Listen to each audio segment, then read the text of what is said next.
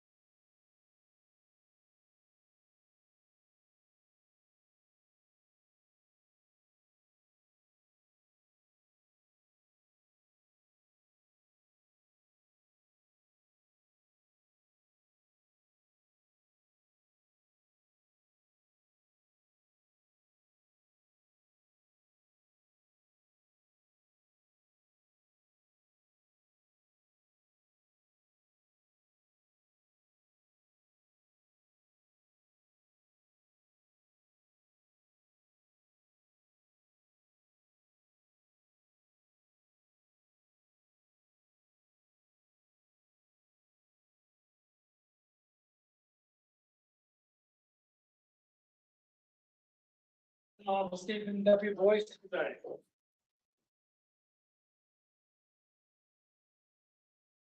Thank you. Please be seated.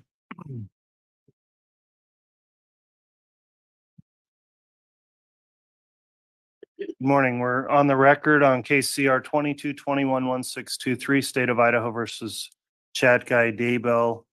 We're continuing with evidence today. The court would note I heard a motion argued this morning without the public in the courtroom. That was an open hearing that was live streamed on an evidentiary issue. I understand at this time the state's ready to proceed with its case in chief and call a next witness. Is that correct? Yes, Your Honor. All right. I will note the state is here present as well as the defendant, and counsel for the defendant, Mr. Pryor. Is the defense ready to proceed with evidence? Very well. Please instruct the bailiffs then to have the brought.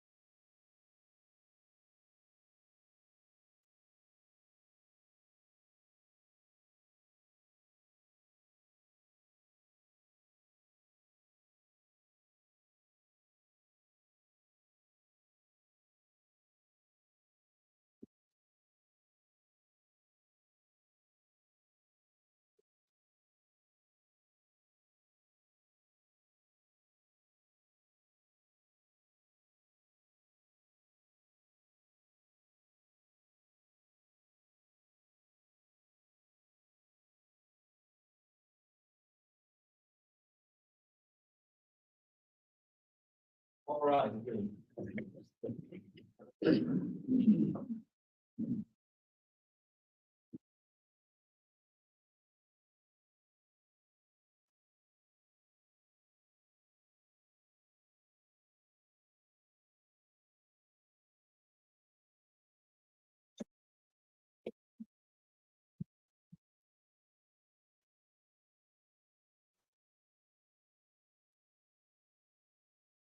The jury is present.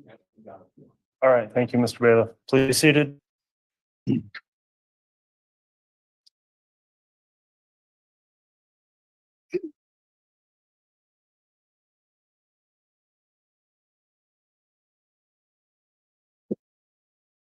All right, we are back on the record on case CR 22-21-1623. The jurors have all returned. The court has confirmed each of them also signed their declaration and acknowledgement that they followed the court's admonishment to not investigate or look into the case over the break. So thank you very much, each of you, for following that instruction during that long weekend break.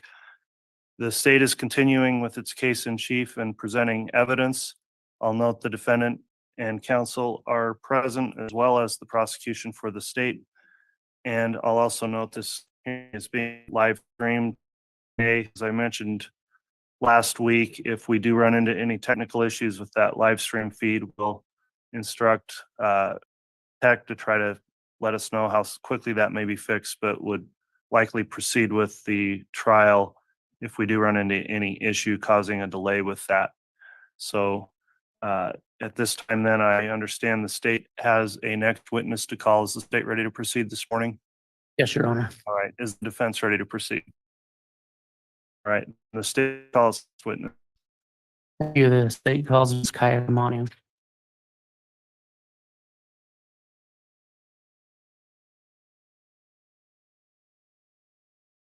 We swear or affirm the testimony you're about to give will be. I hope you got it. Thank you.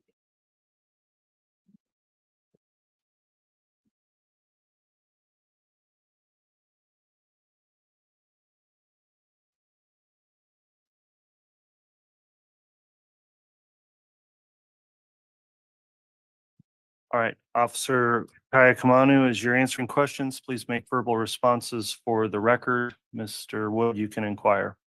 Thank you. Can you state your name and spell your last name for the record? Vincent Keone Kaikamanu. Last is K-A-A-I-A. Sir, I'm sorry. Could you talk a little more really right in your mic? I think we're barely picking that up. Is that better? Is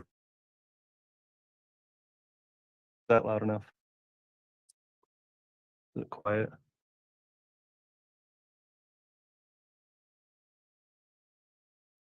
If you'll give us just a sec, we'll make sure that microphone's adequate.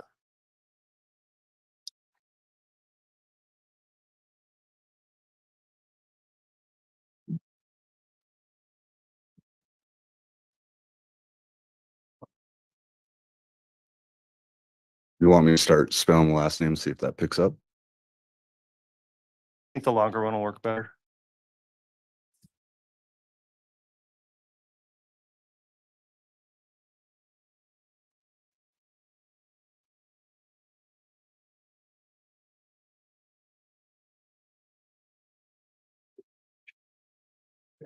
Yeah. Make a lot of noise. Can you shut it off?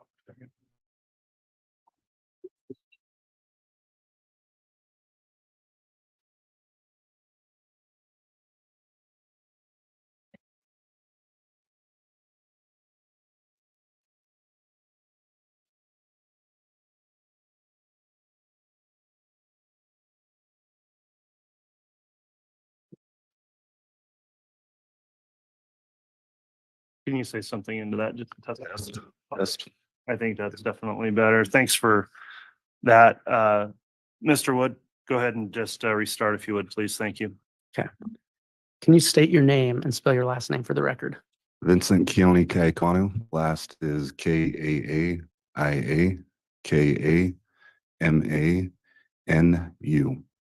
Thank you. What is your occupation? I am currently the Chief Deputy of Madison County Sheriff's Office. How long have you been in position? I started with Madison January of this year. So 2024. Correct. What was your occupation before you took on that position? I worked with Fremont County Sheriff's Office. Or Fremont County Sheriff's Office? Approximately 18 years. Have you ever worked for any other law enforcement office? I have not. Are you post certified? Yes. With the title Chief Deputy, is there a specific title we should refer to you as? That's fine. Have you been involved in the investigation regarding Daybell, Tammy Daybell, Tylee Ryan, and J.J. Vallow? I have.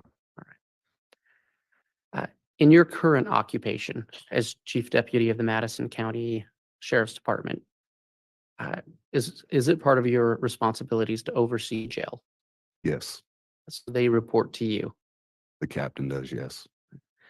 As part of your responsibilities in overseeing the jail, do you have an understanding of the jail intelmate or the phone call system? Yes, I do. What is that system and how does it work? The Telmate system is a phone system that the inmates while in jail can make phone calls or FaceTime visits with their family, friends outside of the jail. How long have you overseen this at the Madison County Jail? Since I've been there January 2024. Right. Have you had experience with Telmate in other counties? I have, Did Fremont County use the Telmate system? yes. And the Telmate system, does that include telephone and video visits? Yes, it does. On video calls, is the camera always utilized? On video calls, the camera is utilized when the iPad docked to the station. Once that iPad removed from the docking station, the video camera shuts off and it goes into a phone call mode. How to ensure the inmates make calls on behalf of other inmates? When someone's brought into the jail and booked in, they're given a specific PIN number that's to them. When they go to set that up through Telmate, they have to give their PIN number that they were given.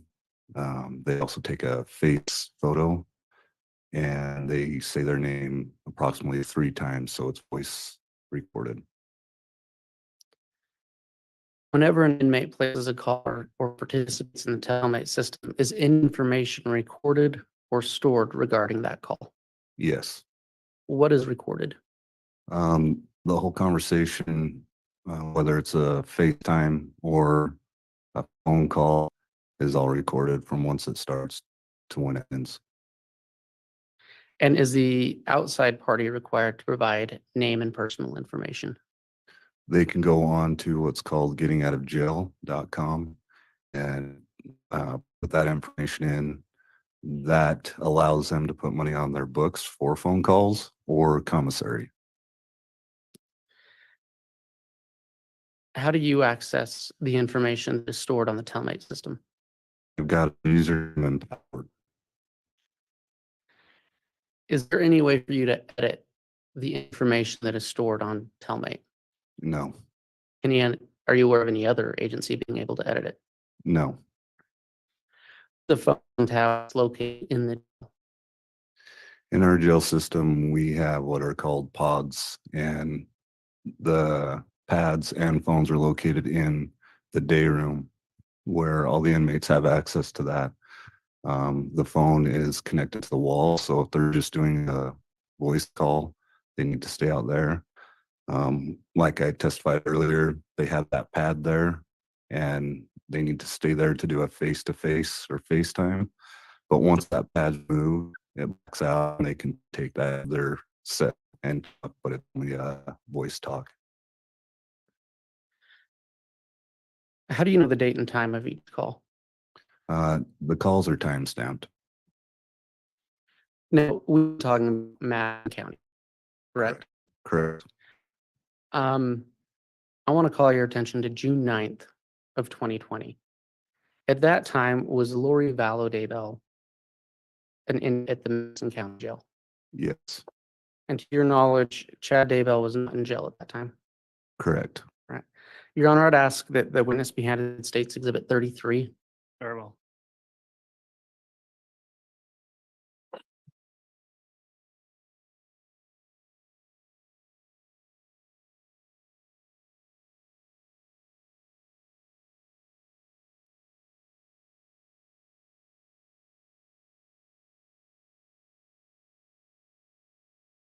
Detective, do you recognize State's Exhibit 33?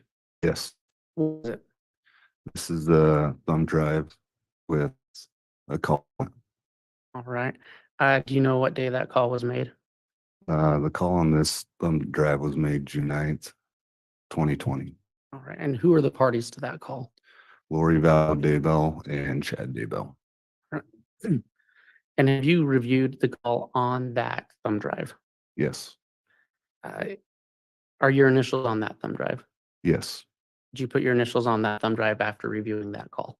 yes, Is that call a true and accurate representation of what is stored on the Telmate system? yes. Your Honor, I'd ask that State's Exhibit 33 be entered into evidence. Any objection? All right, and just one more clarifying point. Is that the only file contained on that thumb drive, Mr. Wood? Yes, it is. Thank you. Exhibit 33 is admitted.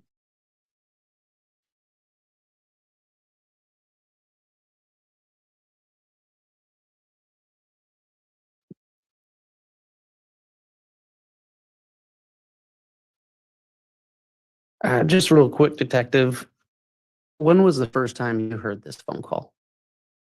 June 9th, 2020. Where were you when you heard it? I was at the property of 202 North, 19 East, Chad Bell's residence. Were there for the search of Chad Bell's residence on June? Yes, And so you accessed this phone call from that location. correct. Your Honor, may I publish to the jury? You may.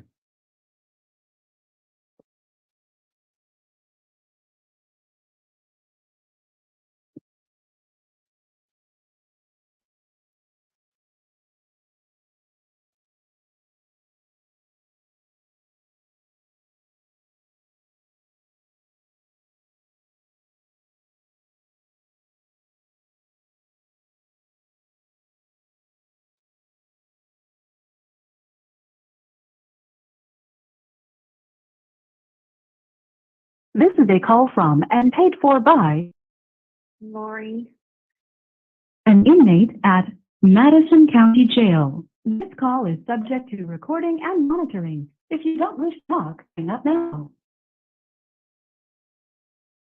Thank you for using Telmate. Hi, babe. Hello. Are you okay? So they're searching property. The house right now? Yeah. Yeah. And then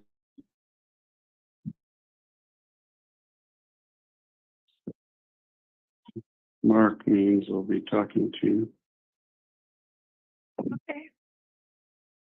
What, are they in the house? No, they're out in the property. Are they seizing stuff again? They're searching.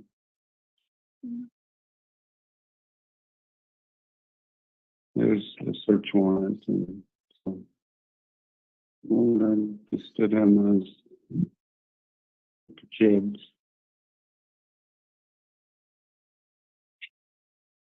Okay. Yeah.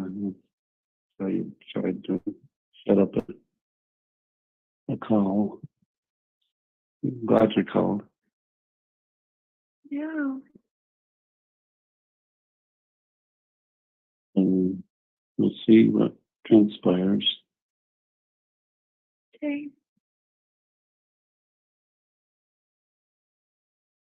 I don't. What do you want me to do? Pray. What? What do you want me Yeah, to pray. do? Pray. Yeah. Okay. What can I do for you? I'm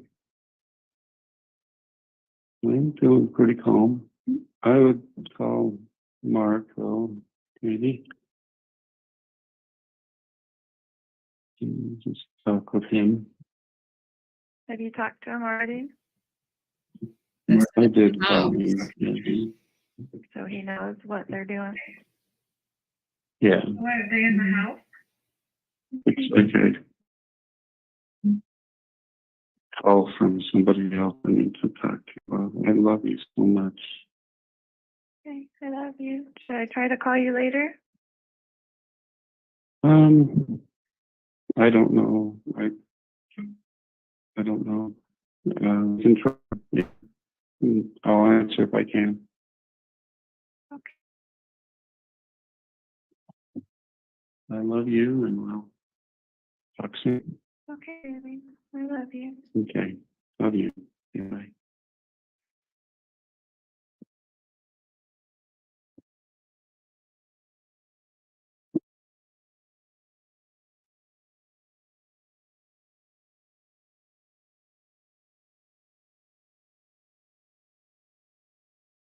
Detective, do you know approximately what time of day that phone call was made?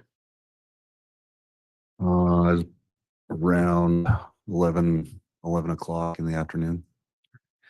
Your Honor, the state will be recalling Detective Kayakamani for other things, but at this time, we have no further questions. All right, Mr. Pryor, would you prefer to cross-examination or cross-examine at this time or save that for when he's recalled? Very well.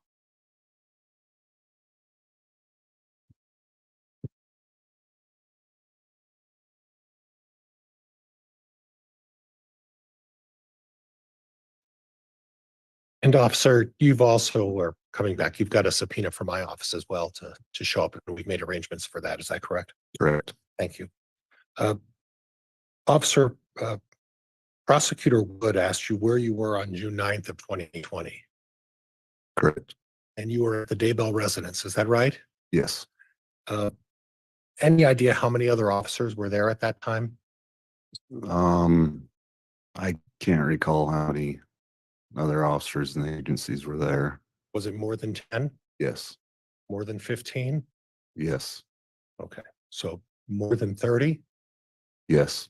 Okay, so 30 police officers from various agencies, obviously, right? Correct. Right.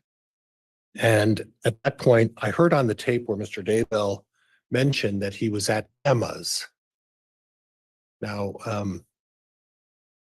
do you know he's talking when he's Emma? His daughter. Okay, and in relation to the house, where does Emma live?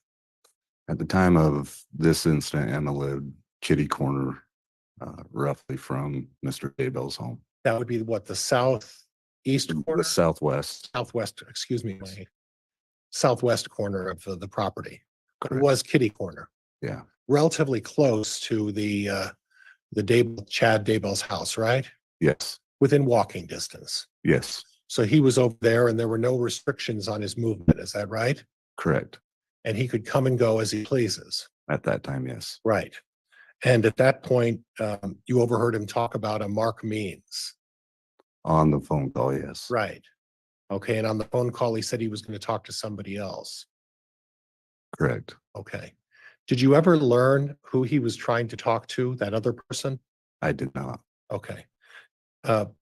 Did you have an occasion to be present when Officer Wheeler and Officer Hope were recording the interaction with Mr. Daybell? I was not. Okay. Okay. And at that point, if Mr. Daybell were to be leaving at that time that this phone call took place, he would have the right to do that, and there was no restriction stopping him. Correct. And he could go if he wanted to meet somebody or meet up with somebody, he'd have that opportunity. Correct.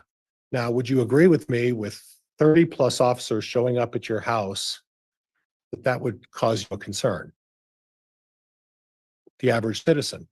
To the average citizen, yes. In fact, you probably agree with me that were you a street officer at some point in Fremont County? Yes. Patrol officer? Yes. And when a police officer puts on his lights and gets behind you and pulls you over, that's an emotional, or at least an unnerving experience as well, right? Yes. So you would suggest that 30 plus police officers show up at your house and search, that would cause you to have some concern, right? I'd be nervous, yes. More than nervous, right? I'd be nervous. All right. Okay. Now, Lori Vallow made mention that search again. And you're nodding your head. Had you been out there previously to search the Daybell property? I have not been out there Are previously. you aware as the manager, and I don't want to use the incorrect term, you are the supervisor of this case. Would that be fair? Is there a better term? Over the Fremont County portion of it, yes. Okay. Are you aware as part of your investigation as to whether or not anybody else had been out in any of the law enforcement agencies on Mr. Daybell's property previous to that time? Yes, I was aware. All right. How many times are you aware that they've been out on his property prior to that time? Prior to that time, I believe they were out in January of 2020 doing a search of the house. Okay. Any other times? Not that I can recall right now. Did anybody from your agency ever go out to the Daybell property unannounced and search the property without a large group of officers? Unannounced? No. All right. How about announced and saying we're going to go out and just look around? With a search warrant, yes. Okay. And was that in the January occasion? Correct. There was no other occasion that officers went out there. Is that what you're telling me? I can't recall what other dates we were out there, Okay. but yes, But there were other dates that you were out there looking at the property. Is that fair? correct. Okay. A number of them? No, More than 5? no.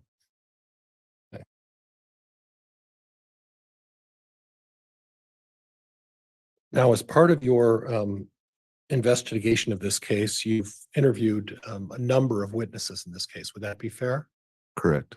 You've interviewed Melanie Gibb Correct. several times. One time. Okay.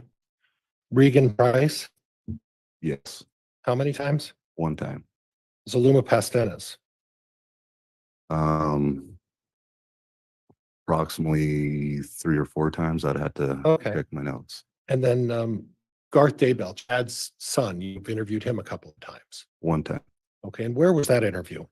That was done at Rexburg PD. Okay. And in that occasion, you showed up at Garth Daybell's house. Is that right? Or did you show up at the school? We went to the school. Yes. Okay. And at the school, it's where Garth was working. Is that right? Correct. I wouldn't consider that an interview. Okay. Well, we'll get to that in a minute. Okay. But at some point, you approached Mr. Daybell, and who was with you at that point?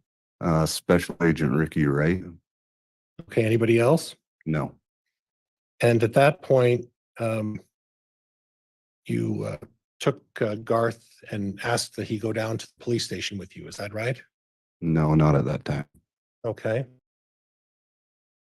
But you mentioned that you approached Garth Daybell at the school Correct. and that the interview, or at least what you said may not have been an interview, took place at the police station. So there was 2 different times. Oh, okay. One time we talked with Garth at the school to advise him of the findings of his mother's death. Okay. That I would not consider an interview. Okay. The second interview was done at Rexburg, or the first interview that we brought him into Rexburg PD. Okay. And when you say brought him in, where did you first have contact with him on the day you brought him in to the Rexburg Police Department? That we made contact with him at his home. And at that point, did you have a choice at that point, or were you taking him into custodial care at that point? At that time, custodial care and then talk with us. Okay, so he didn't have an option. He was going to go to the Rexburg Police Department. Is that right? Correct. Okay, and then how long was he at the Rexburg Police Department on that particular day? I'd have to look. I want to say a couple hours. Okay. And at that point, did you ever talk to him? Small talk until his attorney got there. Okay, Got us some McDonald's, some pop. okay. At that point, there was nothing in terms of the interview with Garth on that particular day. Is that right? Not until his attorney got there. Okay. Okay. And do you have a recollection of how long it took for an attorney for him to get there? I don't off the top of my head. I'd have to look in my notes on that. Now, we're going to be revisiting that in a little while in terms of the audio or the videotapes of Chad on June 9th. Did you have an opportunity to review the audio and the videotapes of Chad and Emma on June 9th? I have not. Okay, so you don't have any information about those? I That do wasn't not. part of your investigation in this case? I do not. Okay, okay. Other than law enforcement on June 9th of 2020 and June 10th of 2020, other than law enforcement, was there anybody on the scene at the residence on either of those days who was not a law enforcement officer? We had the Fremont County coroner there, Okay, and a few cadaver dogs. okay, I believe that's it. okay. Nobody else? Not that I can recall at that time, no, And were you there the entire time or were you there just for a short period of time? the entire time. The entire time would have been from like 6 o'clock in the morning, when, the night? We finished up about 4 or 5 on the 9th. Okay. And the last part I want to cover, and we're going to revisit some stuff. I mean, it just, we'll do this in pieces. When you were in there in January of what year again? I'm sorry. 2020. Okay. When you were there in January 2020, you also brought cadaver dogs, right? Are you referring to the warrant that was done January 20? Yeah, that's what I'm into. Was not at that search warrant, so. Okay. And I don't know why I thought you were. Do you have any knowledge as to whether or not they brought cadaver dogs that day? I can't recall if they did or didn't. Okay, Judge, that's all I have. Thank you, Your Honor. All right, thank you, Mr. Pryor. Mr. Wood, any redirect?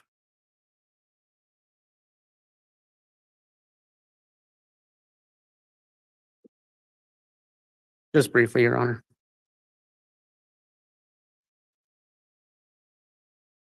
The defense spoke to you about nervousness. Correct. Correct, That's a normal reaction when you're pulled over by the police. correct. Have you listened to multiple jail phone calls between Mr. Daybell and Lori when she was in custody? Yes, Was the tone of this phone call normal?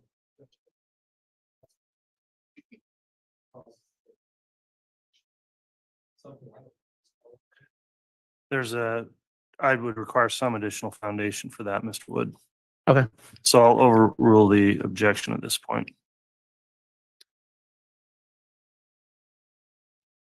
Has it been a regular part of your investigation to listen to jail phone calls between Chad and Lori? yes, You've listened to any of them? yes, And in listening to those, would you say that the phone call on June 9th, that the tone of that phone call is different than their average phone call? It's overruled with additional foundation. I will permit any recross just on this issue as well, though, Mr. Pryor. Go ahead, Mr. Wood. Was it a different tone? yes,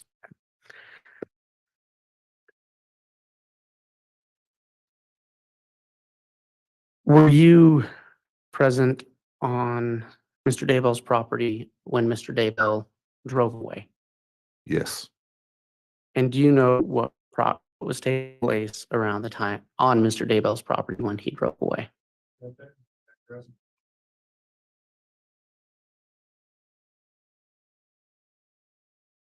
Could you repeat that into your microphone, please? Object, Judge, on the basis of foundation. Well, he indicated he was on location when this happened, so that's overruled. Repeat that, sorry. Are you aware of what was happening on Mr. Daybell's property when he drove away from the area? Yes, What was happening? we were looking for 2 bodies on his property. All right. And are you aware of when he drove away if one of those bodies was being discovered? Yes, Who? JJ Vallow. Your Honor, I have no further questions. All right. If you'd like, Mr. Pryor, I'll allow recross.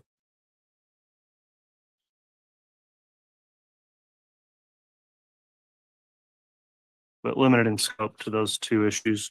All right, thank you, Judge. So you talked a bit about the tone of the phone call was different, is that right? Yes, And we talked a little bit earlier about the fact that there were over 30 police officers on a piece of property that day, correct?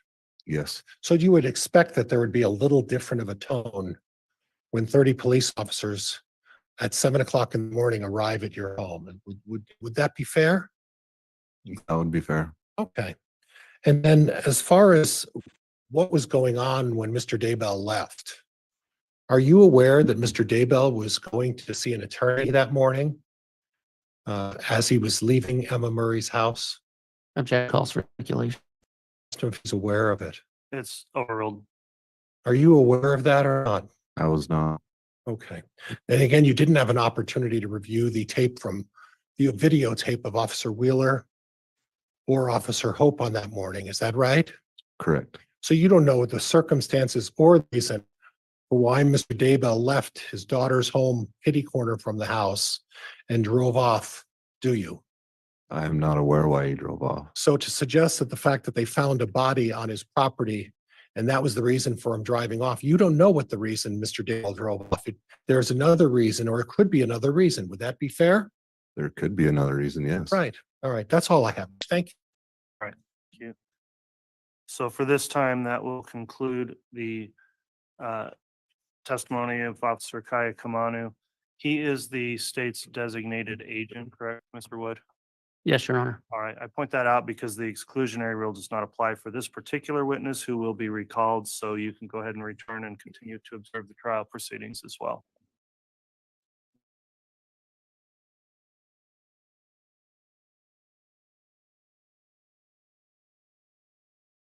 The state may call its next witness. We would call Detective Eric Wheeler, Your Honor.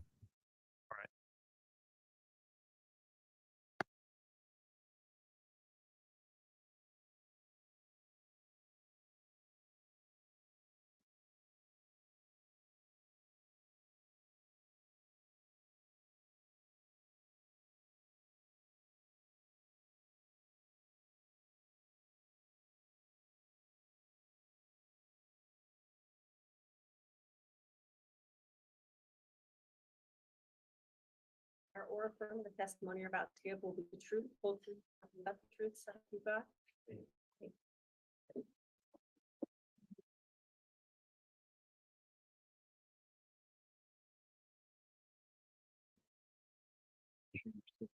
Speaking clearly, please. You have a laser pointer right there if needed.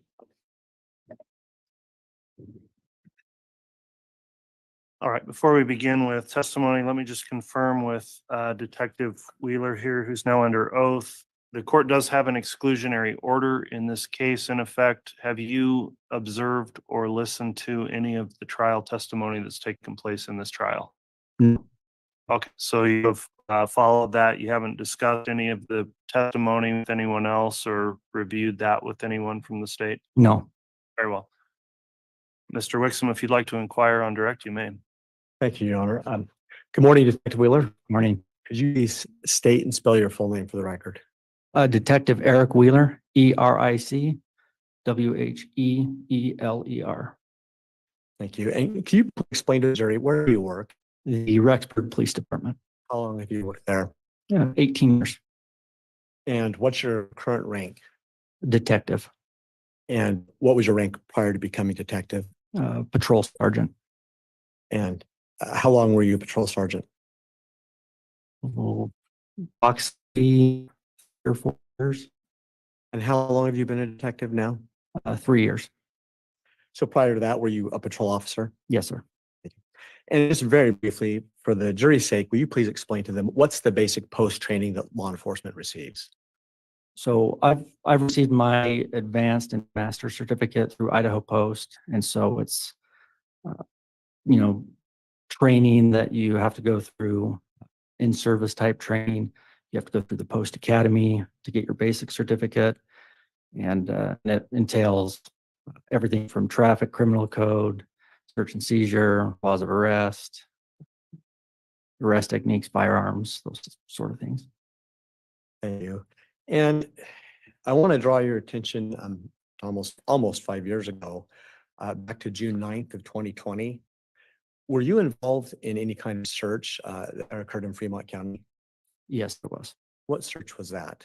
It was the search warrant that we were asked to help with at 202 North 1900 East, Fremont County, Chad Daybell property.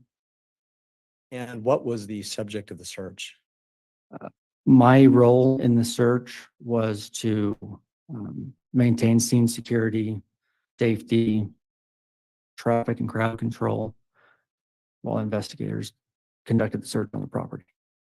And just briefly help the jury understand more, why do law enforcement need to maintain safety and security at a search scene? Anytime we're doing a search on anybody's property or home, there's a risk. It's an inherent risk to the officers as they're conducting that search. And so whether that's agitated bystanders or the homeowners themselves. And so we just like to keep everybody safe by maintaining that control. And we'll come back to your role in that capacity, but I want to fast forward a bit. Ultimately, did you help find anything on the property as part of that search? Yes. What did you find? I found remains of Tylee, and then I observed the remains of JJ. And very briefly, can you explain to the jury before we go back, describe where those remains were found for each of them relative to the property? Judge, I probably need a little bit more foundation. He was present at the scene. He just said he observed this on the same date. Overruled. So JJ was located by the pond area of the property, and Tylee was found near a fire pit just east of the property. And for the jury's sake, relative to the home on the property, where are the fire pit and where are the pond?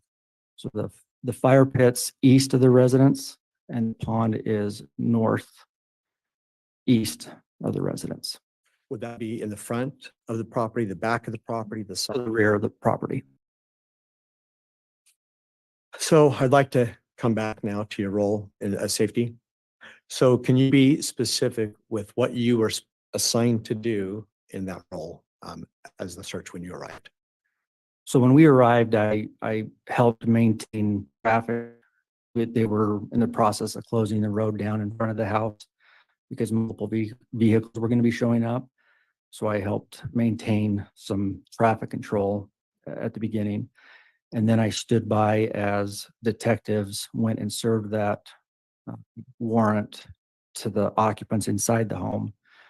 And then my role was to just stand by and observe the occupants and their coming and goings as they were free to move around as they wanted. And is that common in a search until something's found? Are the occupants allowed to remain on the property and sometimes move around? Yes. Prior to beginning your role on the search, did you have the opportunity to identify Chad Daybell? Yes. How did you do that? Prior to this, just through investigation, through tips that we received, even in patrol, we were helping fill multiple tips that would come into the agency as we were looking for the children. And so through that investigation, I'd seen multiple pictures and images of Chad Daybell. So is it fair to say that on June 9th that you were capable of identifying Mr. Daybell when you did? Yes. When you took your role, when's the first time that, let me withdraw that. Can you tell the jury what time of day, the best you can recall, that you arrived on scene to help with the search? We arrived to the residence, I believe I got there just after 7 a.m. on the 9th. And can you also let the jury know, were there other law enforcement agencies involved? Yes, there are multiple law enforcement agencies involved. Could you just briefly identify which agencies that were present? The ones that I knew were present at that time were the River Police Department, the Fremont County Sheriff's Office, and the FBI. Were there a large number of law enforcement present? Or a Yes. small number? Yes. So when you arrived, you were given this assignment. Please call and then explain to the jury the first time that you personally got eyes on Chad Daybell. So it was approximately 7:30 when I observed him leave the residence and walk over to his vehicle that was parked on the back driveway, the east side of his home. He got in the vehicle and then moved his vehicle over to the west driveway area and backed his car into that drive on the west side of the house. And if I could have explained to jury, Detective Wheeler, when he moved the car to the west side driveway, can you explain to the jury what would his vantage point have been relative to the pond and the fire pit?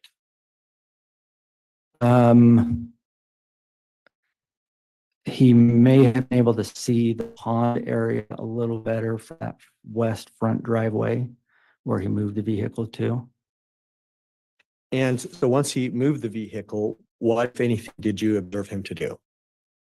He sat in his vehicle and was on the phone for quite some time. Just sat there in his vehicle. So as you saw him in the vehicle making phone calls, while he was doing that, what's the next thing that you remember he did? So I remember there were multiple times that I could, because I was trying to keep eyes on him as well as the west side, the front part of the house. And there were multiple times I kind of saw him awkwardly looking over his right shoulder towards that east or that northeast corner of the property where the pond area was. And that's the time where some of the investigators and cadaver dogs were working. And you just used the word awkwardly. Can you explain to the jury what you meant by awkwardly and what indicated to you that he was awkward? The best way I can explain it is that somebody to look over their right shoulder for a long period of time. And the reason I use awkwardly is because there was one time that he did exit the vehicle and kind of walked towards the rear of his vehicle and looked in that direction. And that's when I figured that he was interested or suspicious of something going on in that area. And I had made note to one of the other officers that was close by of that behavior. And so when he got out and walked to the rear of the vehicle, based on your observation, would that have improved his vantage point back to the pond? Yes. What did he do next after he got out and walked to the rear of the vehicle? So he got out, walked to the rear, kind of passenger side a little farther on the passenger side of his vehicle, looked around for just briefly, and then got back in his vehicle. What did he do next?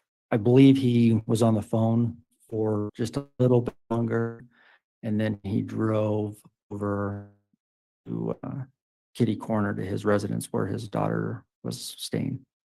Were you aware that that was his daughter's home at that time? Yes. Which daughter? I believe it was Emma. What did he do when he drove over there?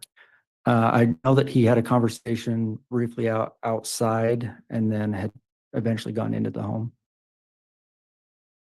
I assume, could you see him while he was inside? Couldn't see him while he was in the home, no. How long do you call him being in the home? Approximately an hour and a half, maybe. Eventually, did you see him come out? Yes. What did you do when he left home? I again was occasionally looking over to see if he was leaving or was needing anything and coming back to ask questions. And so I would look over there, and one of the times I did, I was talking to another detective, and he came to the home and appeared to be in a hurry. He went directly from the home to his car, had some items in his hand, and then left the property. And I remember at that time that there were assigned detectives responsible for following him if he went certain places and just kind of keeping an eye on him. And so Detective Schmidt was one of those detectives. And so I mentioned to him, hey, Chad's leaving. About that time, their investigators that were in the back of the property came jogging over saying, hurry and go stop him. When you said leaving, did he leave on foot? Sorry, so he got inside of his vehicle and drove going south. And I do remember the accelerating, you could hear the acceleration. And I thought, is he trying to run? I remember that was a thought that went to my mind. And then when the other detectives said, hurry, go stop him, where I was in a marked vehicle, I responded to that request.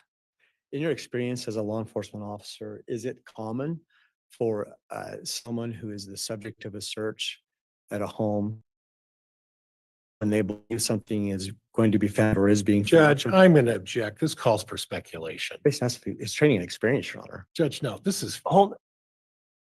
Mr. Wixom, first of all, if there's an objection, let me think about it for a minute and respond before you start arguing against the objection.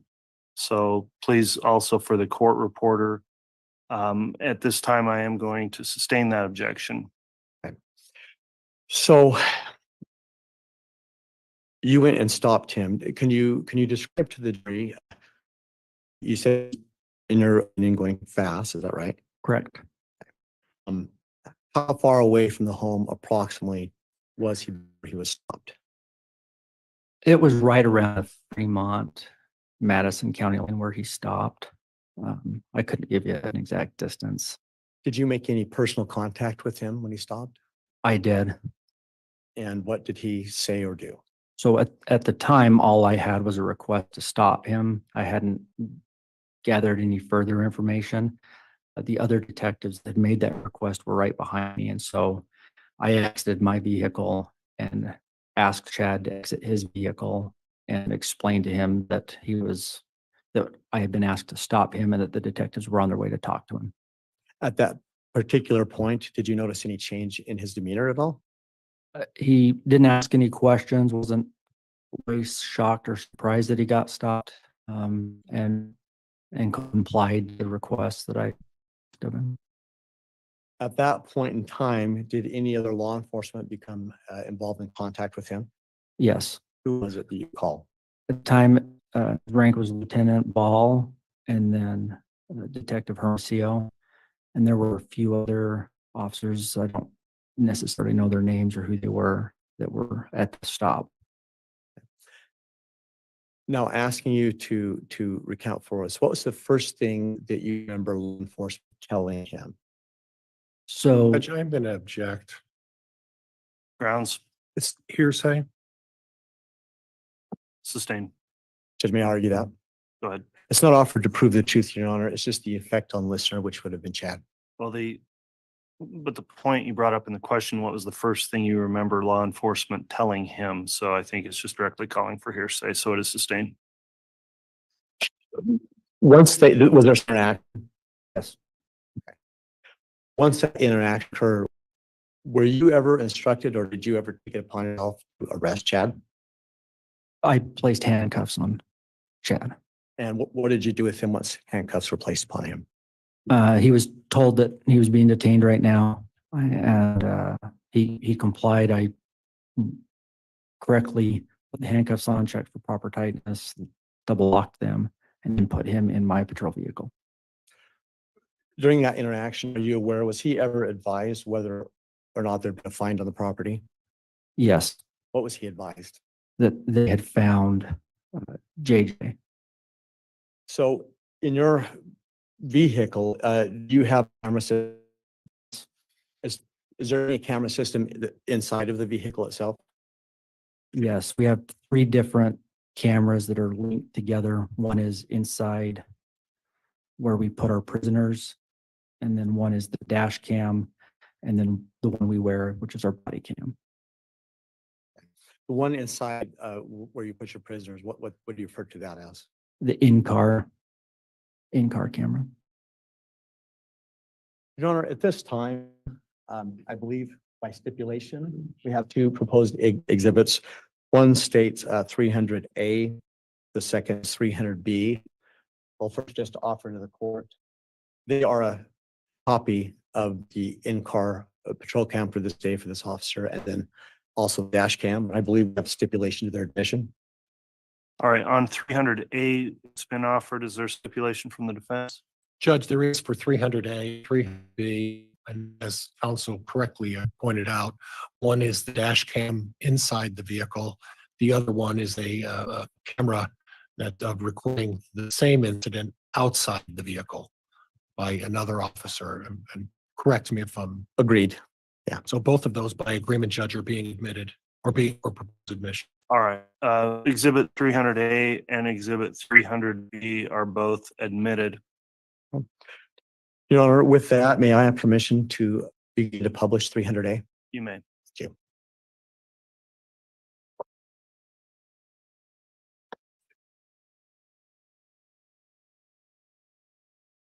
And Your Honor, while I'm preparing this, I would just further want to note for the record, we like to have a stipulation. These videos are each an hour and 50 minutes.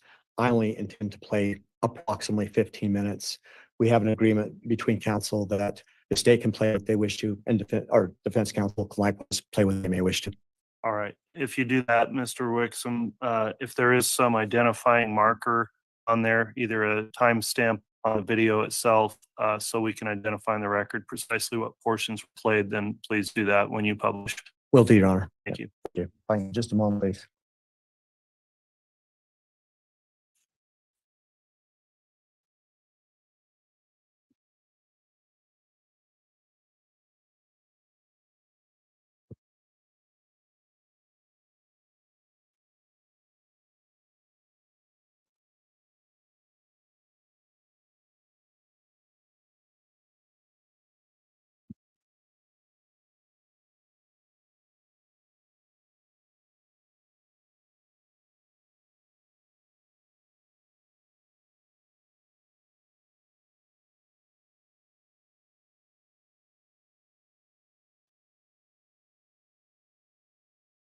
I may have just a moment. I'm just having a small tech issue. I'll be very quick. All right.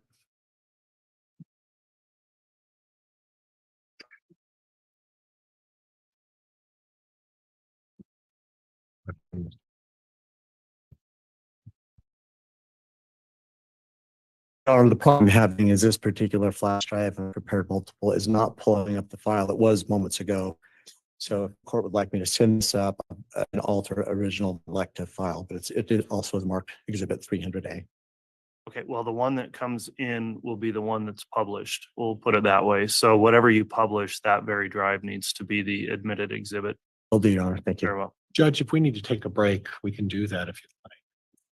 Cool. Do you think you can get that going at this time? I'd rather kind of push through and get that before the morning break. Judge, I'm optimistic that we can get this going. I just Sure, we'll give you a minute here.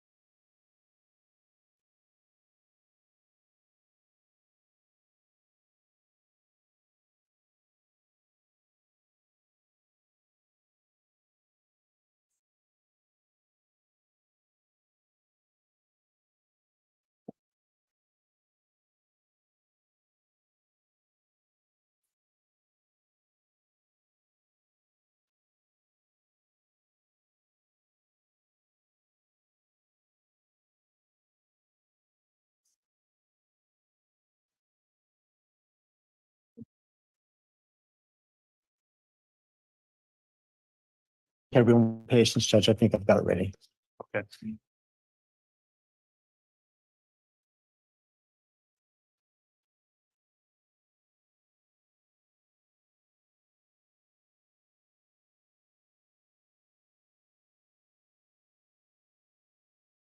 So for the record, Judge, I'm going to advance the video to 1 hour and 3 minutes and 3 seconds approximately to begin publishing that. Okay. And when you stop the video, please just note on the record the timestamp of when it stopped also. Will do, Judge. Thank you.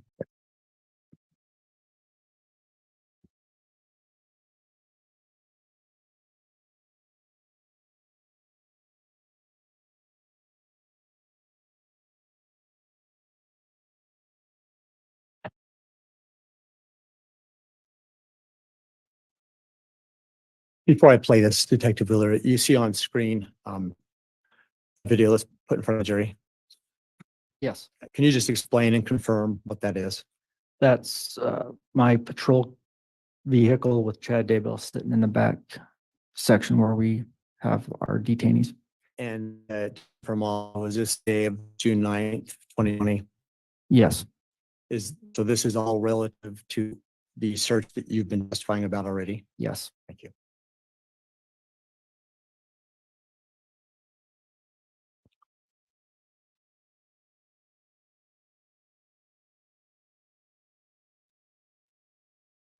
understand why you have to do that. Yeah. So you just stay here with them. Okay.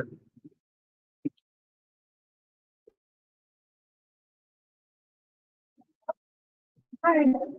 They said I could talk to you and I want you to be able. Judge, I'm going to stop at 1 minute, 1 hour, 3 minutes and 17 seconds, and ask a question. Detective Wheeler, are you aware of who is the person that has just approached Mr. Daybell in the vehicle? His daughter, Emma. I love you so much. I love you. Glad you came over. I thought they had taken you down already. I got about to the Fremont County line. I saw it as soon as you left me. Again, stopping at 1 hour, 3 minutes and 38 seconds.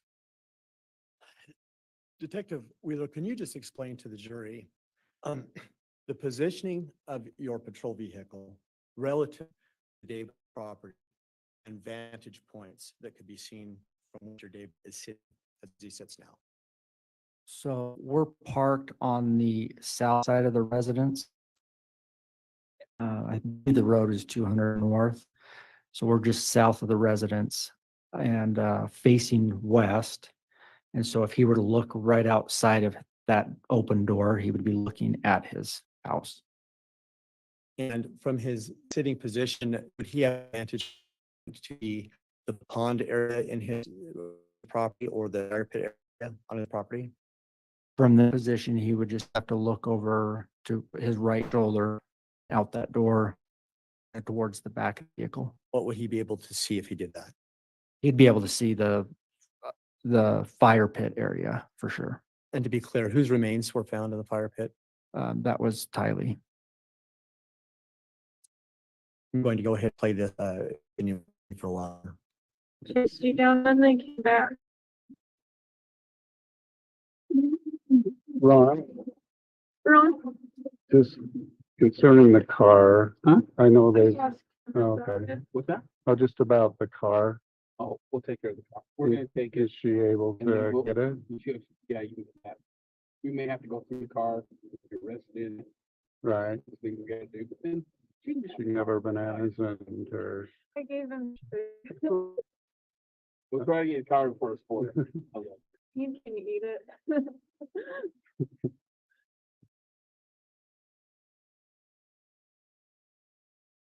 So Eric, or Ron, so like my wallet, will that be able for her to pick up or could I turn that- that over to her right now? Is that in the car, is that here? It's right here. That's it's up to you. I don't see, can I look through it? Just make Sure.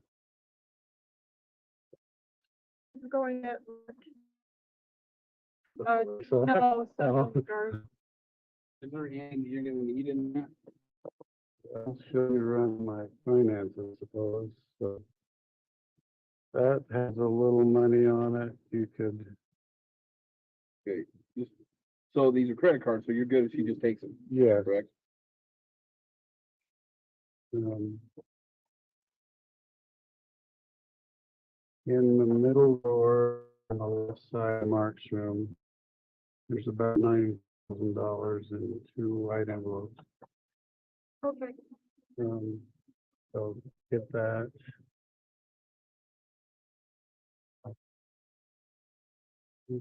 Yeah, so we'll talk more about car payments and stuff, but you have that password. I do. I believe the Hawaiian, That's this one. First Hawaiian Bank, use the same password this account. It's Chad Daybell. What else is in here?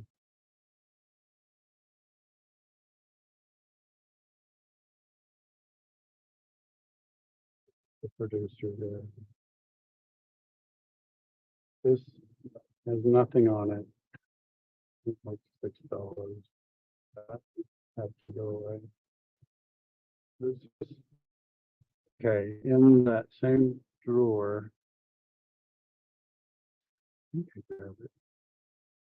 Is a piece of this that would fit in here, and it's got the company card, company business card. And So just make sure you get that. And this is all in Mark's room. Yeah, I put that in there. There's a pamphlet with a guy who's sitting in a car. It's for the Wells Fargo auto loan. That's the one that they. Yeah, and so that we'll talk about.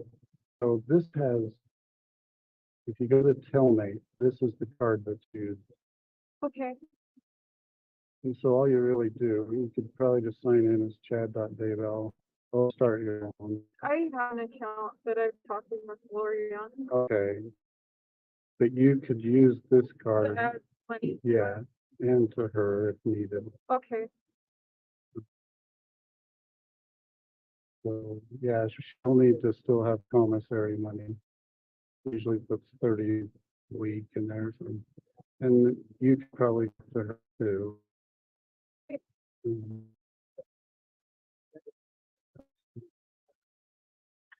I'm sorry. I love you so much.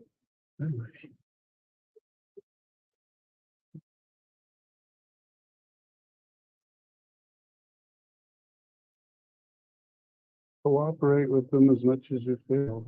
You know what I mean? I'm stopping at 107:58, Your Honor. Detective, based on your knowledge, at this point that day in the search, had law enforcement asked for any cooperation from Emma?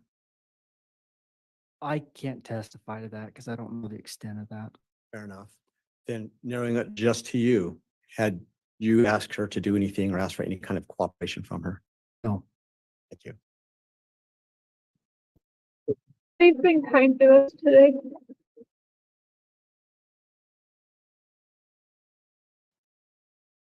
I texted John Pryor, so he has my number. He said thank you.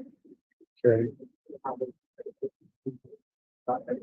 And a lot of the company stuff that pays for the house should just auto pay still out of that company account.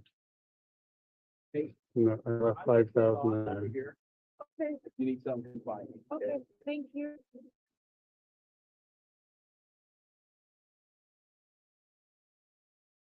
Any other questions you have? I think well, it sounds like you're not gonna be out. On the Right. road. So I think my landlord texted me just to feel bad for me. I think I'm gonna come over here. That's what I needed you to say, because, yeah, you and Joe, Looking at 104, Detective Wheeler, just want to reiterate, you just heard a comment about he's not likely going to be out. At that point in time, you had not formally put him under arrest, is that right? Aside from placing him in handcuffs and detaining him, no. You didn't advise him of potential charges or anything like that at that point? No.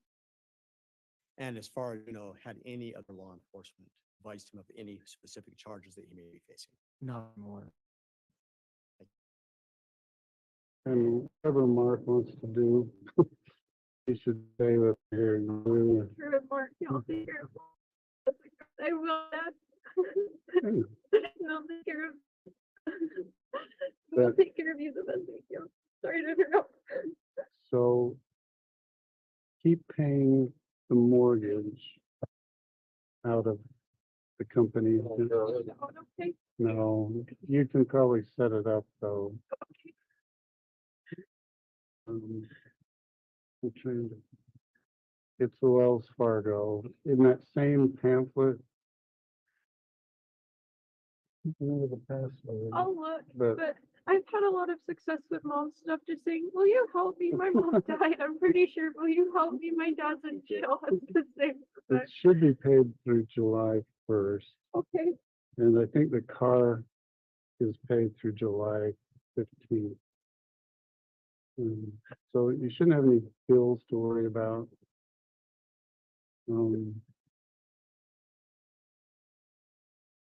Yeah, I'm not coming back. So all that stuff that's in the baby room is Lori's and mine. the suitcases you'll see in the box, just put it in the garage, I guess, after. Store it, see what happens. You guys can. Got mattress upstairs, I guess, do it you want, put the books back on the shelf. We're gonna make it through. I'm glad we could talk, I'm glad that you could. I started crying, Lieutenant Bowen, do you want to talk to him? And like, can I? He said, he's just over there. It's like, oh, that changes things. So you probably saw us out there. Yeah, I was watching. So,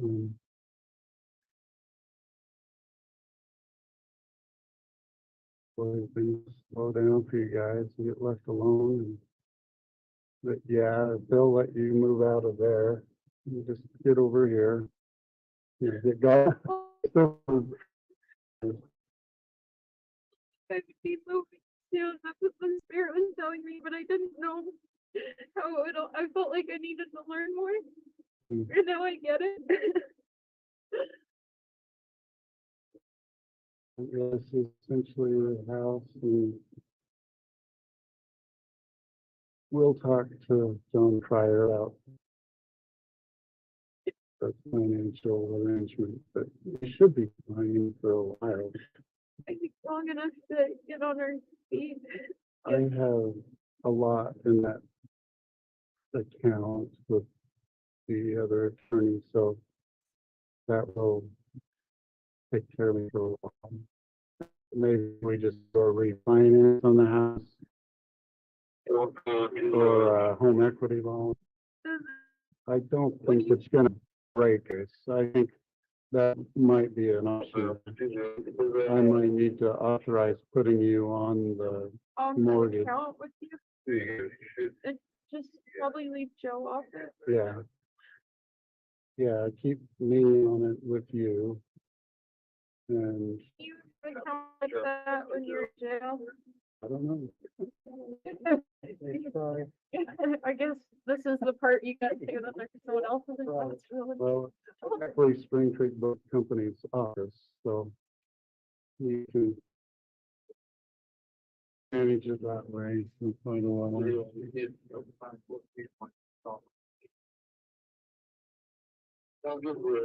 And you have you can send things through Amazon to the jail. Yeah.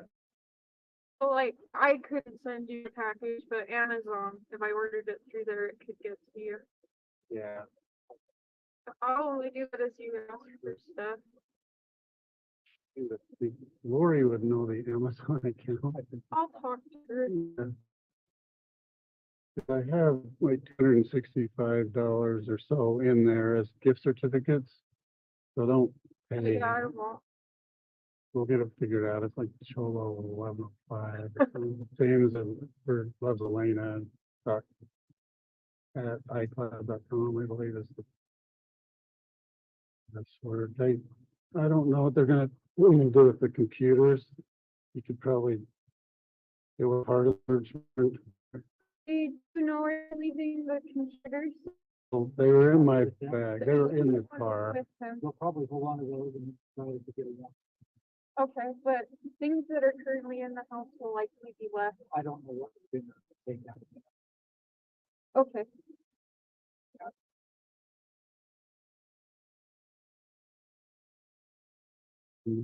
When we clear from here, whatever's in there. It'll be left, okay. Talk to them, total the bedrooms, and do not mess it up. And they seemed like they were gonna luminol it all. Okay. But yeah, get Garth and Beth moved, and you guys come over here. It'll work out.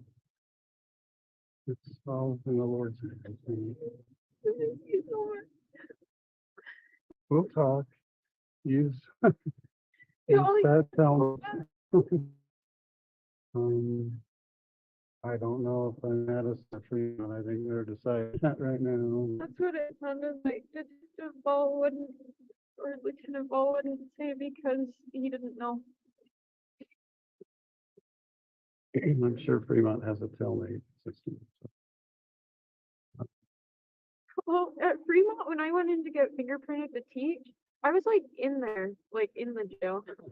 I was like my teacher clothes, this little recent grad. So I don't know what they do. Sorry, all the neighbors are gonna be talking, but you They all just, say that. We're okay, Dad. well, I- We're okay. You raised us that we're independent now with your wallet. glad you got that. Colby. You might have it, probably put it in your own personal account. Rather than have the cash, you know.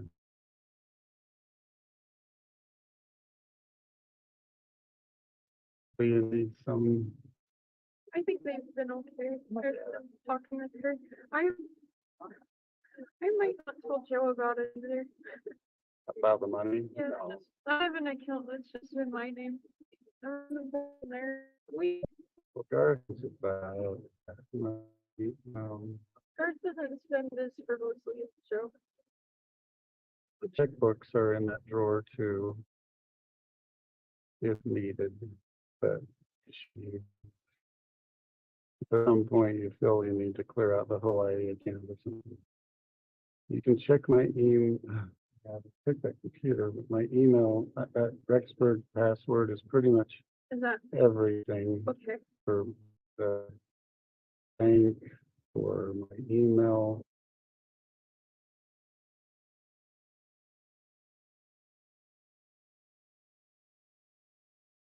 Show 1105, but I think I switched to all of those. Yeah, I talked to Lori just for like 2 minutes. So she's aware they were searching. Was she surprised?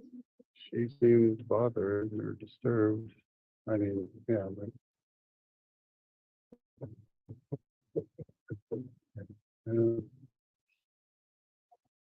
So yeah, I'll be fine.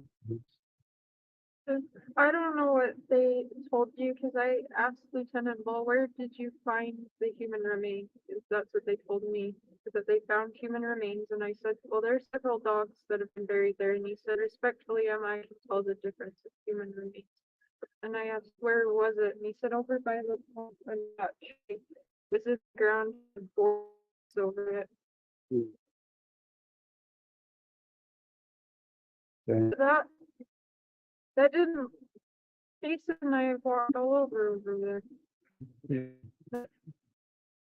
And I can see in your face that surprised you, because they asked, do you want to know what he's charged for? And then they went, well, actually, we don't have, they said, we don't want to tell you something wrong.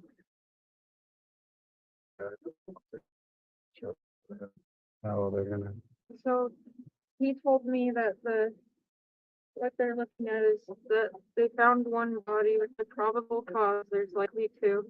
So I asked, are you gonna search the property forever until it's found? And he said, well, no, but we're going to look. And he said, because I said, what about, this is the home for my siblings and there's a baby. And he said, if you're not able to get back in tonight, we'll hook them up with a hotel. Said, you're not in trouble. I think they'll let them back. I There's nothing in the house. They haven't, Stopping at 1 hour, 19 minutes and 17 seconds. Detective Wheeler, at that point, to the best that you can recall, was any of the search focused inside of the house? Not that I can recall. So the focus, as based on your memory, was all outside of the house. Correct.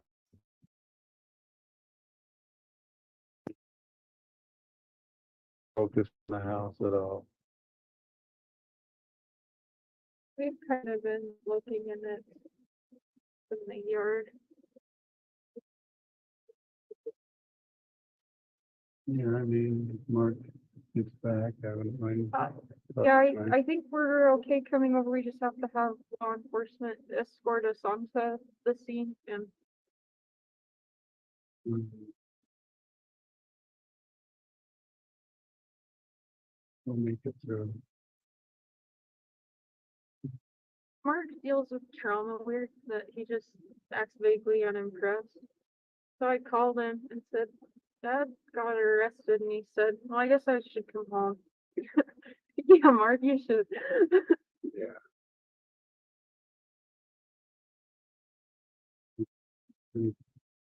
Yeah, you don't need to go. Yeah. I don't want to. Joe is home. He's home and he has to choose. Garth and Seth went in Garth's car to pick up Mark. So if you can get A couple seconds. okay, okay.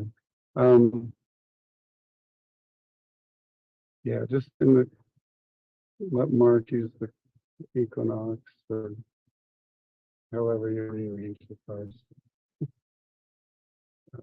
But yeah, it's all a matter of timing. It seemed to come together. But it's all good.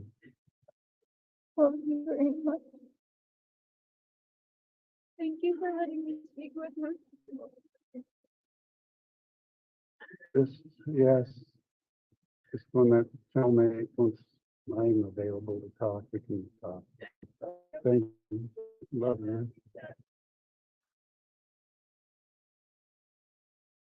Stopping at 121.16. For the record, I'm going to advance to 121.9.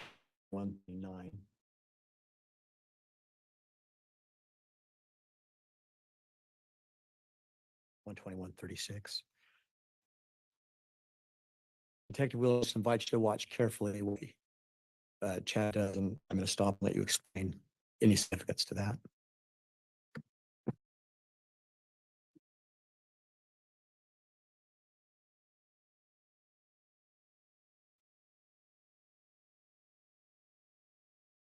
Stopping 21:47. Detective, what direction is Mr. Daybell looking when he just turned his head and looked back? It appears to me he's looking over to the fire pit area. And that is in fact where Tylee's remains were found. Yes, And you were present when her remains were found, is that correct? I was.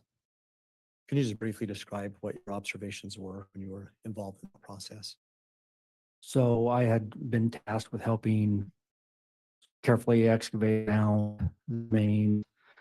The odor was horrible.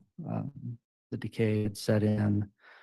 We were trying to get pieces of flesh and bones as much kept together as possible until we were able to get most of it out and laid out and packaged. Thank you. And to be clear for the jury, before you became involved in the actual search and help find Tylee, what did you do with Chad in the back of your patrol car? So shortly after that, we were asked to transport him to Freeman County Jail. So Detective Schmidt and I transported him to that facility. So then what did you do after you transported him back to the jail?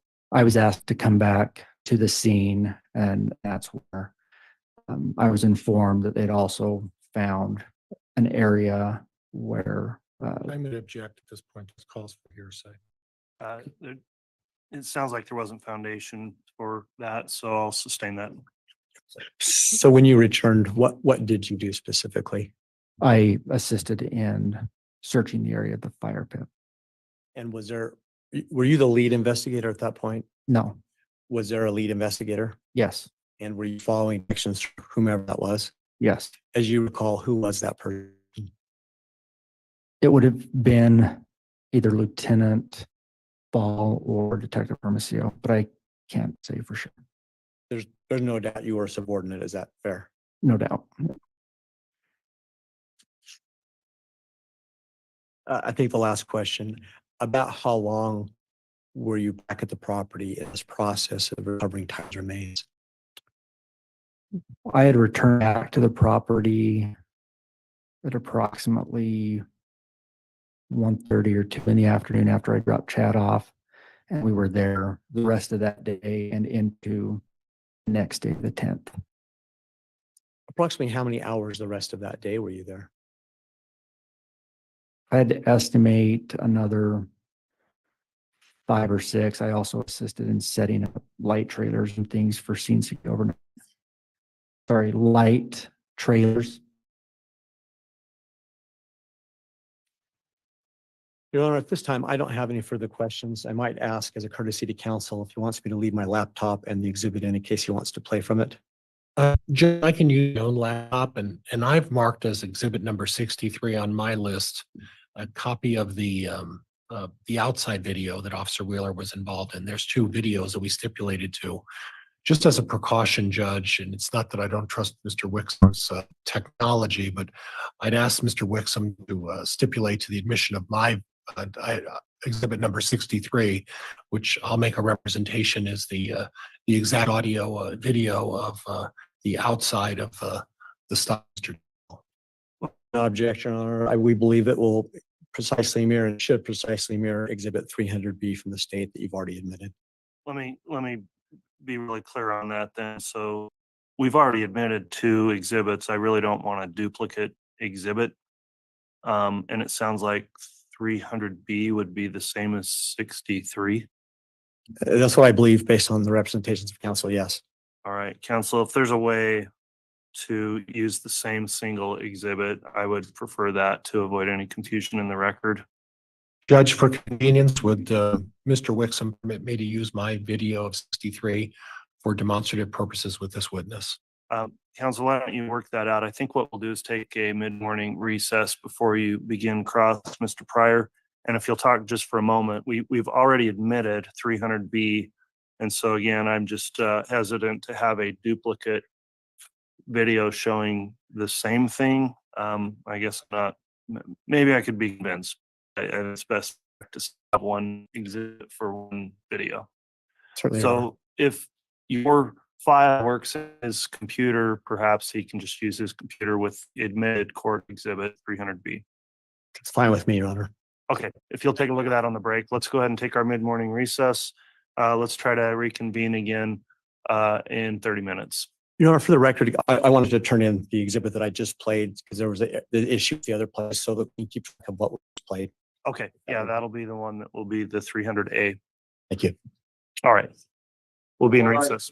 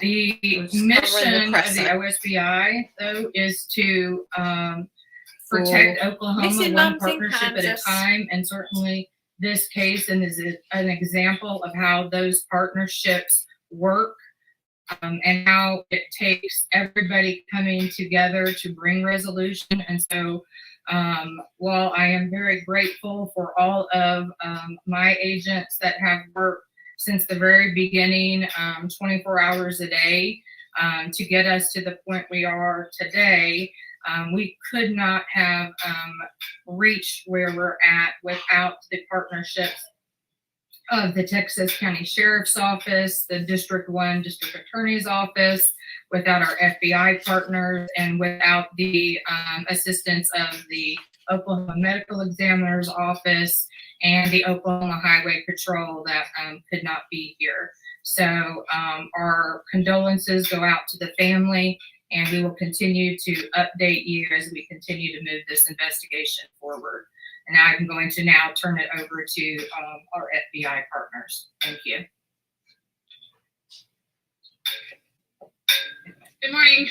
My name is Sonia Garcia. Sounds really lonely out there. The Oklahoma City Field Office FBI. On behalf of the entire FBI, I want to express our sincerest condolences to the family and loved ones of Veronica and Jillian.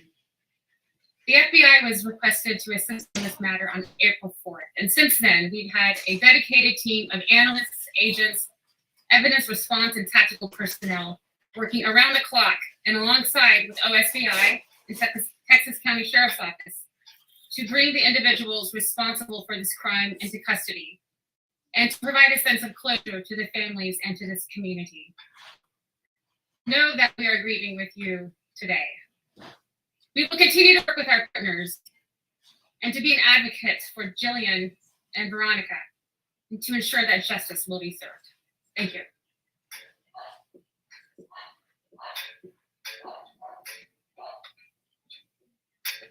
My name is Matt Bowling. I am the Sheriff of Texas County. I would also like to offer our condolences to the family.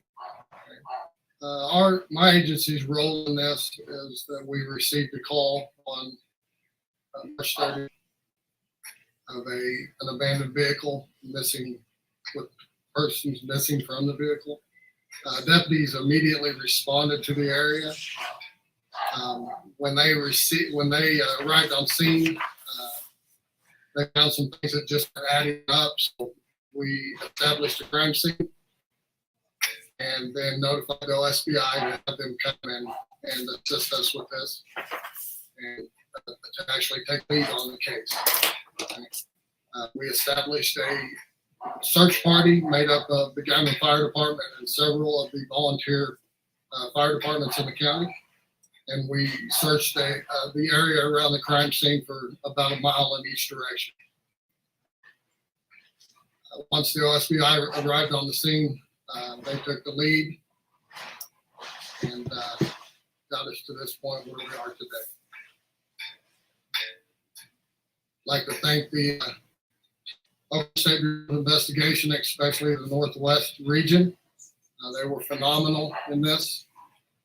The Federal Bureau of Investigation, the Oklahoma Highway Patrol, Gammon Fire Department, several Kansas agencies that assisted, local agencies here in Texas County that assisted. I'm sure I've forgotten you, but I'd like to say thank you, even to the public. There was a lot of questions from the public as was there any danger to the public? And I think from the get-go, once we arrived on scene, that and we gained a little bit of information that we felt this wasn't a random deal. All right, we felt that with some of the information coming in, that it was more targeted, and we started to look in those areas that we were pointed to. Okay, thank you. Well.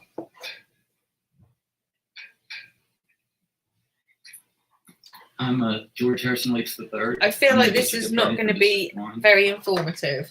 I wanted to start to let you know that on Friday the informations were filed, and they were filed under seal.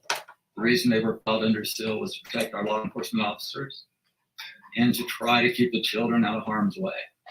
We were successful. No shots were fired, and the children were kept out of harm's way. Our district judge issued an order this morning, and those files are now unsealed.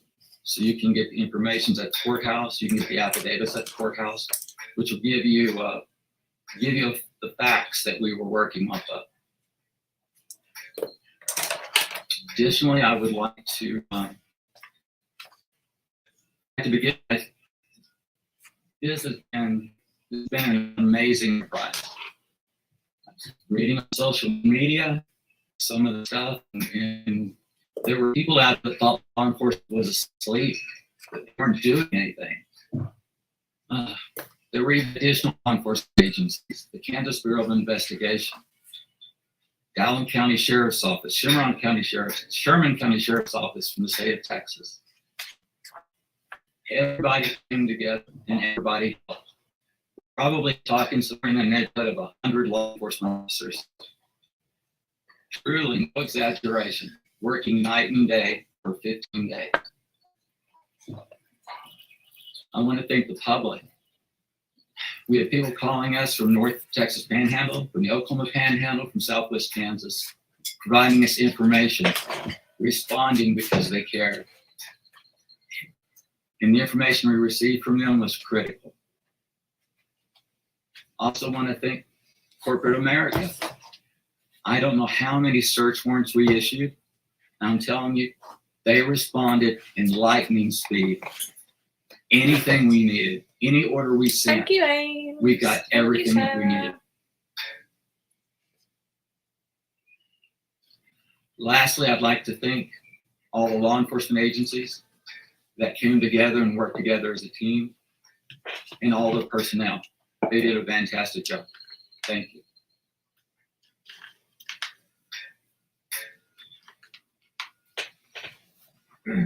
Any additional questions you guys have, go right on ahead. Is there confirmation at this point that the bodies recovered are still in? Not at this time. We have, we identified that there were 2 bodies during our search. Both of those deceased persons have been transported to the Oklahoma Medical Examiner's Office, where they will do a proper identification and also look into a cause and manner of death. Based on the evidence that our agents and local law enforcement were able to obtain, we used that to search a wide area throughout Texas County, and we were able to use those resources in order to find where these 2 bodies were. It's a case-by-case basis, but as soon as we hear back from the Oklahoma Medical Examiner's Office, we will let the public know.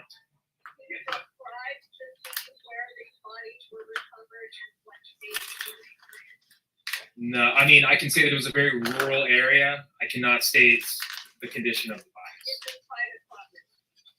I cannot confirm that at this time.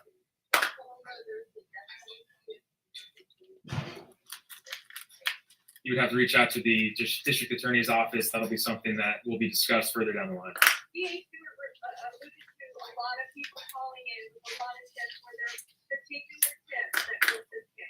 We received several tips throughout this entire process. The public, I mean, I know that we had thanked that our local law enforcement agencies, what they were able to help us and throughout this search, but the people here throughout this area have done a tremendous job of reaching out to us. The original press release that we had put out on March 31st in regards to searching for these 2 women, we constantly received several tips and had used those throughout the entire 14-day process in order to find these 2 bodies, and then also discover and find those who were responsible for this crime.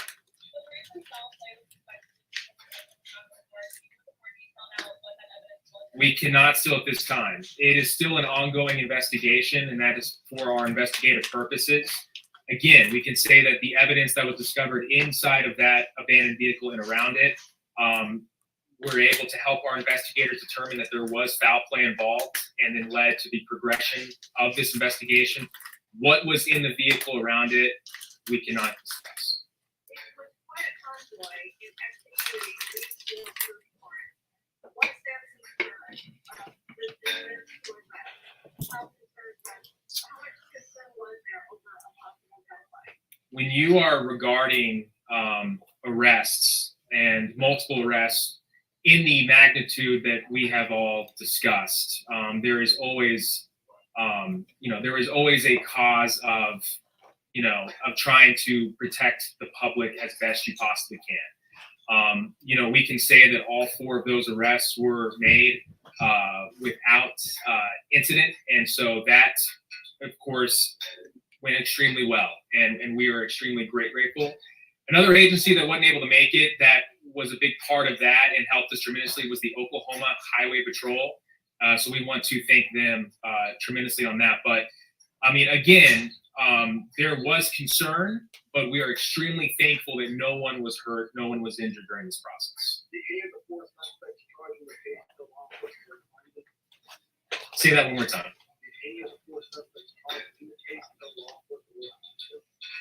No, we cannot discuss that.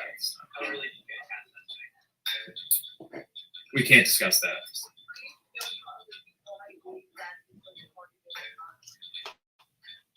Based on the evidence and the information we were able to obtain throughout the entire investigation, what was found inside of the vehicle, witnesses, family, friends of the victims that we were able to talk to throughout this entire process, we were able to gain the information to determine that that these 4 people were responsible for both of these women going missing. We cannot confirm that at this time. Can they confirm anything? Again, because it is still an ongoing investigation, we cannot discuss that. We know one arrest was in Texas County, the 3 others in San Martin. Can you describe the arrest process? You said it was legitimate. That's all we can really say at this time. And we can say that the 4 people that we were looking for were found, arrested, and placed into custody within the same day, and there was no resistance. And obviously you can't talk about the evidence in this case, but is there significant physical evidence in this investigation? Yes. Can you elaborate? No. No. Sure, you guys were so tightly right off the start, similar was the threat to the public. You guys were investigating. There's still not a lot of information. There was not immediate threat to the public. Again, as the sheriff alluded, this was a targeted case. And when you ask about us not releasing a lot of information in that 2-week process, this is the way that our investigators work. This is what you have to do in order to get the job done. Everybody involved in order to catch those responsible and do everything in our power to find both of these people who went missing from the very beginning. So again, as we try to do, as the investigation progresses, we can release as much details as we possibly can. But again, the way this process works is you can't give away as much as maybe you guys are asking for, because that's how we're able to catch these 4 suspects. Did law enforcement speak with Tiffany Adams on March 30th? I cannot confirm. The property where the body was found. I cannot confirm. They can neither confirm nor deny I can't confirm anything. Nada, nothing.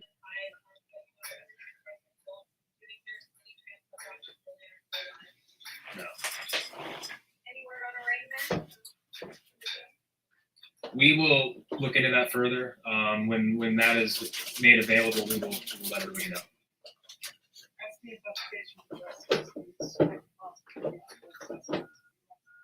Not at this time.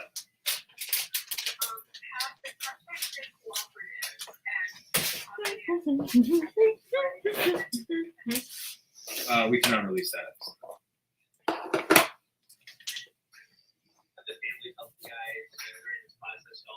Yes. Families, friends, people that have known both of these women who went missing have been a tremendous help. Everybody that we have talked to has helped us tremendously in doing everything they can to give us the necessary information in order for us to try to track them down and find out what happened. We can't go into that right now. Of course, they're not going to tell you They're where the safe. kids Yes, are. yes, children are safe. We can't go into that.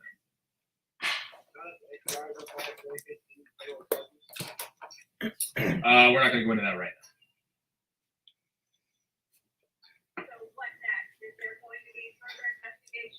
Yes, the investigation continues. The next steps are when the identification of the two victims is made, we will let everyone know. And when the cause and manner of death is made by the medical examiner's office, we'll let everyone know. Right? We can't confirm. Right now, there are no suspects at large. The public is not in danger. That's what's important to us. We are extremely grateful that we were able to locate and arrest the 4 people that we believe are responsible for this crime. As soon as the identification is made with the bodies, we will let everyone know. But again, it took everybody in this case to get this done. We know that there were people throughout the 2-week process who were frustrated, who wanted answers as soon as possible. You know, we wanted those answers too, but just know that our OSBI agents, FBI agents, troopers, Kansas Bureau of Investigation, KHP, everybody worked nonstop in order to come together and make these arrests. No, we can't go into that right now.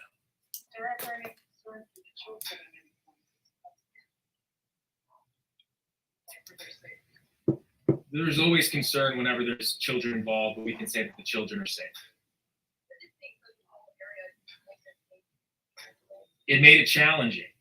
Again, you're talking northern Texas County, near that Kansas line. It's very rural. Those of you in the media that have been up there covering this, not a lot of homes, not a lot of buildings or businesses. Sometimes you could use cameras to help you in this case. We did not have that. So that's what made it extremely challenging. Not at this time. We are just in the break for the The chat. OSBI covers all Daybell trial, so we're just each listening case to the is press different in conference for the missing their own mums, way. the Kansas missing mums. It's important to us. Went But, to you know, go this case and was collect tragic. children, Two and they never people, made it, and they went missing. who Been are- missing for who 2 are weeks. dead, They were and found. Well, 4 people that committed. remains have been found, not And- confirmed and to be them, but absolutely highly brutal. likely that it is them. So And this is just a again, press conference, which that's has why told it us took nothing. every agency involved in this in order to get this done. We don't know Yes. anything more. Not really. Is everybody Other good? than the sealed documents Thank that you. were filed are no longer sealed. Okay, ladies and gentlemen. And that was courteous of JLR Investigates over on the YouTube streets. Let's bring the court back up. And then what we will do is, let me just see what's going on at the moment. Because we also have Hannah Gutierrez, who is the Rust armorer, sentencing today. But I don't know how long that's going to be, because I don't know if anyone's going to. The thing is that the families have been paid out, right? They've had compensation.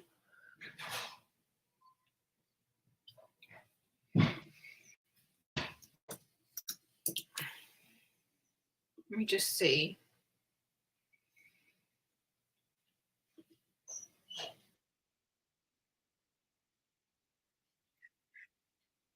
Because when we get the lunch break, we'll play it and we'll watch the sentencing. Be interesting to know what she gets. But I don't want anyone to ruin it for us.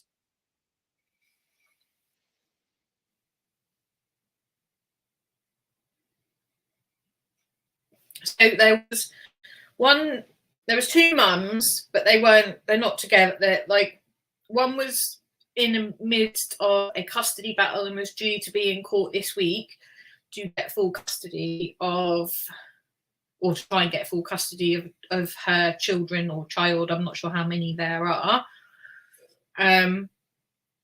But the person that was with her is a pastor's wife, and she was the court appointed like person for supervised visitation or whatever. So I'm not kind of sure the full arrangements of it all, but they were together. She was assisting her, she was traveling with her, and they never got there. And so, because of course the notification was put out that they were missing, and then there was things that were found evidentiary in the car, because the car was found without them, and they're believed to have been shot. There's blood in the car, and they haven't really given anything on the case. It's not that well known. News Nation has covered it. I posted a couple of videos on my backup account, which is this one here. If you're not following it, make sure you are. So it wasn't really that known, to be honest. People are interested in it because when I'm posting videos, they're watching them. And then they announced that they made 4 arrests. Obviously, family to do with the children. Those 4 arrests have now, whether they've had those bodies for a longer period of time, whether they've just found them, we don't know. 2 bodies have been recovered, but they're not there.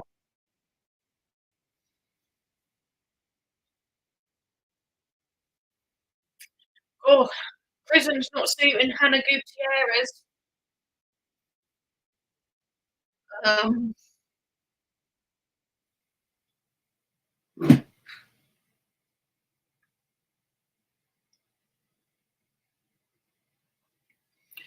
Maybe she'll just get like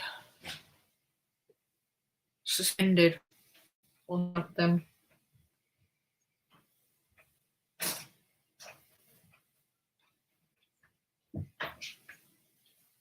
She looks completely different from when she was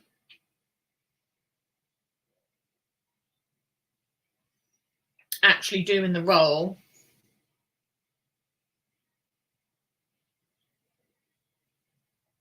And I was expecting her to come in, be sentenced and go, but they must have victim impact statements. They always have victim impact statements.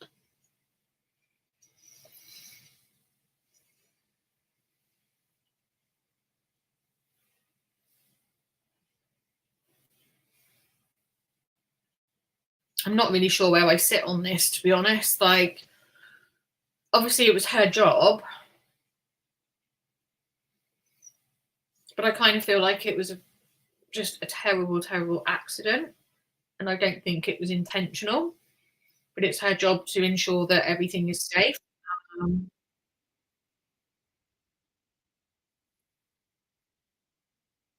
I don't know. I kind of feel like this judge is just going to go.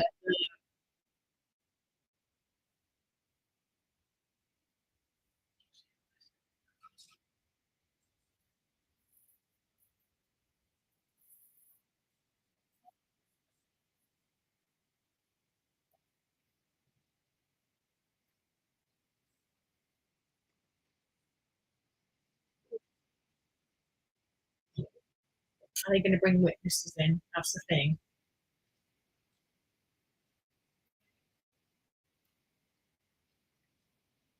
Right.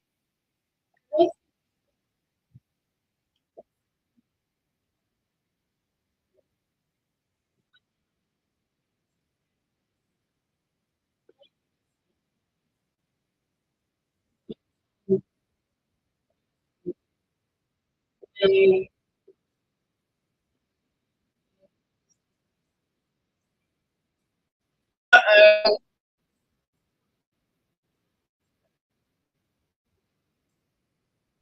And Jake calls.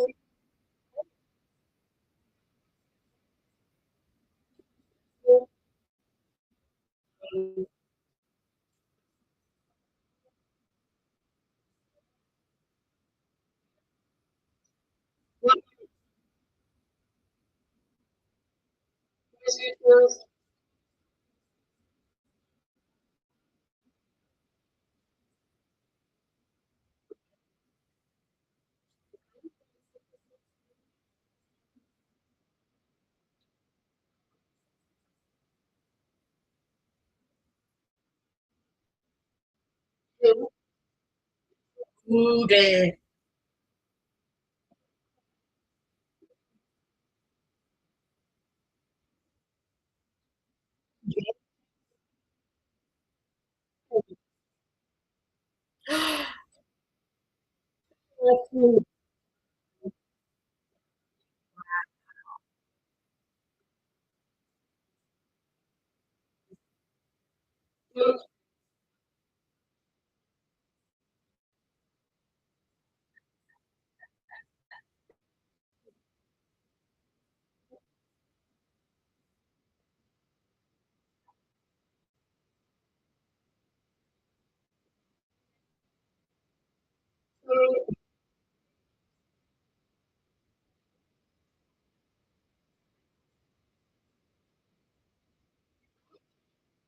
No, I didn't cover the trial, but I'm just nosy as to what happened while we're waiting.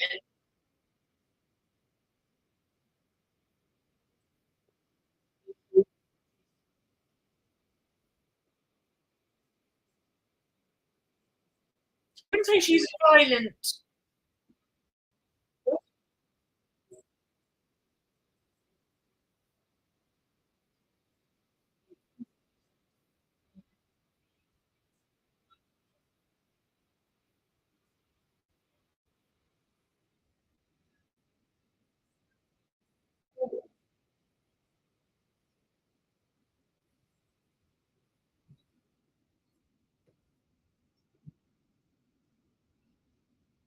I'm not saying that she would be a violent offender again. I think that's a bit extreme, but she hasn't taken accountability.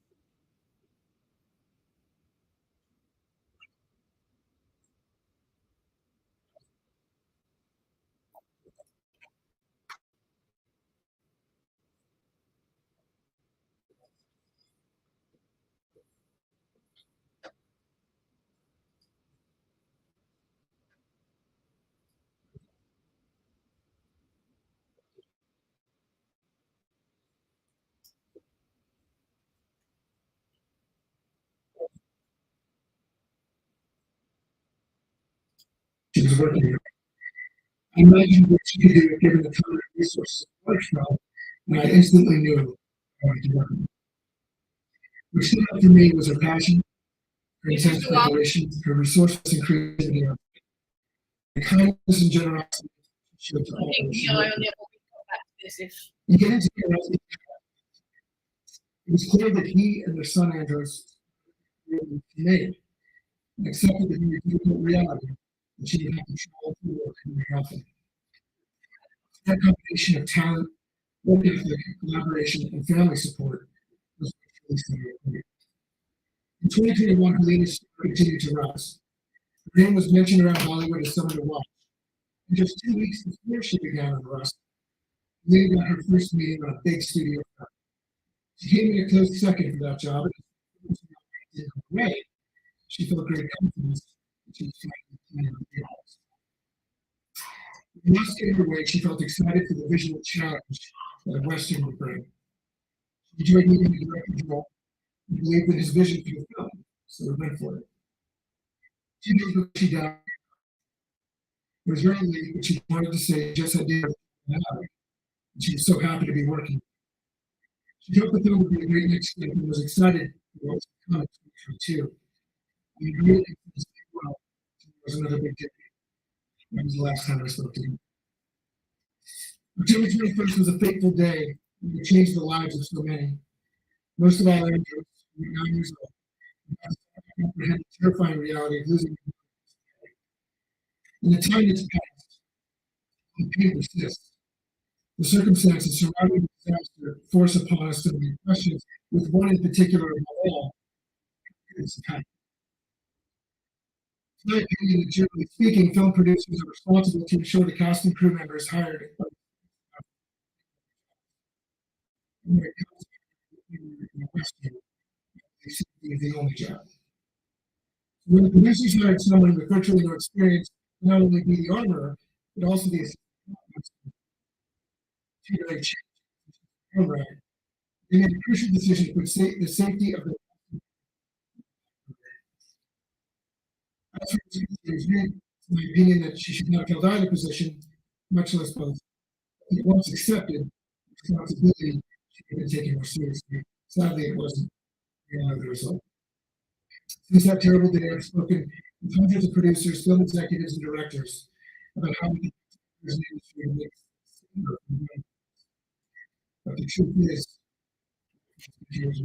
producers of Rust simply follow the decades-old written guidelines for the film industry, specifically the use of firearms and ammunition, the strategy of our time. In that sense, we can all agree that this was not a simple accident. It was a chain of events that led to the killer. And that chain would be broken with the armor job she was trying to do. I often think about what Helena's future would have been, and it makes me smile. And she, right, filled with spending time with Andrews and watching him grow up. She had been able to help her support her family, especially when they needed her most through the horror. She traveled the world shooting beautiful images and that would change hearts and minds. In the end, she'd like to finish her career she started at the American Film Institute, getting back to the next. Sadly, we'll never know because the next history. So today we stand determined to see justice, to hold accountable those responsible for a death. I want to thank Ms. Morrissey and for having me here today. And thank you, Your Honor, for your service in the case.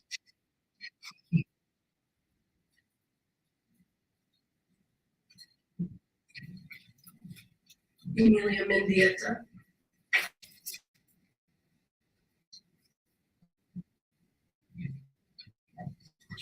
Yeah, is Emilia Mendieta. I have American possessions and microphones and closet networks academic and university. Later, I met on August 2015 in the registration line on the first day of the school. I was slightly suffering from and just trying to hide the nerves not officially service. I know there was a because it's straightforward orders bounced right over to me. Even held into a rack already with some gels and diffusion that almost hit the baby's I could bring those in PhDs. We headed out to campus for the first orientation sessions.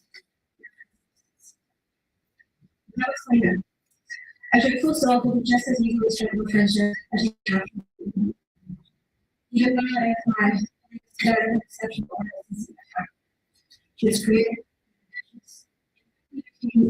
skills, and assisted pursuit of excellence. The first time I got to work with her, I was in her camera team. Her depth of passion for writing, you could tell that she was not much even then. I'm pretty sure she used every single night of the very night. There's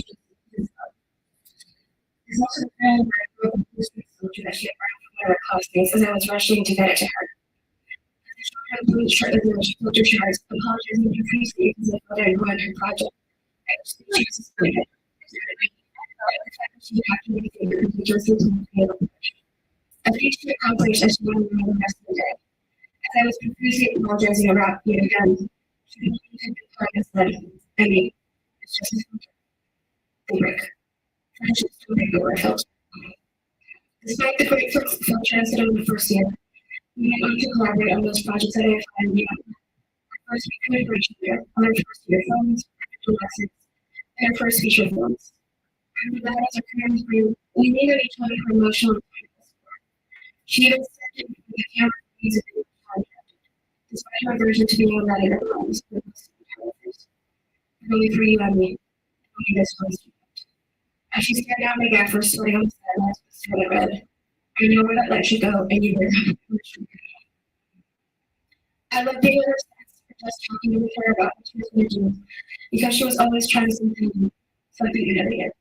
She was curious and endlessly curious. Helena would research how she wanted to accomplish something and make it happen. She had this uncanny ability to balance her career ambitions, her family life, and still lead a thriving social life. I admired and still admire her. I have no idea how she did it. I've always held her in high esteem as a classmate and colleague. But to me, she was first and foremost one of the closest friends.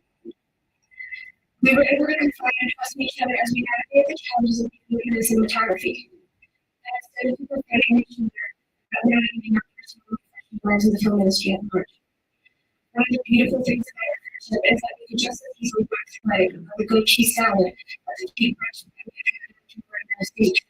Thank you. Please be seated. The lenses we used on one of our last projects. You know, I can seriously care.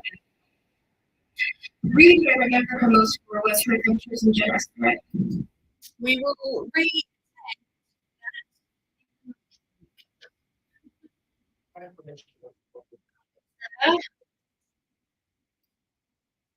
You can go now. And then we'll have the jurors brought in, please.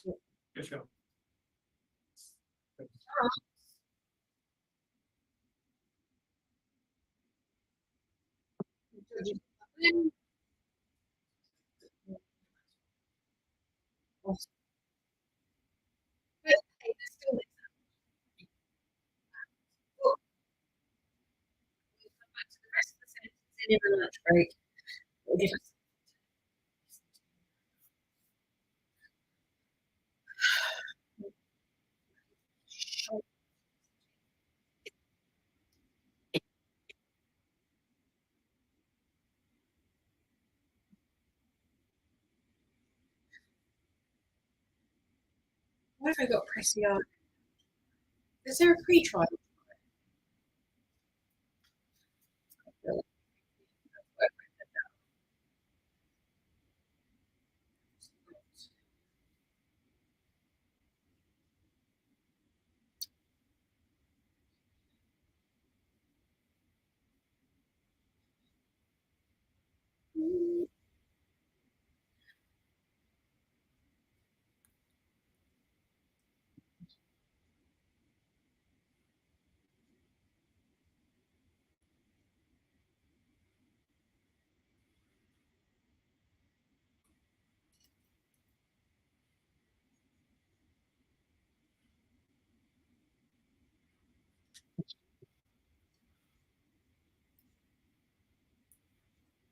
And I've got it written. I've got something. I really need to like write it down, but not just like.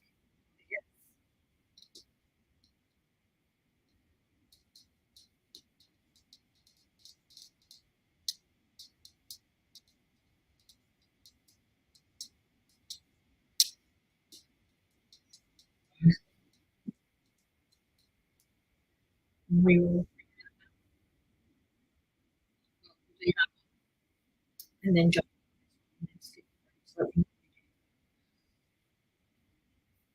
Well, I'm saying that we might not get it till afterwards because that's what's been happening.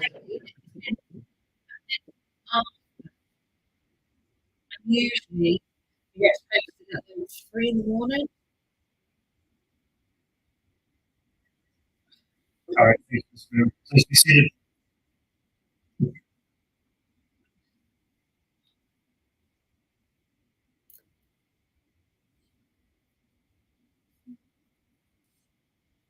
All right, we concluded our mid-morning this time. All right, thank you, Mr. Bailey. Please Detective be seated. Stand still and roll his testimony. And this is time for cross-examination. We get to any exhibits. We did discuss those in a sidebar. And all right, we concluded our mid-morning recess at this time. Then Detective Wheeler's still on the stand, still under oath for his testimony. And this will be the time for cross-examination. When you get to any exhibits, we did discuss those in a sidebar. And Mr. Pryor, you can just move for admissions of any exhibits you have with this cross-examination. So, Judge, by stipulation of the parties are stipulating to Defense Exhibit 63, which represents the body cam of Officer Wheeler, which I don't think has been brought up yet. All right. Exhibit 63 was clarified. It is not the same as what we previously said was 300B. So 63 is a new Officer exhibit, Wheeler, and I understand the state's reviewed that. Is there any objection to exhibit 63 being admitted? Yeah. All right, exhibit 63 is admitted then. Mr. Pryor, you can commence with your cross. And Judge, at the appropriate time, I'll ask permission to publish Is when that I right? get to that. Right. Very well. Okay. And then what was your role immediately? Officer Wheeler, I assisted in. I just want to clarify a couple of things if we could. Yep. I want to clarify your role from the morning when you arrived at 7 a.m. and your testimony is you did arrive at about 7 a.m. Is that right? Correct. Okay. And then what was your role immediately at 7 a.m.? So I assisted in securing the front roadway that goes in front of the property, 1900 East. And then just assisting with any crowd control and traffic control at that intersection in that road. Okay. Was there a significant crowd there at that point? No, there had not been, right at 7. Okay. And approximately how many officers were there at the time? Sheriff's office. I can't testify to Madison County. that. Okay. You did say multiple agencies, right? Correct. Those agencies would include the Any other FBI, citizens there other than law the enforcement? Rexburg Police Department, Yes. the Fremont County Police Department, Sheriff's office. Sheriff's Office. Give me Sheriff's Office. Yes. Madison County as well. I don't recall seeing any Madison County to my knowledge. Okay. Any other citizens there other than law enforcement who were present that you recognized Not on the property, no. on the 9th? Not on the, no. Okay. Okay. Now, your duties at the time back on this date of 2020, what was your primary job other than this working on this case at that time? I was a sergeant in patrol, so helping with scheduling, shift coverage. So you would also go out on patrol and you would do that was part of your role, is that right? Yes. Okay. Okay. And you're with, and at the time, you were, this is where I'm a little confused. At the time, you were with the Rexburg Police or with a different agency? Okay. And as part of your duties, as part of your role as a sergeant, supervisory role, you had a vehicle with a camera inside, right? Yes. And the camera also videotaped outside, is that right? Yes. And as part of your role in a supervisory position with the Rexburg Police Department, you also carried a body cam, is that right? Yes. Okay, and it was standard for you to carry a body cam as part of your role as in a supervisory position, is that right? For patrol, yes. Okay, okay. Now, in describing Fremont County, that's a rural part of town out near Mr. Daybell's place, is that fair? Yes. Okay. Now, from 7 o'clock until what time did you leave your role as your supervisory position in overseeing the traffic stop comings and goings of people going onto the property? Approximately 11. I would say when I was asked to make the traffic stop. So in other words, you were obviously you were there at 7 a.m. And when you made the traffic stop, and again, what time was that? I believe it was approximately 11:20 a.m. Okay, so you were there for approximately 4 hours and 20 minutes. Your role is to supervise the outside of the property there and obviously keep an eye on Mr. Daybell, right? Correct. Okay. And from 7 o'clock until 11 o'clock, again, tell me where Mr. Daybell's whereabouts were? Initially, he got into his car, moved it to the west side of his home in the driveway. Later took it over to the house kitty corner from his property, and then moved south on 1900 East. Okay, so from the time he parked the car in the driveway, how long did he sit in the driveway? He didn't. This would be an estimation of approximately an hour, 45 minutes to an hour. Okay, so and I'm not going to hold you to this. You said that he was 7 to 8 o'clock is fair for him being in the driveway. He didn't exit the house till 7:30. Okay, 7 to 8:30 in the driveway? Approximately. And then you saw him get in his car, and you said that he was The tail end was backed into the garage, right? His property, yes. So the tail end of his vehicle was to the back where the garage is. Correct. And how far from the back of the garage was Mr. Daybell's bumper? Can you tell me? I couldn't. Was it close? Was it far? So then To the approximately. garage, Yeah. back bumper to the garage. Yeah. I know you could walk between it. You could walk between it. So there wasn't 30 feet, but it's closer Did he have any just a couple contact of with feet law to get enforcement? behind. I can't testify to that. You don't remember. I don't. Yeah, know. yes, you know, we spoke That's with him. okay. I don't So then know. approximately about 8:30, you saw the car exit and he drove over to Emma's place. Is that right? Yes. Okay. Did he have any contact with law enforcement up at that time? He had? Yes. Do you know who spoke with him? I don't know everybody that spoke to him when they made contact inside the home originally. So at some point, he was advised that they found remains on his property. When did that take place? That didn't take place to my knowledge until he was stopped on a traffic stop. Oh, okay. Was in his about 2 hours. So and this is where I'm kind of confused. And while he was in the house, I didn't see him. And please, Or do anything. educate me a little bit. Correct. He So didn't have you any. said that Mr. Bell was in Emma's house, his daughter's house for about an hour and a half, maybe 2 hours. Is that fair? Yeah. Okay. And while he was in the house, you didn't see him try to run away or flee or do anything like that, right?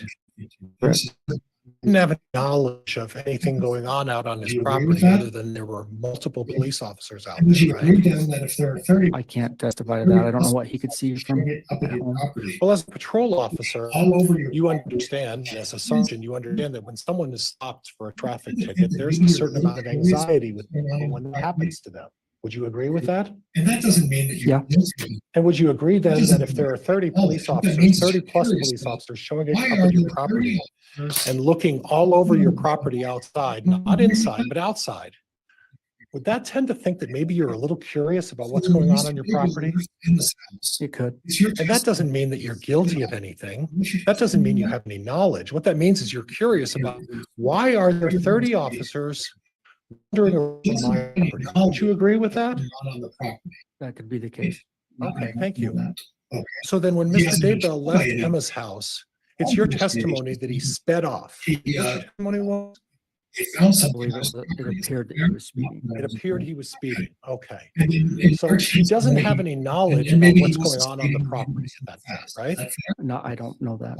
Okay. He hasn't been told by anybody from the law enforcement agency that that they found something on the property. Is that fair? Not that I was aware of. Okay. And then in your testimony, and maybe he wasn't speeding, maybe he was going fast. Is that fair? Yes. Oh, so he wasn't racing off then, correct? He accelerated quicker than. Okay. And the speed limit on Salem Highway, and I've been on there a couple of times, is about 50 miles an hour. Starts slow. And then when you get right on Salem Highway, it's a 50-mile-an-hour road. Council's testifying. Okay, I'll ask you. Hold on. Again, when there's an objection, I don't want an immediate argument back. I want a moment to roll. And that objection is overruled. Okay. So you can re-ask in the office, Nancy, if he knows, no law enforcement officer in the area. Do you have knowledge of what the speed limit is on Salem Highway in front of Mr. Daybell's house? 50 miles an hour. Okay, so 50 miles an hour. So you're pulling out of the driveway. Emma's where she used to live is right on Salem Highway, right? Correct. So it wouldn't be unusual for him to pull the traffic and start accelerating to going down the road, right? No. Okay. Now, I saw on the body cam. Did you have a chance to go look over your body cam? Yes. Okay. When did you review that? A couple days ago. Okay. Now, I saw on body cam. I don't have to go play this for everybody to, if you have trouble remembering something, but I saw on the body cam where you pull up and Mr. Daybell stopped in a vehicle and you get out. Do you recall that? And then you walked up to, it looked like there were about 4 or 5 officers there, right? I know that there were two unmarked surveillance officers that were there with me at that time. Okay, Officer Garcia was there. He arrived shortly after. Officer Ball was there. Arrived shortly after. And as soon as they arrived and you walked up, there was a discussion about to Mr. Daybell about where he was going. Do you remember that? I don't recall that. Did you have a discussion that he was going to visit somebody that morning? I did not. Did he have a discussion about having a meeting with his lawyer that morning? Not to my, Remember that? not to my knowledge. Okay. Now you remember the statement. So you have no recollection of the discussion of anyone at that point pointing out to Mr. Daybell that he can't go see his lawyer. The lawyer can come to him. I do recall overhearing a statement about his lawyer. Okay, so now you remember the statement about lawyers. Aiming from that statement, you were to understand that Mr. Daybell was in the process of going to see his lawyer, right? No. Yeah. Now the exhibit 63.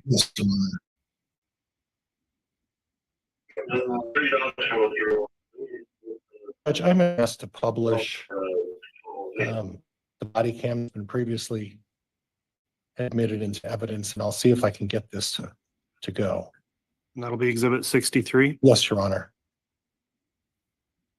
There's pretty dogs coming through, I believe, with the on the follow tape. Terrible.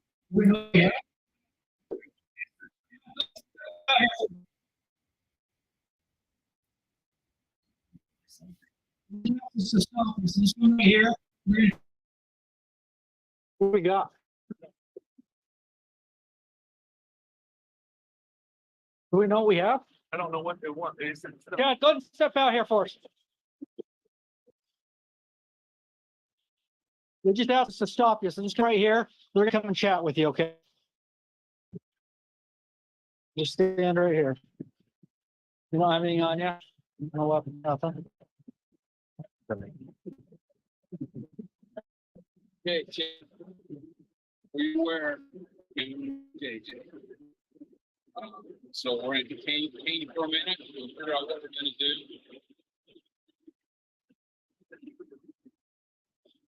Well, your attorney can now come to you. Okay. So it's difficult to hear Mr. Daybell, but he commented to the officer when the officer inquired, what he was doing. You now recall that? I couldn't hear what. Okay. But the officer's response, Mr. Daybell, was, now your lawyer can come to see you. Do you recognize that? Yes. Which officer, by the way, said that? I believe that was Lieutenant Ball. Okay, so Lieutenant Ball is the one who said, your officer can come to you now. Is that fair? Attorney. Your lawyer can come to you now. Yes. Okay. So it appears that Mr. Daybell was in the process of going to see his lawyer that morning. I can't testify to that. Right. But according to the comment, your lawyer can come to you now. It sort of presumes that, doesn't it? I could presume that he was trying to call or wanted to talk to his attorney first. Okay, and he was doing that in his car as he was driving away, right? I don't know that. Or he was doing that driving down the road instead of spending another hour in his house with Emma talking to his lawyer on the phone. He chose to instead, well, I'll just get in the car and. Objection, Your Honor, it's calling for speculation. Sustained. Okay.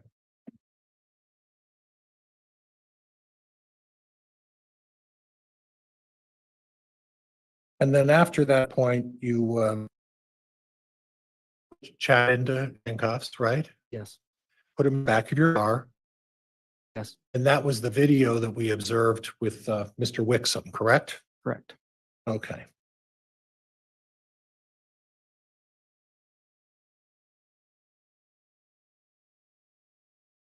Now, do you recall, Mr. Daybell, the video that you looked at with Mr. Wixom, where Mr. Daybell mentions, I don't know what they're charging me with. Do you record him saying that? Yes. Okay. Now, you also record him, or also recall him, excuse me, saying to Emma, cooperate as much as you feel. Remember Emma saying that? Yeah. Okay. At what point during that process was Mr. Daybell advised that they found a body on his property? Right prior to this clip right here. Okay. And so at the point that he was having a discussion with his daughter, Emma, at that point, he didn't know what he was being charged with, correct? Not to my knowledge. Nobody told him what he was being charged with, correct? To my knowledge. A pretty serious allegation if you get put in a set of handcuffs and put behind a van, and then suddenly they say, we found a body on your property, right? Could you repeat the question? That's a pretty serious allegation. Yes. In your traffic experience, that's not something that happens every day, right? Right. So at that point, Mr. Daybell is put in the back of the car, Chad's put in the back of the car, and Emma was allowed to talk with him, right? Correct. So we don't know what was going on in Mr. Daybell's mind, do we? I don't. Right. And we don't know what he's thinking, right? Right. But we do know that he's been told, guess what? They found a body on your property, right? Correct. Okay. And you're in handcuffs, right? Correct. And then Mr. Daybell says, we're going to make it through this, right? Yes, sir. And he's talking to his daughter about financial, where he can come up with money, credit cards, business accounts that he has, things like that, correct? They were discussing those. Right. So the purpose of discussing that, we don't know whether he was doing that to try to figure out a way if he could postpone on a release after he's being accused of this, right? I don't know that. You don't know that, right? We don't know what the reason for him trying to get his financials in order, right? Right.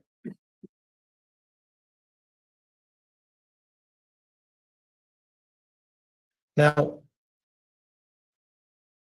I want to go back to the driveway. And originally, Chad was parked in a driveway from the south side. The driveway was in through south. Yeah, southeast of the residence. Southeast of the residence. A long driveway that gets right into the middle of what I would call the backyard, the lawn area of the yard, right? Correct. Okay, now that's where he originally was parked, correct? Yes. And would you agree with me that parked in that location gives you the best view of the fire pit and the pond? I don't know about the pond because there was a shed there, but the fire pit. Clearly the fire pit, right? Correct. And you don't know about the pond because the pond is off back on a portion of the property set back a little further, right? Correct. And it's a distance to see it, correct? That'd be fair, wouldn't it? Fair? Distance is pretty relative, I guess. Okay. Well, how far from where Mr. Daybell was parked to looking at the tree where they found JJ's remains? I couldn't testify to an exact Okay. distance. All right, fair enough. It's a distance though. This isn't his backyard, right? You could see it easily. Okay, you could see it easily from that location where he was. Distance wise, that amount of distance. Okay, but the remains of both of these children were found in the pasture area, right? Yes. So if we say what I'm talking about, the backyard, would you agree with me that the backyard is where this driveway is and where the lawn is? That would be really the backyard. Would you agree with that? That's landscaped as grass, yes. Right, okay, and then beyond a fence is the fire pit, and then further down off in the far, which would be the northeast corner, is a tree with a pond back some ways away from the house, right? To the north of the fire pit. Right. So this is what I'm struggling with. This is where I'm having some difficulty. If you have such a good view of the fire pit and the pond with the tree where JJ was found, if your purpose is to observe and see what's going on for some nefarious reason, why would he move? I believe he was advised to, so they could get crime scene stuff in and out of that driveway. Okay, so he was told he had to get out of there. I believe so. Okay, do you know who told him that? I don't. Okay. So then he drives out and goes in front of the house in the driveway. Correct. There's no other place to go. He has to go in the driveway, right? If he wants to remain at the house, yes. Right. And it's your testimony that he was looking around a little bit at that point, right? Correct. Okay, so, you know,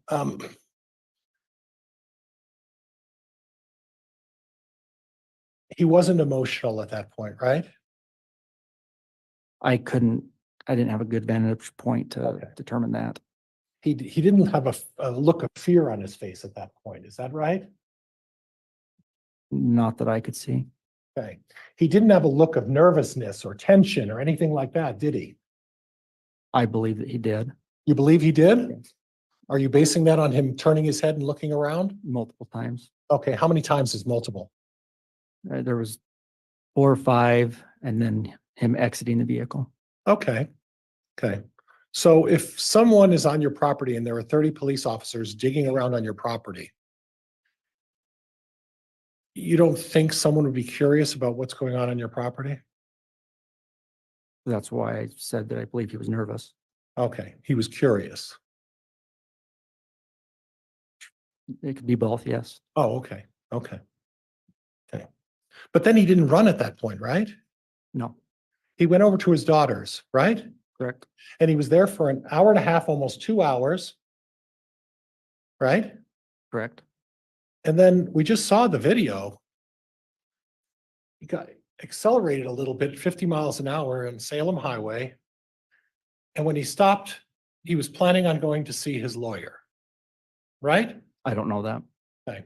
Well, why would Lieutenant Ball say he's going to have to come to you? Was that Calls just for what he- speculation, Your Honor. Sustained. Lieutenant Ball said to him, your lawyer's going to have to come to you, right? Something along those lines, yes. So there was at least a discussion about going to see the lawyer, right? I don't know that. Okay. You just think that was a statement Lieutenant Ball would just throw out there? Judge, this has been asked and answered. It's a pure speculation. The witness doesn't know. I'll move on, Judge. Well, again, I'd like to be allowed a chance to rule on that, and it is sustained as asked and answered. So do move on, Mr. Pryor. Okay. Now, after you put Chad in the back of the car and what we talked about with Emma, talking about the finances, and there was a time when Emma made a comment that I can tell by your expression that you didn't know what was going on out there, something to that effect. You remember hearing that? Yes. Okay, and you saw Chad's eyes when they talked about the body and his expression. So he had a reaction to that surprise. Would you agree with that? I couldn't see that. Okay. But obviously we have the video and we can make our own determination at some point, right? Sure. What the reaction was when he's told about a body that was being found. Okay.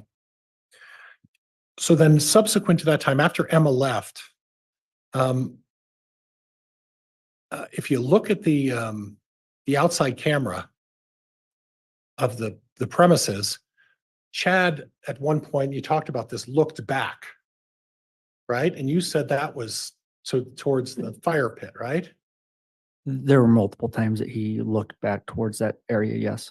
But if he was looking back, if you look at the position of the car, isn't it true that he was actually looking back at his daughter walking away and Officer Dave Hope behind the vehicle?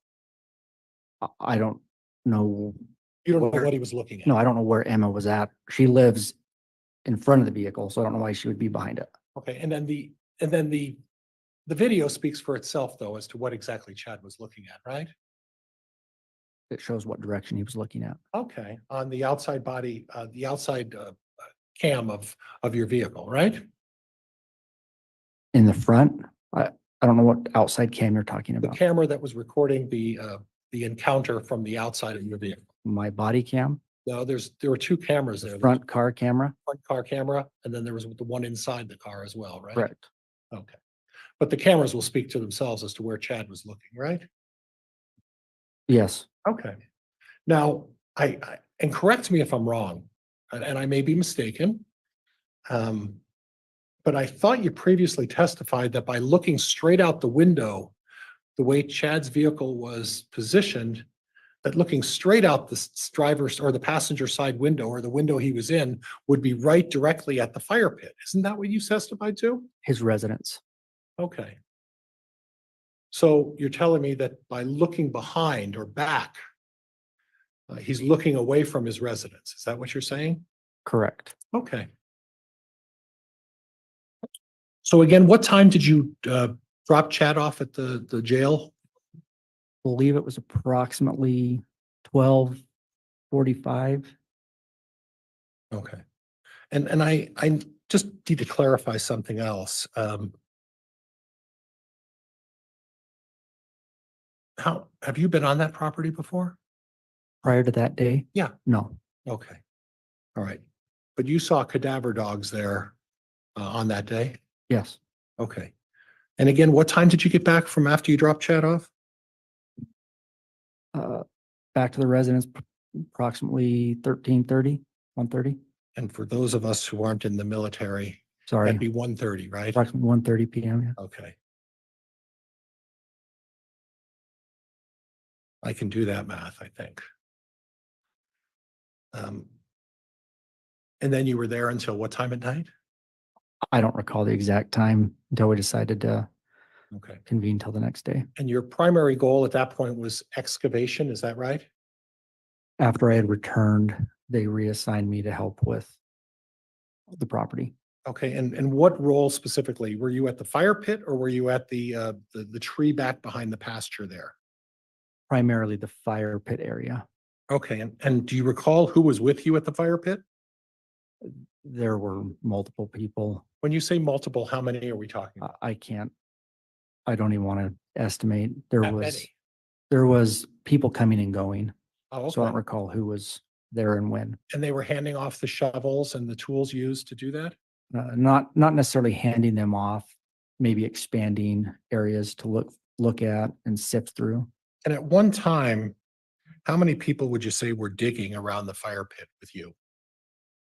I don't want to testify to that. I don't know. You don't want to testify or you don't? I don't know. I don't know for sure how many. Was it more than 2? Yes. Was it more than 4? Yes. Was it more than 8? I don't know. Okay, and were you using just shovels? No, they had sifters, hand tools, shovels. So shovels, sifters, hand tools, anything else, or is that it? Not that I can recall. Other than digging in the dirt in the fire pit, was there any other obstruction in the fire pit that you recall having difficulty with? Repeat that question. Any difficulty in digging in the soil when you were at the fire pit? Where we found Tylee's remains. Yes, where Tylee's remains were found. Just how careful we wanted to be. Okay. So there were no boards, there were no obstructions, there were no rocks or anything like that. It was soil that you had to dig through. Is that fair? There was some clumps of rock or hard. Yeah, but nothing else, just small clumps? Not that I recall. Okay, and were you there primarily for a significant amount of the time of the excavation? Yes. Okay, okay, good.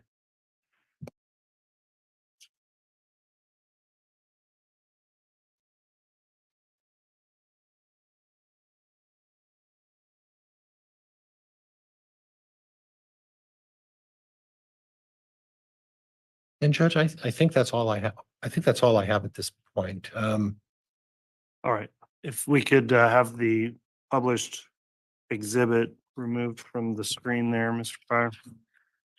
Did we note on the record the time frame stamp when that stopped? We may not have.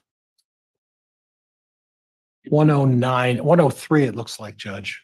Okay, A thank you. minute 3 looks like when it was stopped is what I look like I have, Your Honor. All right, thank you.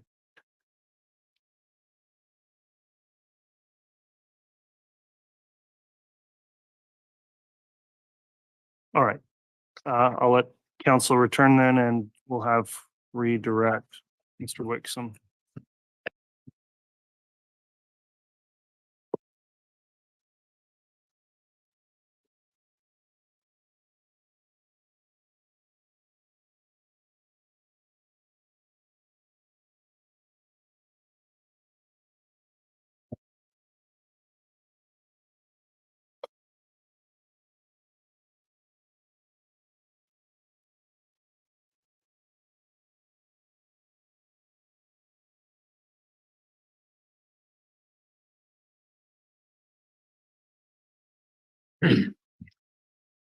Detective Wheeler, you were asked several questions by Mr. Pryor about, in your experience, different reactions that people have in terms of levels of nervousness. Yes. And he asked you a question about whether or not someone might typically get nervous with a simple traffic stop. Correct. Answer that. Can you just explain, is that your common experience as a law enforcement? Yes, I think that most people do get a little nervous when they get stopped by police. Yeah. In your experience, when someone's about to have a serious crime such as bodies on their property found, would they normally get nervous? I would assume, yes. Would they be curious and looking back at the property where the bodies were buried? Yes. So if Officer, they I'm sorry to interrupt. Could you just speak more directly? I'm into your sorry. mic? You Yep. kind of moved over and we're Sorry. not getting your signal. in your experience, Detective Wheeler, if someone is about to be discovered in a crime, about to be caught in a crime, have you ever experienced someone just acknowledging that and just surrendering because they know they're caught? It is common for suspects when confronted with possibly getting caught to try to distance themselves from whatever they're getting. What? Let me ask you a different way. So, have you ever experienced a situation where evidence was being found immediately and the reaction of the suspect was just to accept it and not resist or argue or react in any way? Judge, this, oh, Overruled. go ahead now. Will Answer that question, you please. repeat that question?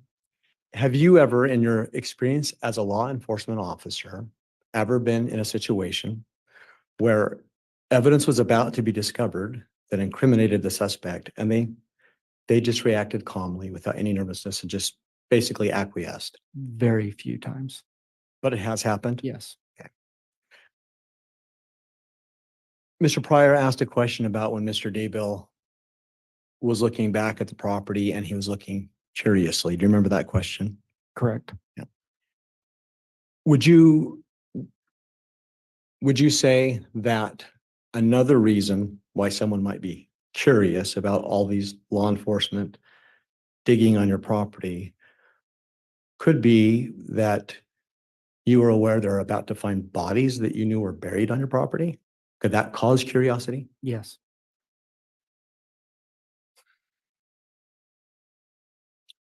Mr. Pryor asked you a question about the speed in the roadway in front of Mr. Daybell's property.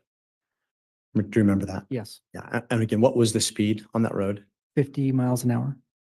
And I think you testified that it may not be abnormal for someone living on that street to drive out into the street and then quickly accelerate to 50 miles an hour or more. Correct. Yeah. Would you disagree that someone who believed that bodies that were buried on his property might be a reason, in addition to that, why they might quickly get on the roadway and drive away quickly and accelerate like you've talked about?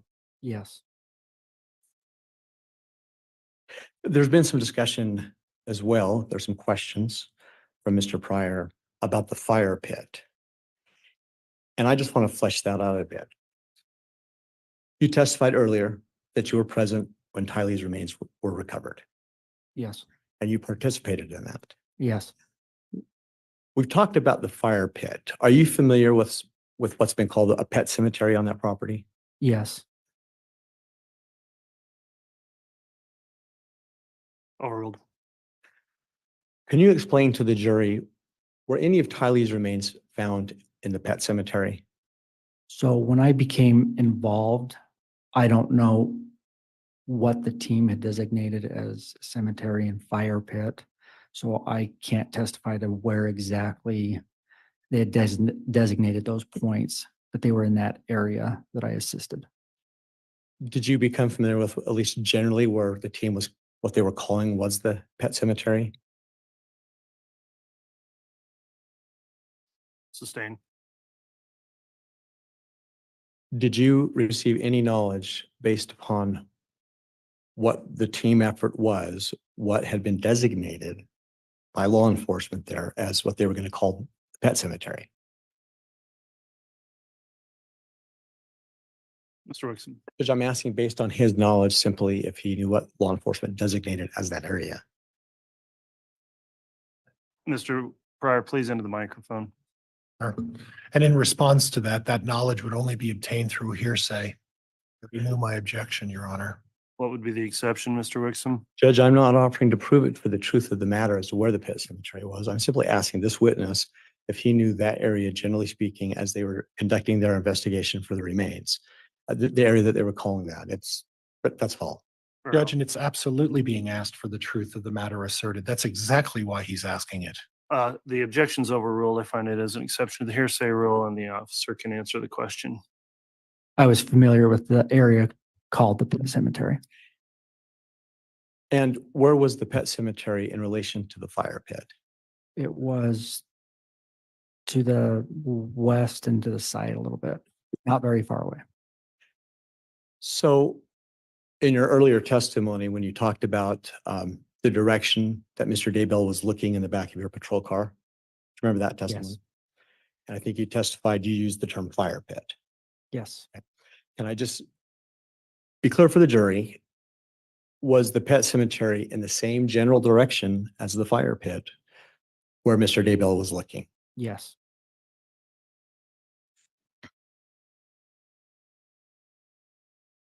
You were asked some questions about the use of shovels and tools in attempting to recover Tylee's remains. Yes.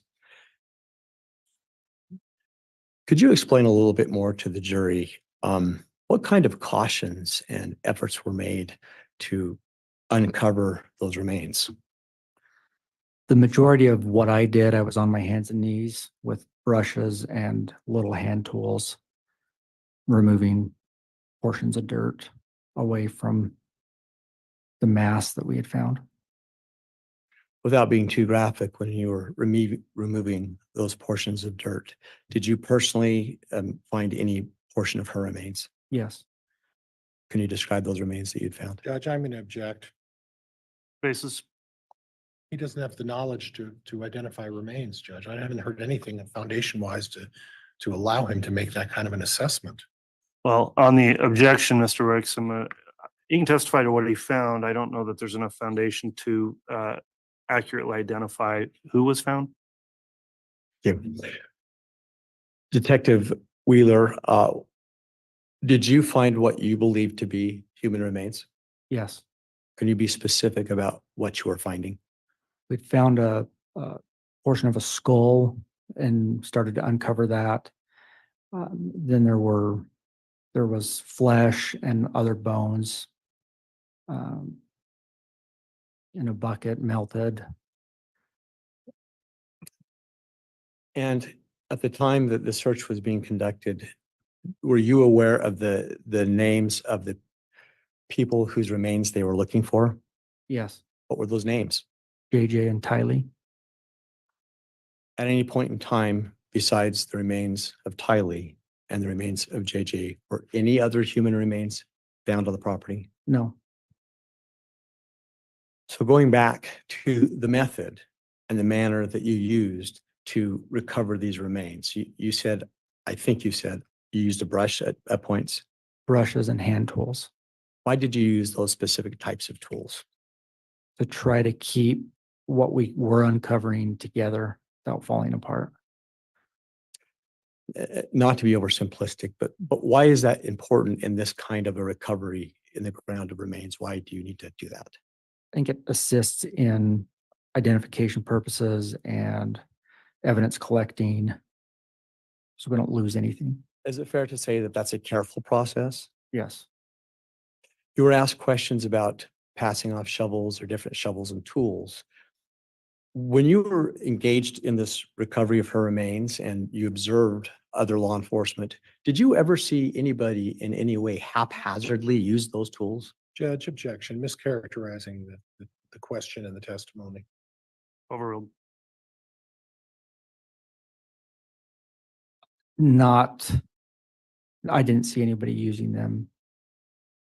I don't know the word that you used. Could you repeat the question? Sure. Did you see anybody using them in any way that was haphazard or not cautious? No, So at no point when the remains were being recovered, did you see any conduct by law enforcement that wasn't conscientious and careful? no.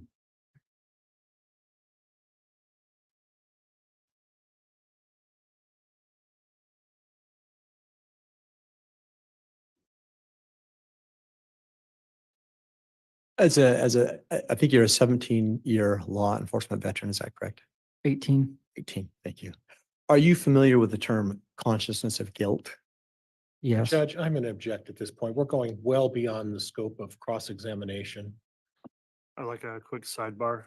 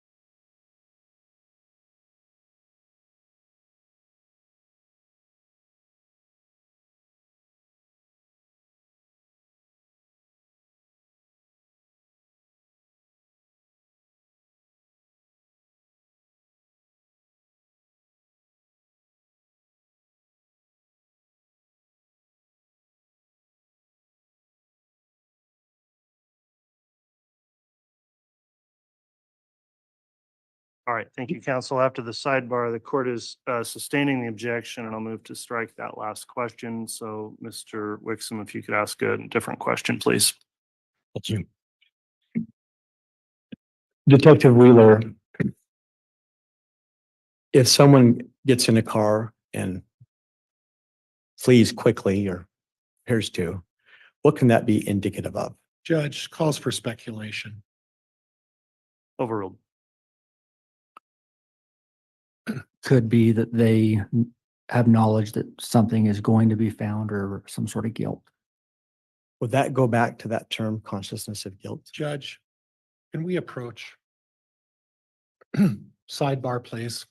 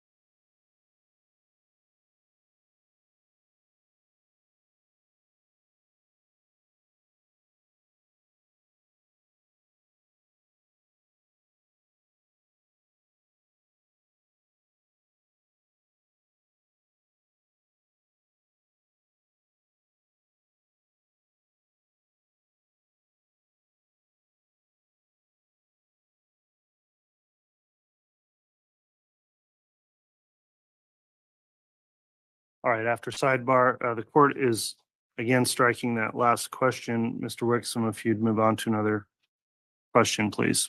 Certainly. Just a last couple of questions.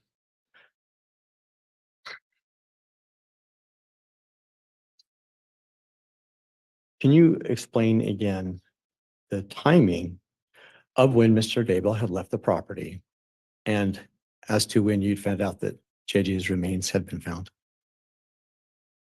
Later, I had discovered that it was simultaneously, meaning as Chad was leaving, detectives were coming around the house and saw him leaving and advised me to stop him. Judge, I'm going to move to strike its hearsay. Response, Mr. Wixom. Your Honor, I can re-ask the question. Very well. Yeah.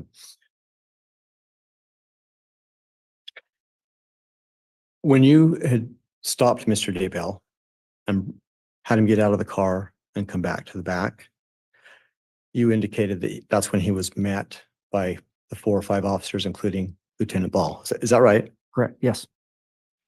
And we just saw the video where the first thing Lieutenant Ball said was, "We found JJ's remains." Yes. Would you agree with that? Yes. That happened how long after Mr. Daybell had gotten his car and drove away? Just prior. Moments, seconds, what's your best recollection? I wasn't back there, so I don't know the exact time they located him, but I'm asking the statement from Lieutenant Ball to Chad. Right. That timing, how long was that statement made to him? How much earlier had he driven away? oh, just within minutes.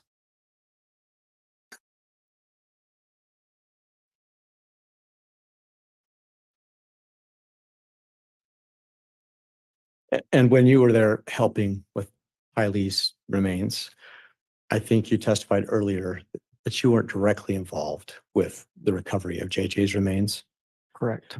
but you were on scene and you made observations about that. Yes. Are you aware of whether or not, pursuant to that search warrant or the way the search was conducted, was law enforcement looking inside the house for remains? I'm not aware of that. Okay. I can't testify to that. The whole time were you there, did you see any law enforcement going inside the house? Just at the beginning when they made contact. And then after that, did they all go outside? Yes. Okay. So as far as you are aware, all of the search was happening outside on the property. Yes. Is there any question that you have as to the direction that Chad was looking on your patrol cam when he looks back over his right shoulder? What direction was he looking? Judge, that's a compound question, and he's asking an affirmation from this witness. I'm going to object. On the compound, it's sustained. What direction was Chad looking when he was looking over his right shoulder in the patrol cam? In the direction of the fire pit and pet cemetery. You were asked about this several times by Mr. Pryor. Is there any question that regardless of what else he may have been able to see or look at, that general direction was right at the pet cemetery? Judge, this has been asked and answered by counsel. Sustained. Thank It's you. asked and answered. No further questions, Your Honor. All right. Judge, there were some issues that were brought up. I'd like the opportunity. In limited scope, all out, Mr. Thank you, Pryor. Your Honor.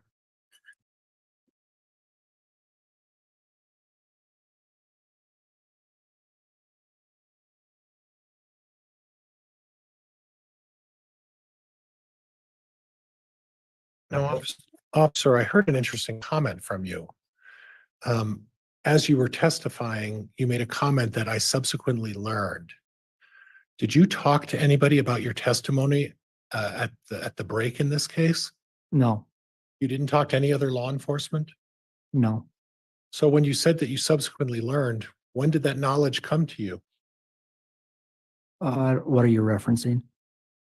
I'm referencing the fact that you subsequently, now I forgot what the context of that was. We're going to move on, Judge. And it may come to me.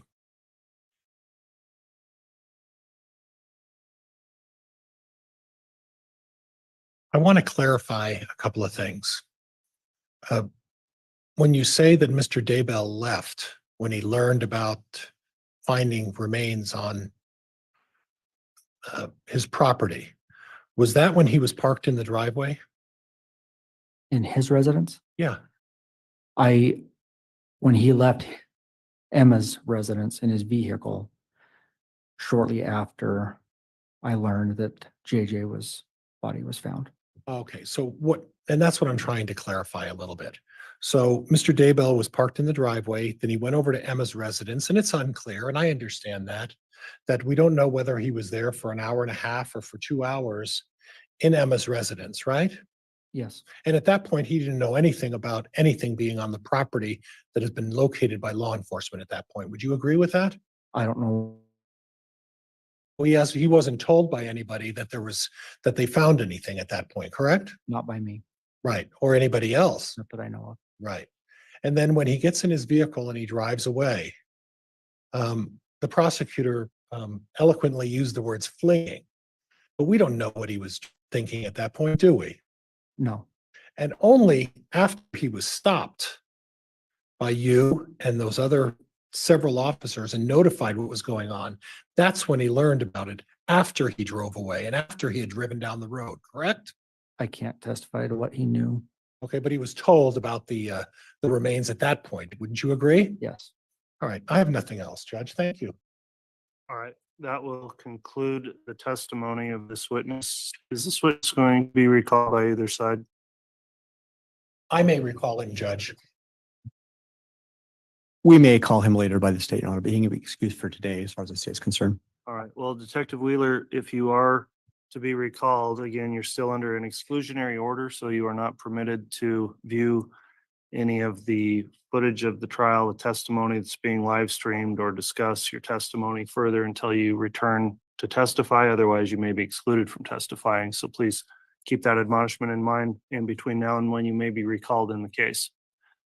With that, then that will conclude this Detective Wheeler's testimony. And let me inquire from the state. Do you have another witness we can get started with before we take lunch?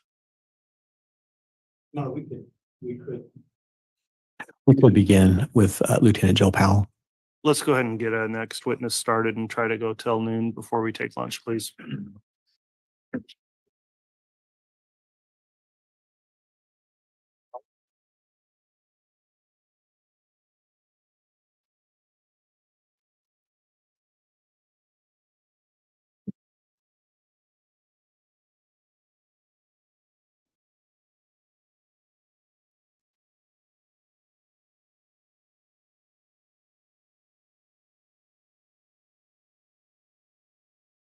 Do solemnly swear or affirm the testimony you're about to give will be the truth, the whole truth, and nothing but the truth, so help me.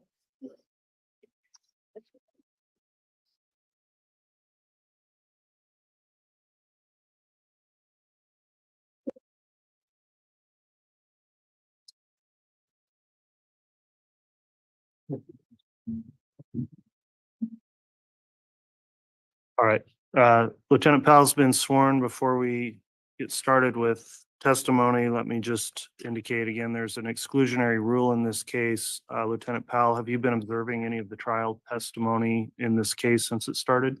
No, Right. Have you discussed anyone else's testimony that's come before you in the trial? no. All right, with that in mind, Mr. Wixom, then you can go ahead and inquire on direct examination.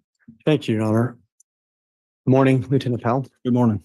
Will you please state and spell your full name for the record? Joseph Powell, Powell. And where do you work? Vermont County Sheriff's Office? What is your your lieutenant, correct? Yes, How long have you worked for that office? 22 years. Have you ever worked as a law enforcement officer anywhere else? No, How long have you been a detective? I was a detective for about 4.5 years. What was your prior rank? Patrol, And have you been post-certified? yes. Could you briefly explain to the jury what that involves? You go to the post academy. When I went through, it was 12 weeks of training. Have you ever received any additional training or certification? Yes, they require 40 hours every 2 years, so the continuing education. So over the last 22 years, roughly 11 times you've had to get 40 hours of training. That just went in effect, but yeah, there's lots of hours of training. Did you get any specific training as a detective? Yes, And did you work as a detective prior to becoming a lieutenant? yes, How many years? about 4.5 years.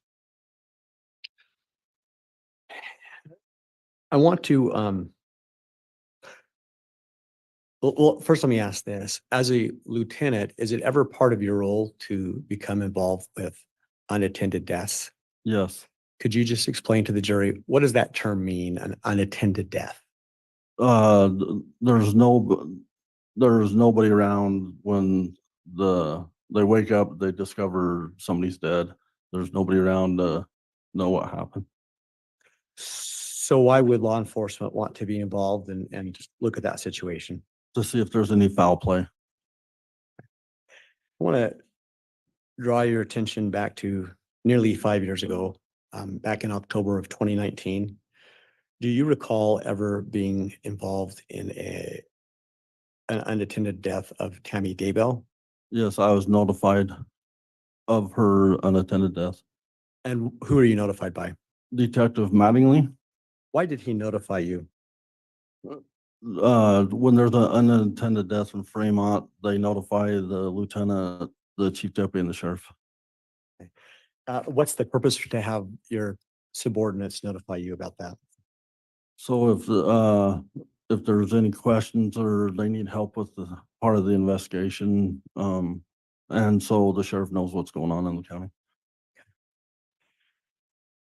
Excuse me. What was the date of that? Do you recall? October 19th, 2019. At that point in time, what was your understanding as what the investigation had determined about Tammy's death? Natural causes. Shortly after the 19th of October, were you ever contacted by law enforcement from Gilbert, Arizona? Yes. And what date did that happen? October 31st, 2019. How were you contacted? Was it in person, by phone, email? I was contacted by phone. And what did you learn from that contact? They was inquiring about Tammy Daybell's death, asked if they could get a copy of the report, and asking for assistance. Okay. Do you recall, did they say anything else about Tammy Daybell's death and the reason for their request for the report? Judge calls for hearsay. Yes, sustained. After the phone call, what did you decide to do in regard to Tammy Daybell's death? I sent him a copy of the report. And what about you personally? Did you take any steps to look at the case? Yes, I reviewed the report and then later on ended up getting her medical records. Okay. Well, we'll pause here. So Gilbert, Arizona contacted you about Tammy Daybell's death. Yes. Did they request any other assistance or help with anything else? Yes, they asked to Judge, locate. objection calls for hearsay. Judge, a request isn't offered for the truth. Overruled. You can answer. They asked if we could help locate a 2018 gray Jeep Wrangler with Texas plates. Did you get any information as to why you were seeking to locate that? They believed that it was in Fremont County. Did they tell you why they wanted to find the Jeep? It was involved in an attempted shooting. Did they give any names in terms of that were in connection with that shooting? Yes, Alex Cox, Lori Vallow, and they believe they had ties to Chad Daybell. Did the name Charles Vallow ever come up? I don't recall for sure. That time, you At don't that recall? time. Okay. So they asked you to look for a Jeep. What did you do next? Drove out to, they gave me the address of 202 North, 1900 East. It's in Fremont County. I drove out to that residence. Did you determine who lived there? Chad Daybell. Did you find the Jeep? No. Do you recall what date it was that you drove out there? October 31st, 2019.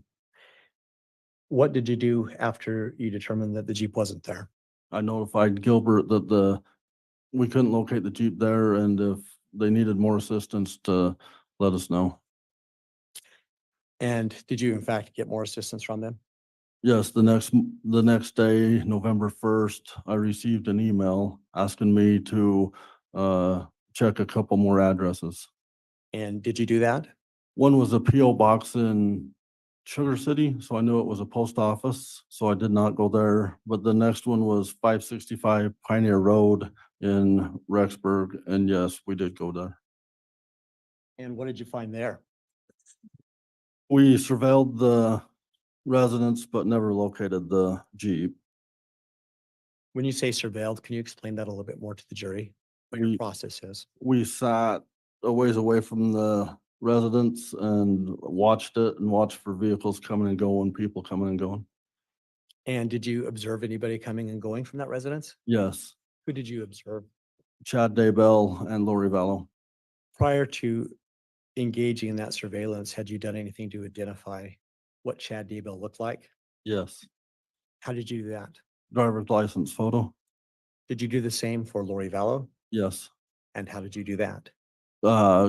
Gilbert, Arizona had sent a picture. Did you eventually, let me withdraw that. Do you recognize Chad Daybell in the courtroom today? Yes. And what is he wearing? Blue shirt and a yellow tie. Where is he seated? Table. So at some point in your surveillance, you saw Chad Daybell and Lori Vallow, is that correct? Yes. Explain to the jury when you first saw them. First, we seen Chad Daybell leave the 565 Pioneer Road, and we surveilled him out to 202 North, 1900 East. And Judge, if I could have some foundation as to time, date, place, year. All right, Mr. Rickson, if you'd like to re-ask with more detail. Sure. Lieutenant Powell, what date was it that we're talking about that you were surveilling and first see Chad and Lori? November 1st, 2019. These addresses that you were surveilling, where were they again? One's in Madison County and one would be in Fremont County in Idaho.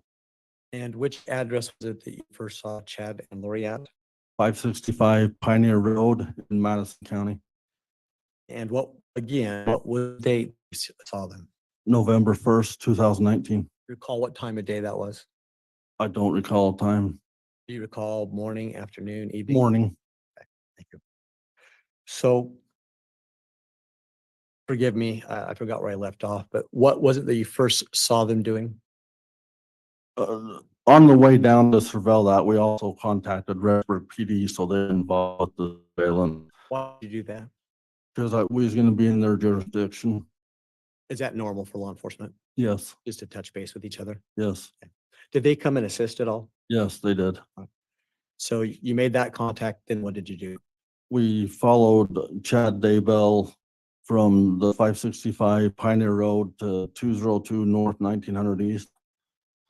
And what did they do at that location? He went in the residence for a little while and left. We surveilled Mountain America Credit Union in Rexburg, Idaho. And we lost him after that, so we went back and surveilled the house again, the apartment. Back that same day or a different day? Same day. About what time was it that you went back? I don't know exact time. I'm guessing late morning. What'd you see next? We seen Lori Vallow leave and go to Sugar City to the post office box, Anything else? After there, she goes to Walgreens and then Walgreens back to the apartment. What did they do at the apartment? Then they both go from the apartment to Idaho Falls. We surveil them to Mountain America or the Mountain Credit Union in Idaho Falls, and then the Hobby Lobby, and then the Cafe Rio. Excuse me. What did you observe them doing, if anything, at Hobby Lobby? Holding hands as they is walking in the store. And let me ask, did you take any photographs of that? I did not. Did any other law enforcement take photographs of that? Yes, Do you recall who it was? don't recall.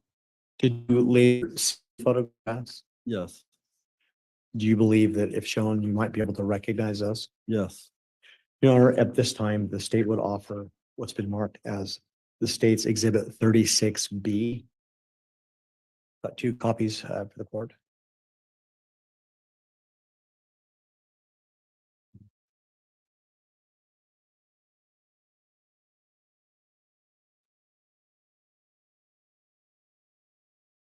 Judge, I'm gonna voice objection for relevance. I'm not seeing the relevance here. All right, if I could if I could view the exhibit, please, before I rule on the objection.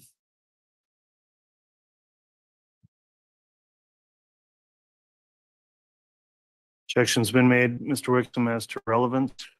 Judge, at this point, it goes to what's in the photo we believe shows the nature of the relationship, which isn't just relevant for this witness's testimony, but for the theory of the case overall. It helps to show the relationship between the two. All right, I've considered the objection, given the nature of the conspiracy charges in the case, and there is relevance under 403, and will therefore overrule the objection, and the exhibit 36B may be admitted. Thank you. May I ask to have those handed to the witness, please?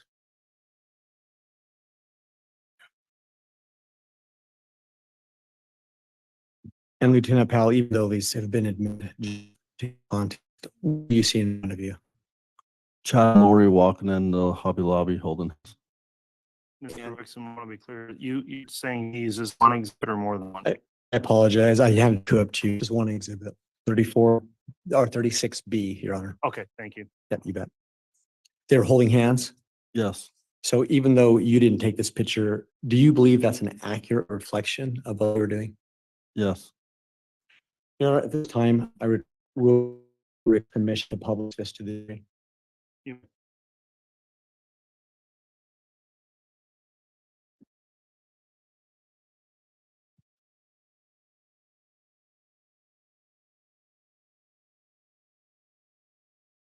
So, Lieutenant Powell, if you'll please look at the monitor up there, this photo. Since we didn't all have your vantage point, will you just explain again what they were doing to the jury? they're holding hands walking in the Hobby Lobby. Were they holding hands the whole time walking in? Yes, Now, did you go inside the Hobby Lobby? no, we're not. Uh, What did you do while they were inside the Hobby Lobby? Waited outside. And how long do you believe they were in there? I don't recall. Okay. But did you wait long enough to see them exit the Hobby Lobby? Yes, And what did they do after that? got in their vehicle and drove over to Cafe Rio. What happened then? Did they go inside? Yes, Did you happen to go inside? yes, myself and Chief Deputy Gardner went inside. Did you observe them in there? Yes, Your Honor, at this time, the state would offer State's Exhibit 35, which is already stipulated to be admitted, but 2 copies for the court.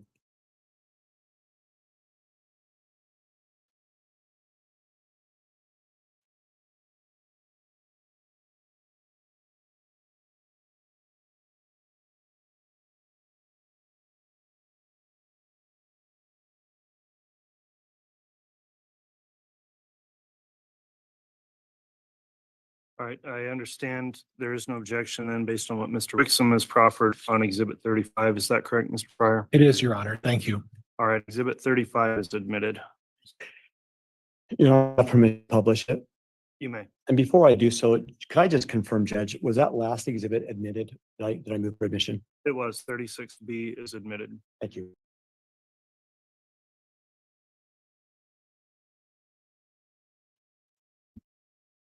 What is that a picture of, Lieutenant Powell? Chad and Lori eating at Cafe Rio. And did you observe anything else about their behavior or conduct together while they're at Cafe Rio? No, What happened after they left Cafe Rio? we ended surveillance. Why did you end it there? The time of night and, prior engagements people had. Okay. Your Honor, it would now be an appropriate time to stop my direct examination, considering the hour. Yes, let's go ahead and take our lunch break at this time. We will try to do it in an hour, back on at 1, but we'll allow sufficient time for so to have lunch, take the necessary, so we'll come back on after the break. All rise, please.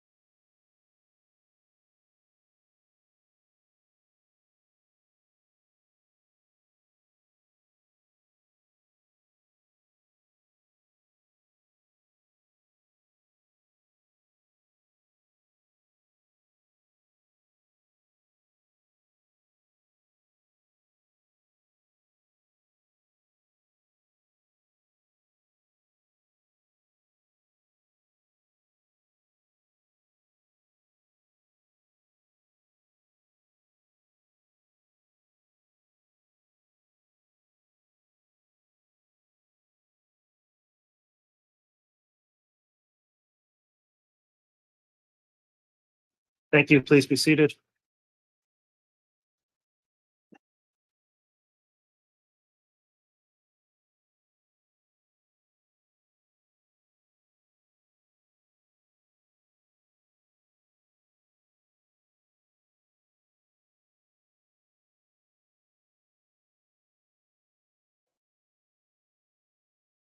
Mr. Bailey, if you could please have the jurors return to the courtroom. Yes, Your Honor.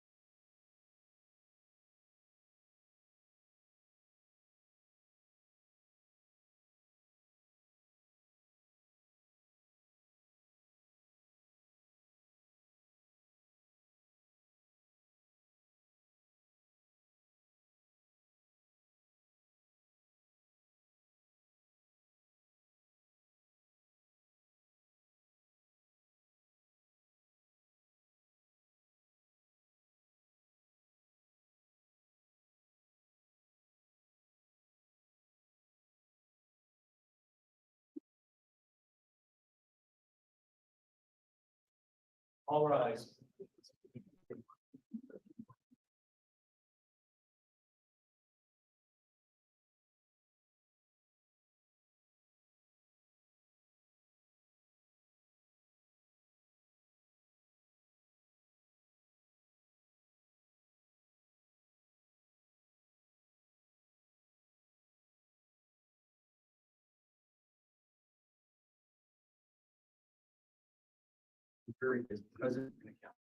All right, thank you, Mr. Bailey. Please be seated.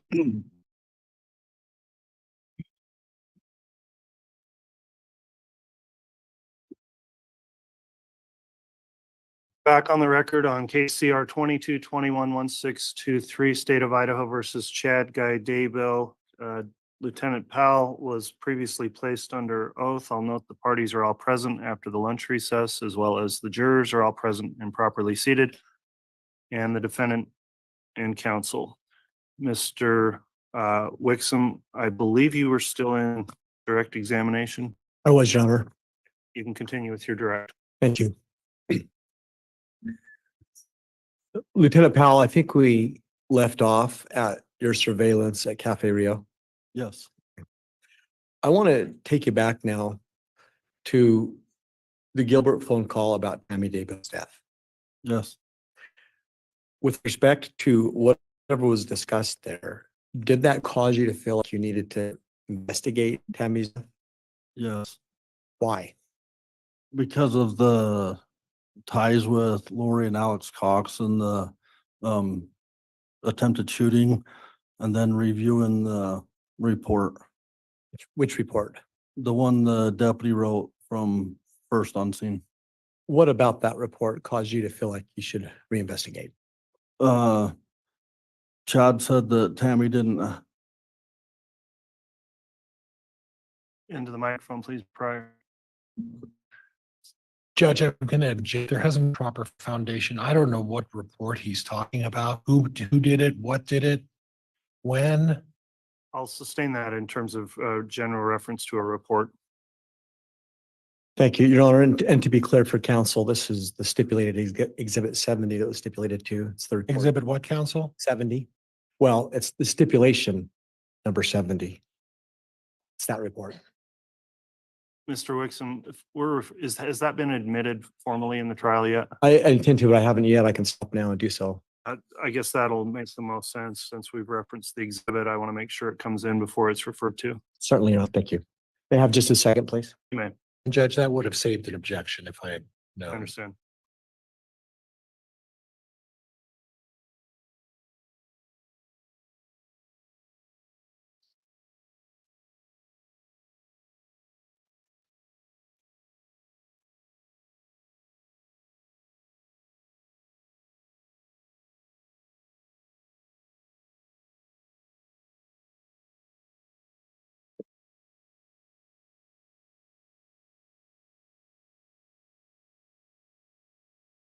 You know, at this time, I'd like to hand up to the court, after defense counsel reviews it, a copy of the report from Deputy Allison Greenhall.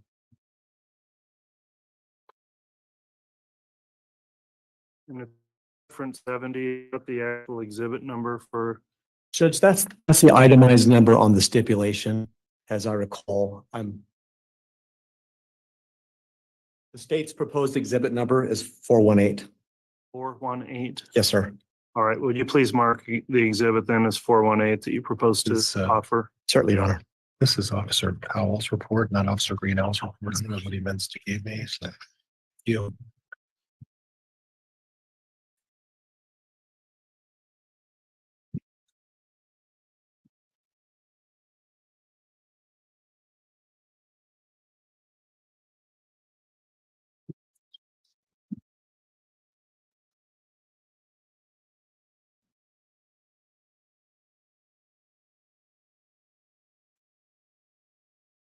Thank you.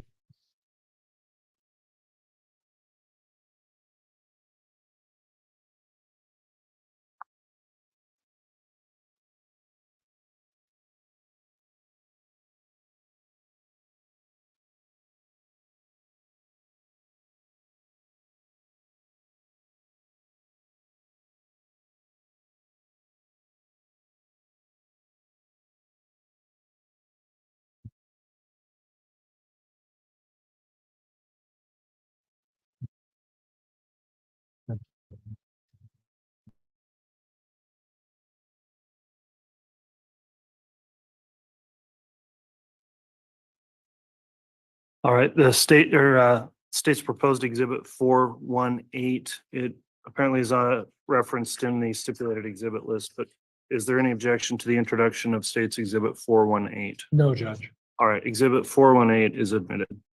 Thank you. May I ask to have that handed to the witness, please? Yes.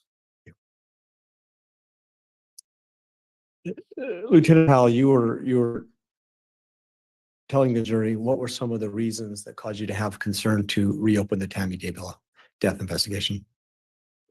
Chad tells Deputy Greenhall that Tamara didn't have any serious medical conditions. Let me stop you there. If you're going to refer to the exhibit to refresh a recollection, I'm going to ask the court permission to allow you to do so, but you probably shouldn't read from that. Oh, is that, Your Honor, may he have permission to refresh the exhibit? Well, it's actually an admitted exhibit, so Well, if he's got permission to read it, then we'll continue on. you can ask your question, but once it's an admitted exhibit, the jury will have that. Right. Thank you. So go ahead then, Lieutenant Powell. He tells Deputy Greenhall that Tamara don't have any serious medical conditions and that she don't go to the doctor often. Anything else in there that caused you to investigate her? Last time she was the doctor was 2 months ago for an arm injury. Okay. So upon reviewing that, considering the information, what steps did you take to then investigate Tammy's death? Ran a controlled substance, it's called PMP, Prescription Monitoring Program, where you can run a name and they'll tell you if they're on any controlled substance, medications that are controlled. Is that a law enforcement program? Yes. Did you find that? She was prescribed tramadol. Anything else from that report? Not from that report, no. So what did you do next? Got with the prosecutor and got a search warrant for Walmart pharmacy. Why Walmart pharmacy? That's where it was prescribed to, picked up. What did you find as a result of the search warrant from Walmart pharmacy? She was prescribed oxetine and tramadol. And what did you do next? She was prescribed fluoxetine from Seasons Medical and tramadol from Teton Medical. So I got search warrants for those two medical records. Did you get records from both those entities? Yes, I did.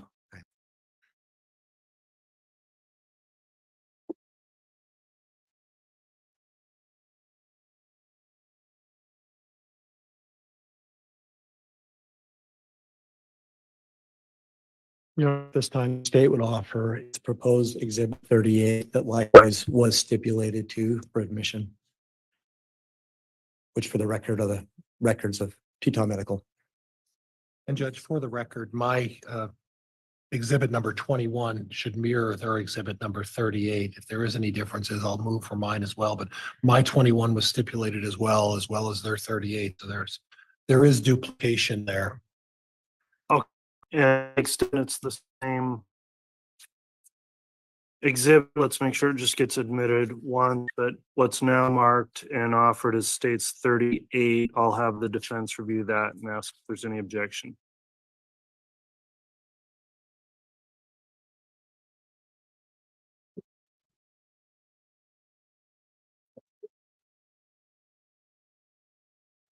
Hang on one more.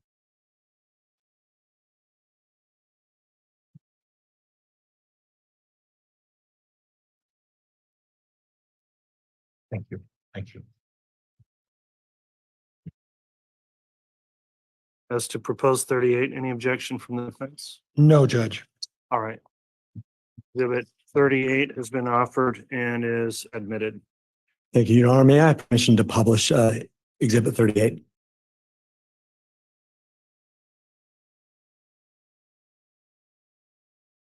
May the copy I've got, counsel, is essentially illegible on second page. Judge, if I could suggest, Third page, I would say it's actually 3 pages.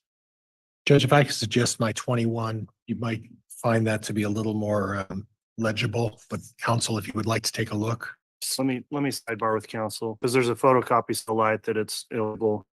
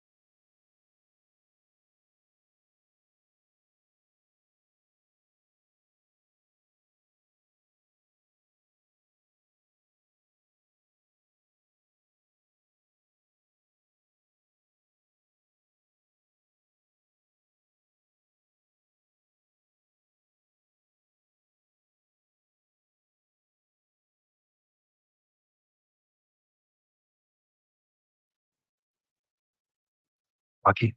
All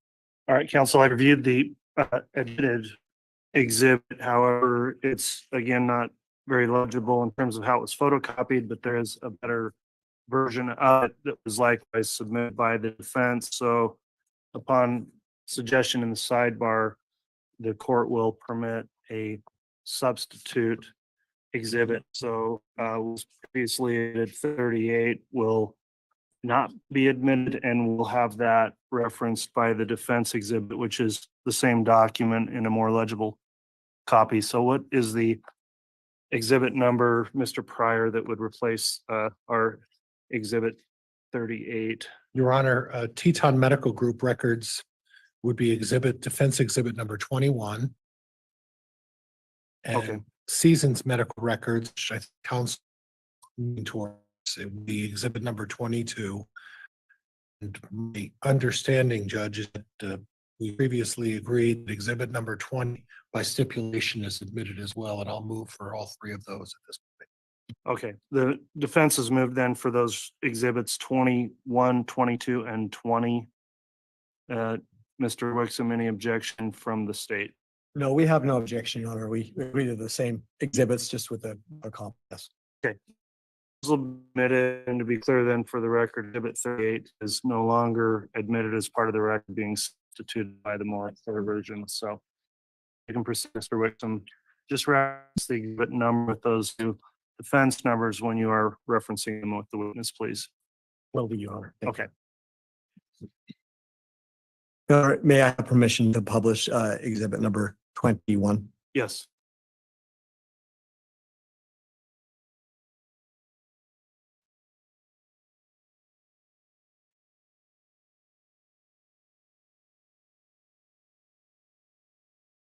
Lieutenant Powell, what is it that you see on the screen? The medical records from Teton Medical Group. And can we explain to the jury, in your role as a lieutenant in terms of helping subordinates deal with unattended deaths, is it typical for you to get medical records and look at them? Yes. And you're by no means a doctor, correct? But you review them to see if you can discern anything about the subject health? Yes. Okay. What did you see in this Teton medical record about Tammy Daybell's health? The past medical history was just anxiety, depression, and anemia. Other than that, everything appeared to be normal. So when you when you sought a warrant for these particular records, how many years time span did you ask for? 2 years. Was this the only record that was returned? Yes. What's the date on the record? 9/6 of 2019. Does that indicate anything to you about Tammy's health status? She was healthy at the time that she was at that doctor. What about the fact that this is the only record? Does that tell you anything about her health status? It appears she's healthy.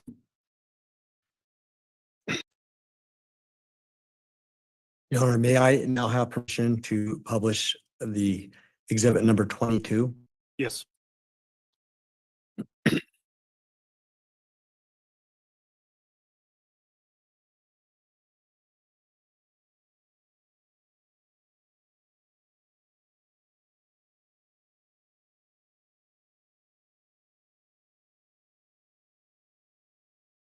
And please just refresh for the jury, who was the second provider that you sought records from under the warrant? Seasons Medical. And I want to call your attention to the screen again. What is that you see? The medical records for Tammy from Seasons Medical. And in fact, when you subpoenaed, sought record pursuant to warrant, what time span did you look for? 2 years. And were there any other records besides this? No, there was not. What's the date on this record? 10/6 of 2015. What, if anything, did you discern from these records? He was being seen for depression. Anything else? No. What did that do to, how did that impact your decision how to go further to investigate in any way? Yes. What way did it impact? She appeared to be healthy, so I got with the prosecutors and got a warrant for exhumation. Can you explain what the exhumation process is to the jury, please? She was buried in Springfield, Utah, so had to get with the court in Utah, got a warrant to exhume her, and that did up and take her to have an autopsy done. And that order was issued? Yes, it was. And did you attend that examination process? Yes. Your Honor, may we approach at this time? Yes.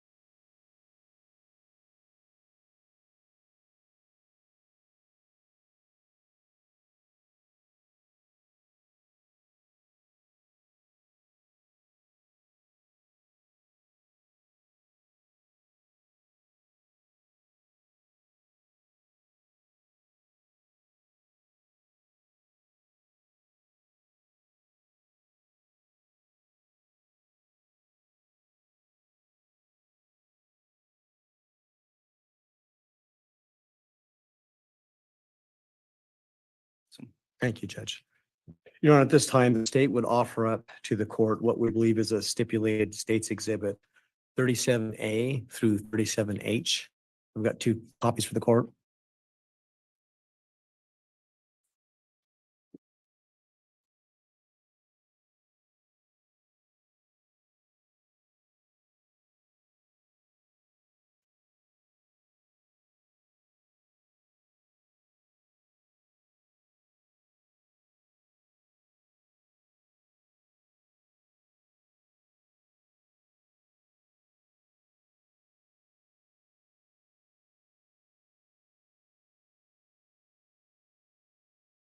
And Judge, these were by stipulation of the parties as well as other photos that will be published at a later time by way of stipulation. All right, I'll take a quick review of them.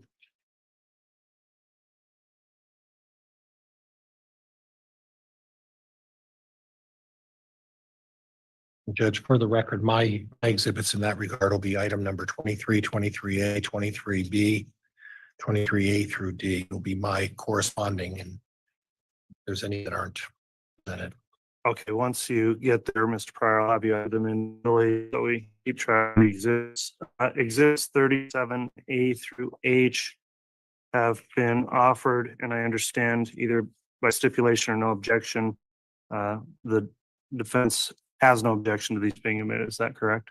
That's correct, Your Honor. All right, exhibits 37A through H all individually are each admitted. And Mr. Wixom, you can continue. Thank you. Your Honor, may I have permission to publish various parts of this exhibit? Yes. Thank you.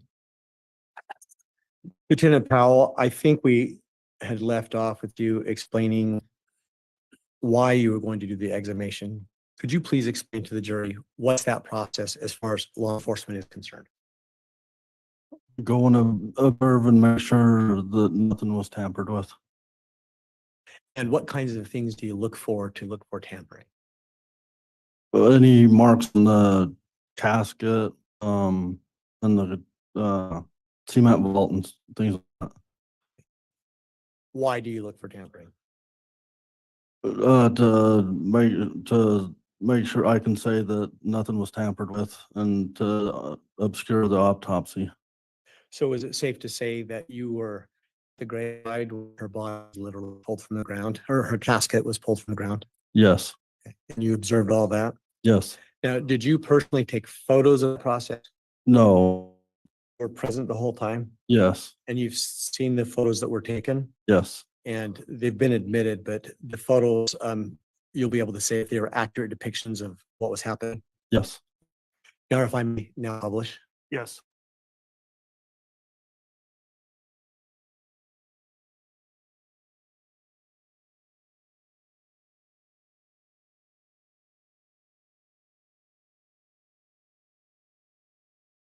Luke, can you please just explain to the jury, what are we looking at? the backhoe getting ready to start digging the grave out. And this is Ms. Daybell's grave. Yes, And where is this again? Springfield, Utah. Now I call your attention to what's been marked as 37B. What's that? The backhoe digging the grave. 37C. Then lifting the cement vault out of the grave. 37D. The cement vault. 37E. The lid taken off the cement vault in the casket. 37F. The inside of the cement vault. And I'll stop there. In the course of your observation of this part of the exhumation, did you see any tampering? No. What did you look at?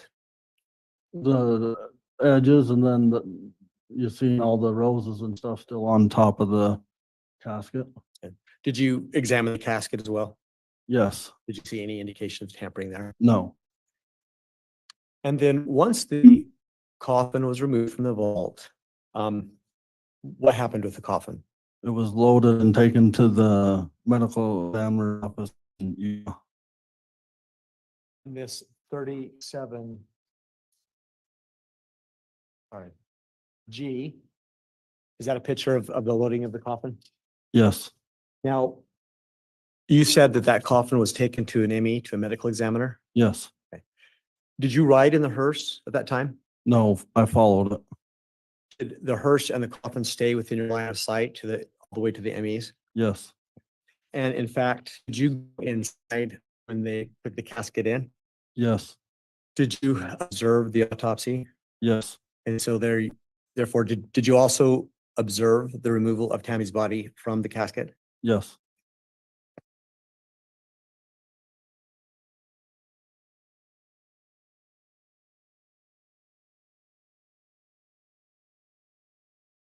And what do we see here, Lieutenant? Tammy Daybell's body. You, at that point in time, look for potential tampering? Yes, Did you observe anything? no, And was Tammy's clothing eventually removed from her? yes, And did you have an opportunity, the autopsy began? yes, And did you see any signs of tampering at all? no. Lieutenant, once the exhumation was completed, did you do anything personally that furthered the investigation? I assisted with the search warrant on January 3rd. And what search warrant was that? 202 North 1900 East at the Daybell residence. And, excuse me, what was the purpose of that warrant? Looking for electronics, and other things in regards to Tammy's. And your role in that search? I was there helping search, and when something was found, the FBI ERT team would come photograph it and process it. And then how were you involved at that point? After we was all done and the FBI had processed everything, they turned it over to myself and Detective Mattingly. We loaded them in our vehicles, transported it to the Montgomery Sheriff's Office. Was that the end of your involvement? Yes, At some point, was this further investigation of Tammy's death turned over to someone else in the Fremont County Sheriff's Office? yes, the detectives. And why was that? Just, I had other things they wanted me to be doing and wanted it turned over to detectives. And to be clear, as a lieutenant, how many subordinates do you guys? Approximately 24. Oh, no, it'd be probably about 27. And would that include patrol officers as well as detectives? Yes, Is that part of the reason why you as a lieutenant would then just assign the case to a detective? yes. From the point forward, did you have any other involvement in Tammy's death investigation? No. You know, I may have just a moment, please. Yes.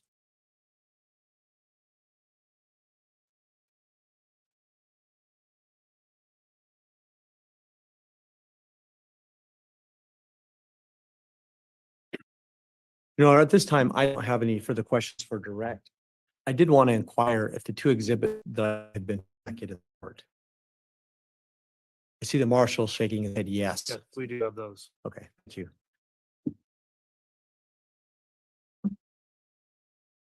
All right, Mr. Pryor, you can Judge, cross. thank you.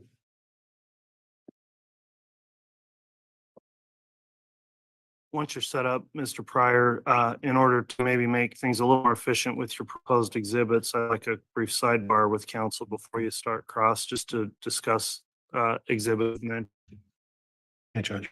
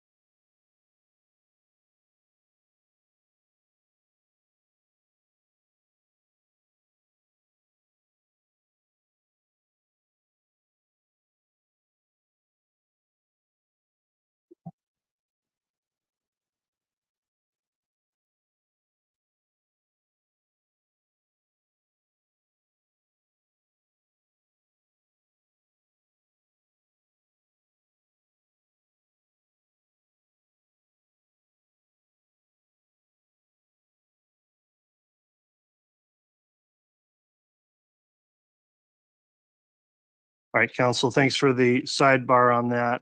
Also, just pointed out to the court before the state concluded direct, we did have admitted, not actually given to the Exhibit 20, I think is a death certificate, and we need to get that to the bail for entry into the court record.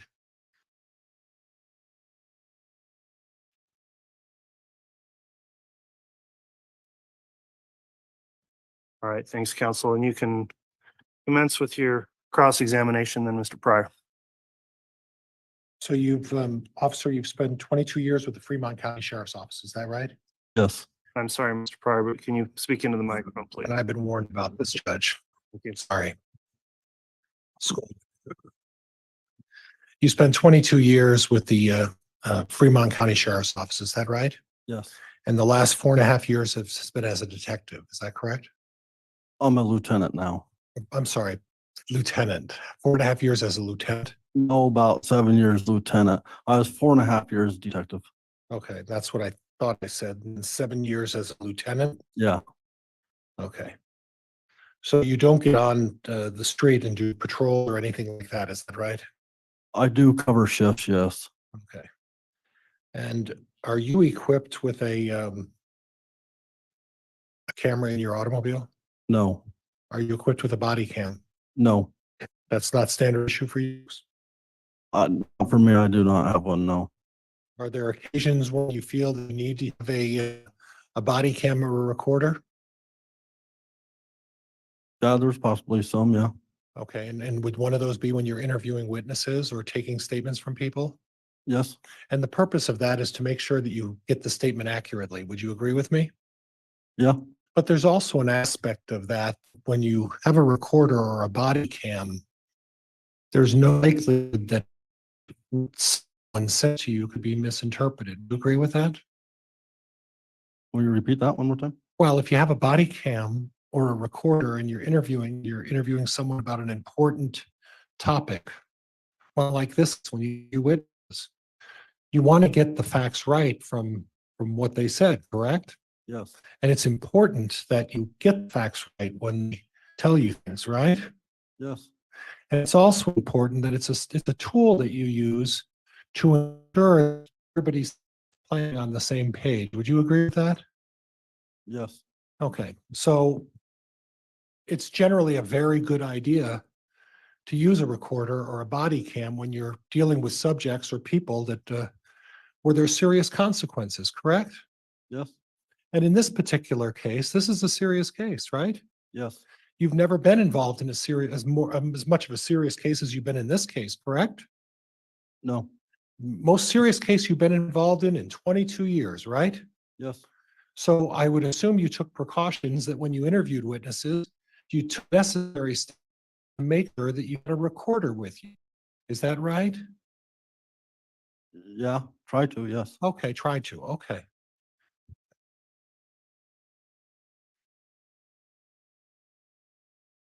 Now you received a call from the Gilbert Police Department, right? About this case, Tammy Daybell. Yeah. And I read a report, and I think he accurately reflected what they were talking to you about. Lori Vallow and Alex Cox were involved in an attempted shooting of Brandon Boudreaux. Is that right? Yes.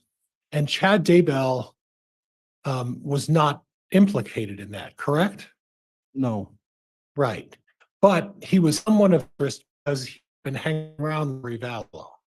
He's a known associate. Known associate, but there was no implication that he had any involvement in the shooting of Brandon Boudreaux, right? No. That was Alex Cox and that was Lori Vallow. And when did that shooting take place? I don't recall a date. What year? Would have been 2019. Okay. Okay. You don't recall the month, right? I received the call in October. Okay. So at this point, your investigation was centered around the fact that Lori Vallow and Alex Cox knew Chad Daybell somehow, right? Yes, And part of your surveillance, you were able to establish that in November, right? November 1st. Okay, of 2019. At that point, you were able to establish that there was some sort of a relationship between Lori and Chad, right? Yes, And that was after Tammy's death, right? yes. So really, if two people who are not married are going to a Hobby Lobby to pick up whatever they're picking up, that's not really suspicious, is it? It depends, I guess. Oh. It ain't suspicious, no. Well, you said depends. I want to know what's suspicious about two people who are single going to a Hobby Lobby. Will you tell me that is? Well, it ain't suspicious, no. Okay. And then going out to eat at a restaurant, there's nothing suspicious about two people who are single going to a restaurant to have something to eat. Is that right? Right.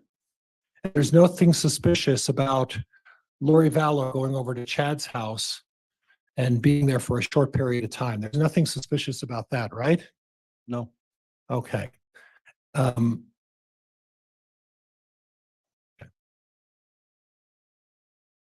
So I'm having some difficulty here. Difficulty I'm having is that you get a call from the Gilbert police suggesting that Chad Daybell knows Alex and Lori, right? Yes, And based on the fact that they know them, you get an order from a judge to dig up Tammy Daybell, right? the medical records and everything, yes. Okay. With the medical records, what's the everything? Chad saying that she had no medical issues. Okay. All right. Judge, could I have Judge, could I have exhibit number 21, please? Yes.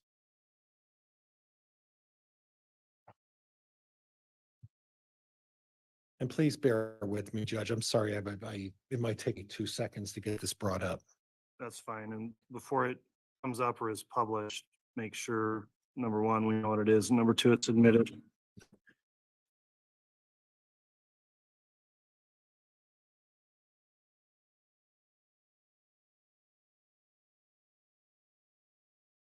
And officer, it's previously been admitted, Teton medical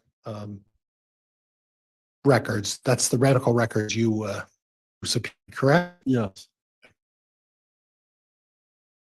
All right. And 21 is already admitted. So It is, Judge. And I'm going to go through 20, 21, and 22. That's all right. Thanks for clarifying. Those are all admitted. So you can publish without permission, Mr. Pryor, if you'd like.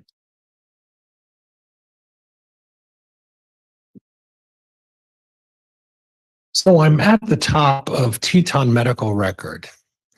And what I'm looking at on the left-hand side of the letter where it says past medical history, right? Okay, first at the very top is anemia. Right? Did you research what anemia is? No, I did not. Did you research what the medical condition, what people experience as a result of being diagnosed with anemia?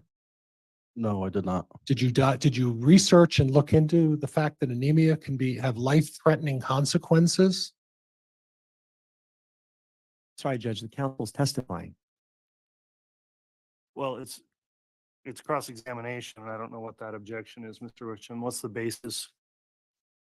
But she's describing how serious anemia is, and this witness has never spoken to that issue. So counsel's trying to testify as to how serious anemia is. It's a medical condition. This witness was freely admitting that he's. I don't want a speaking objection. I'll sustain the objection on instance facts, not in evidence. Okay. And let's move down the list. The next one is anxiety, right? Yes. Okay. And then the one down below that is depression, right? Yes. And Tammy Daybell was taking medication. She was taking Prozac, which is fluoxetine. Is that right? Fluoxetine, yes. Fluoxetine. Correct. And she was also taking tramadol. She was prescribed tramadol, yes. Right. And what's the tramadol for? Pain. Okay. So she was in some discomfort of some kind. Yes. Okay, and then we go down below, this family history. And would you read the 4 lines under what Tammy's family suffers as a result of family history, please? Mother suffers from cancer, suffers with cancer and thyroid issues. Father suffers with depression and heart disease. Okay, thank you. And Judge, that's all I have for 21. Judge, could I be handed exhibit 20? Yes. Thank you.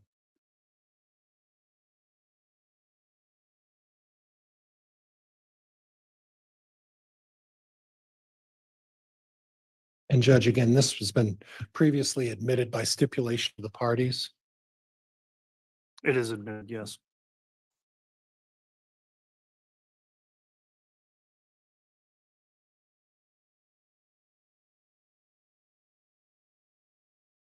Now, did you take the time to look at Tammy Daybell's death certificate? No, I did not. You didn't consider that. No. So you looked at some medical records and said she has anemia and she's on Prozac. And you looked at Officer Greenall's report, right? Yes. But you didn't look at any death certificate. No. Did you read Brenda Dye's report? No, I did not. Did you read Officer Greenall's report? Yes, I did. Okay, so when you took into consideration of why you dug up Tammy Daybell, and by the way, just before we get there, Tammy Daybell's children were never notified that you were digging their mother out of the ground, were you? No, I was not.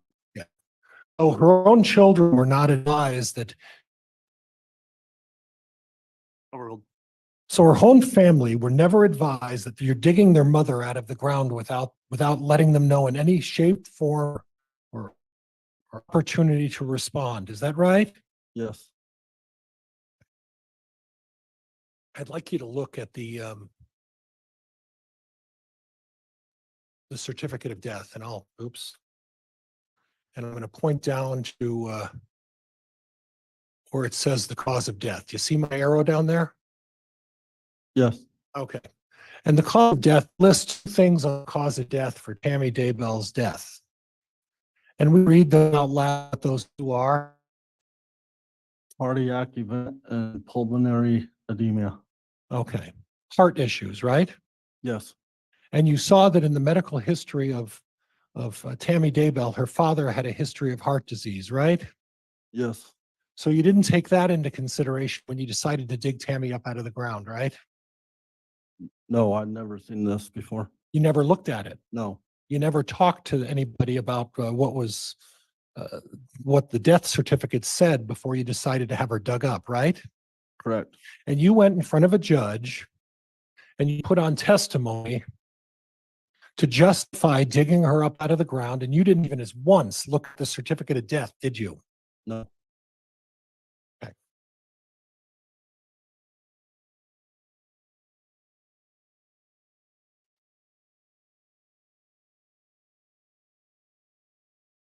Judge, counsel previously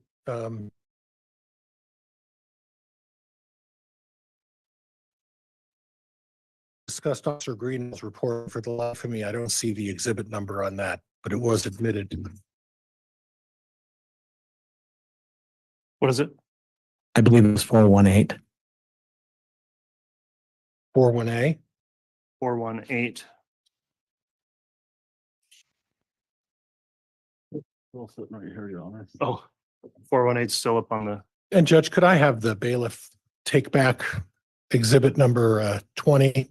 Yes. And exchange it with me with the And yeah, 418 was still up there, so. thank you.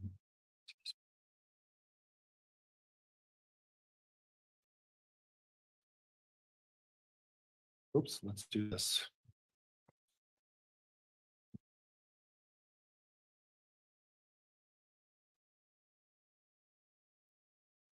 Size. Okay.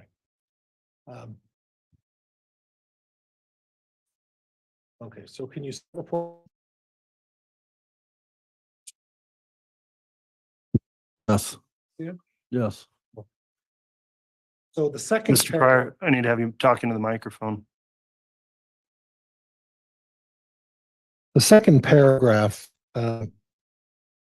talks about how Tammy was found by her husband. Is that right? Yes. Okay.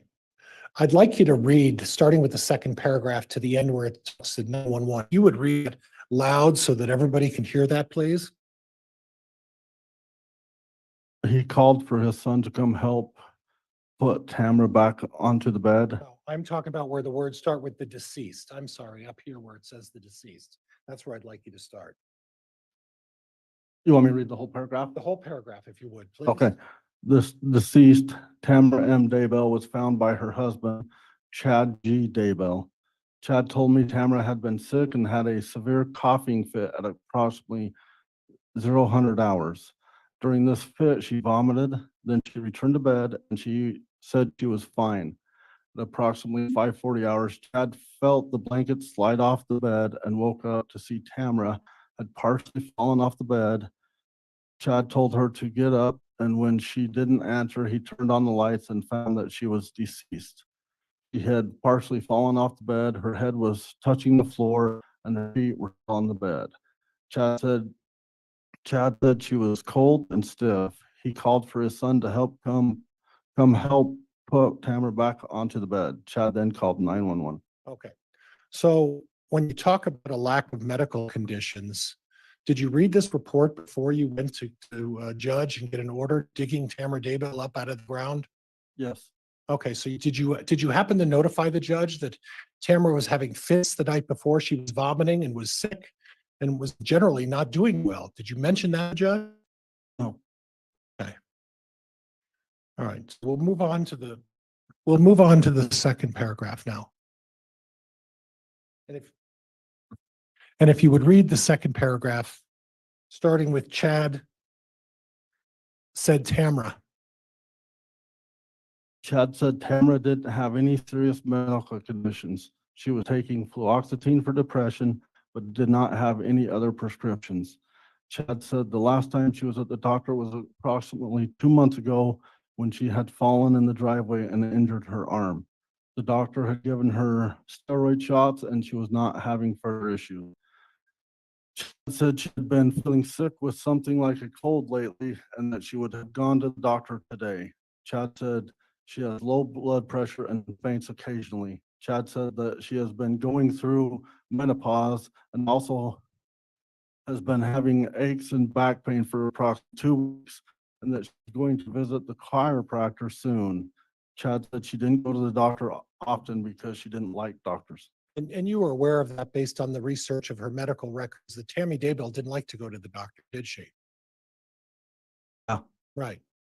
And you were aware that Tammy Daybell would use herbal medicine and oils and other medications in lieu of going to the doctor to try to cure herself in other ways, untraditional ways, right? That's what the report said, yes. Right. So instead of going to the doctor for fainting spells and for these other things that were going on, she would take supplements and do things like that, right? Yes. Okay. And then I'll go back down. And the next one talks about Chad showing all of the over-the-counter medications she takes. He said she's taken approximately 10 bottles on the tablet every morning that she takes to help her. Okay? And then read the last line where it says most. In that paragraph I just read, where the last sentence of was. Most of what was covered. Mr. Pryor, you turn that sideways so they can't. Sorry, that makes it tough, doesn't it? I was trying to pull one on you, apparently. Go ahead. Most of what was covered was essential oil and natural remedies and some pain medications. Okay. So it looks like the list below talks about the Prozac, acetaminophen, ibuprofen, whatever vitality extracts are, but at the very bottom, it says supplement, right? Yes. And what is that supplement for? A supplement for bruising and sore muscles. So for treating bruising and sore muscles. Did you have any history that Tammy Daybell had a history of easily bruising? I didn't, see any, no. Did you see anything that suggested that Tammy Daybell had bruises on her body at the time she passed away? Yes, there was some. Yeah, and you're aware that those bruises were old bruises, right? I don't recall. Okay. And if Brenda Dye put in her report that they were old bruises, you would have no reason to dispute that, right? Yeah, no reason. Okay. But Tammy Daybell clearly was taking medication bruising. That's what the report said. Yeah. That's what the report says, right?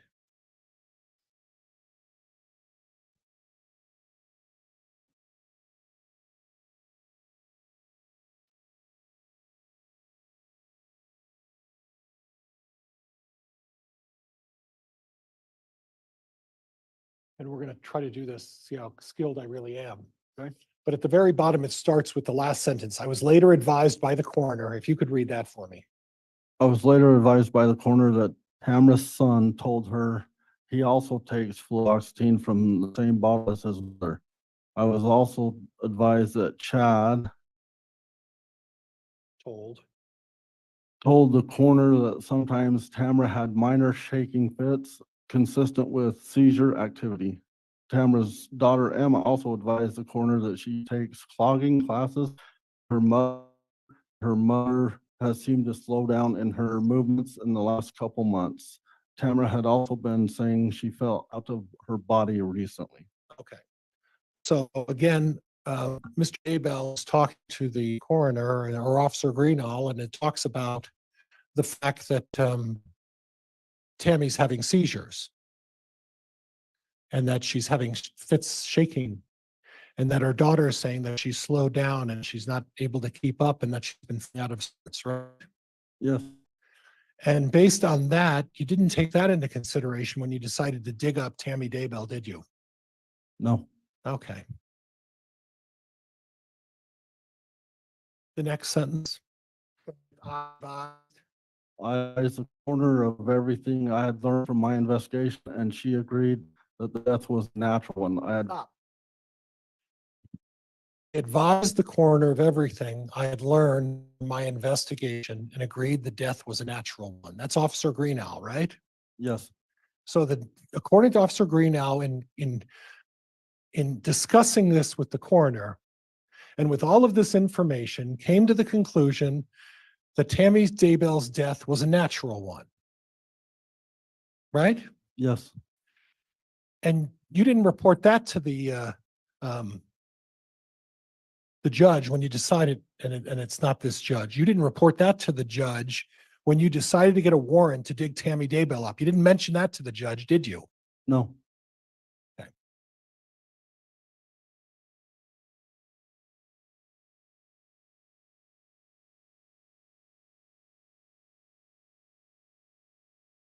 Last sentence in that paragraph. Would you read that one for me? The coroner determined an autopsy was not necessary unless the family wanted one, which they did not. Okay. And then the very last sentence before Officer Greenall, where it says it was determined by the coroner that the death was due to probable heart attack due to pulmonary edema. okay. And this is a determination that was made by a coroner at the time of the what you call the unattended call of Tammy Daybell, right? Yes. And in talking with the folks down in Gilbert, they told you that Chad knew Lori Vallow, right? Yes. They had no other information about the death of Tammy Daybell, did they? No. You had the information, and you're the one who took that information and went in front of a judge and got an order to dig Tammy Daybell up. Yes. And you did it without telling the children that they're digging their mother out of the ground. Is that right? Yes. And you didn't take into consideration the seizures, did you? No. You didn't take into consideration the shaking, did you? No. You didn't take into consideration the anemia, did you? No, You didn't take in any of the medical information other than you told the judge there's no medical history here. That's what you told the judge, isn't it? off the medical record, yes. Off the medical records, right? Yes. You didn't look at anything else, right? No, You didn't look at the certificate of death that says pulmonary edema, heart issues, did you? I did not see that, no. You didn't see it or you didn't look? I didn't look. Judge, I'm done. This officer's under subpoena to be called back. I intend to call him back. All right, I'm gonna some redirect.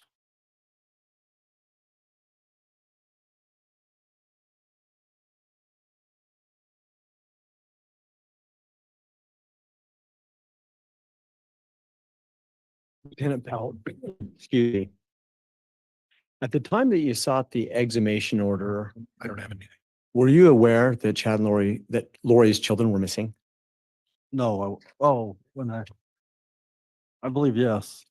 Were you aware that Chad and Lori had a quick marriage after Tammy's death? Judge objects. It goes beyond cross. Overruled. You can answer that. Will you repeat the question, please? At the time you did seek the exhumation order, had you become aware that Chad and Lori had a quick marriage right after Tammy's death? Yes. And in fact, as to the dates, what was the day that Tammy died? I was notified, October 19th, 2019.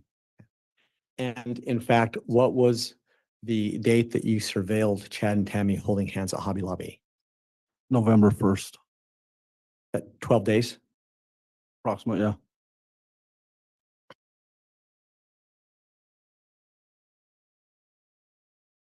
Mr. Pryor asked you several questions about Ally Greenhall's report. Yes. Do you recall who provided the bulk of the information in that report? Chad Daybell. And did you ever find out prior to requesting an exhumation whether Chad Daybell wanted an autopsy? The reporter said he did not. Did that factor into your decision to seek an exhumation order? Yes. How? Just all the circumstances and medical records and everything. Prior to seeking the exhumation order, had you ever heard the name Charles Vallow? Yes. And who that? Judge, this is going beyond cross. I do agree with that at this point. May I argue it, Judge? Go ahead. Judge, with the extensive cross-examination about challenging this officer's request for exhumation, I think it's not outside the cross. It's maybe another data point, but it's well within what the cross-examination Well, was. I don't know if it is or not. The way it's asked just seems to be going into a new area. So if it's tied in somehow to the cross, then I may allow it. But for now, it's objection sustained. Okay. Lieutenant Powell, were there other reasons that I've not asked you yet that went into your decision to seek an exhumation order? All the deaths surrounding Lori Vallow and Cox. What were those deaths? Her, Again, going in an area that was not opened up. No, I believe I'm it's, going to object, Judge. that's opened up. So I'll overrule the objection. Could you please explain to the jury all the deaths, what you meant by that? Lori Vallow's last husband had been shot by Alex Cox. Did you understand approximately what date that had occurred? I don't recall the date. Was it part of the information that was relayed through Gilbert Police Department? Yes. So how did the fact that Lori's husband had been killed factor in to your suspicions about Tammy's death? And well, you had the attempting shooting, the murder. And I'm just asking you from a common sense perspective as a law enforcement officer, how was that information impacting you to decide to get an exhumation order? Judge calls for speculation. I'm Give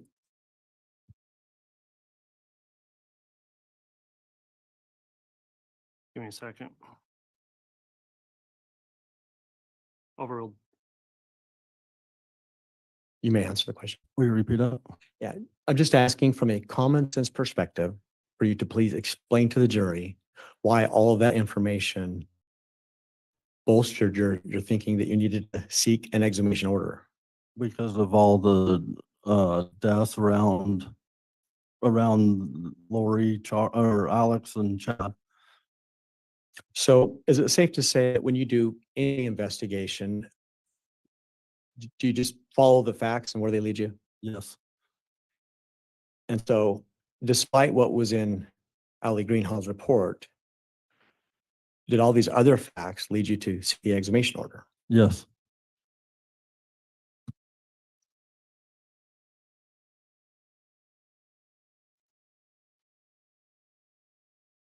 To be clear, you were asked several questions about the death certificate Yes. and who issues a death certificate typically. The coroner. I'm just asking if you are aware of whether or not the coroner at the time of Tammy's death had all this other information about Lori and Alex and Charles Vallow. No, she did not. Objection, Judge. There's been no basis to establish where that knowledge comes from. Moving to strike. Yeah, the objection did come in late, but I will sustain the objection for lack of foundation and I will strike the answer. So I'm instructing the jurors to please disregard that last answer.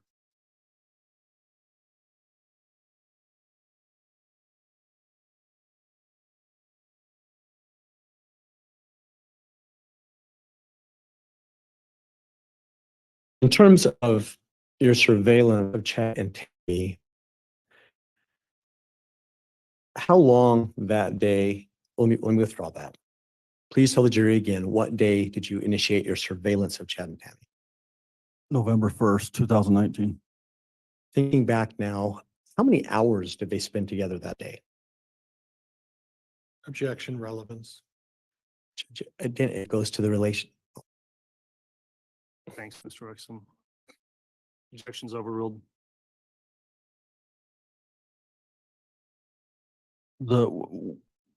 I'd just say approximately 4 to 6 hours.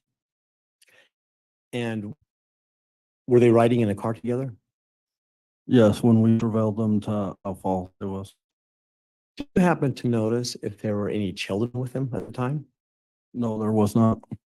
You never saw any children with them at all? Never seen any children.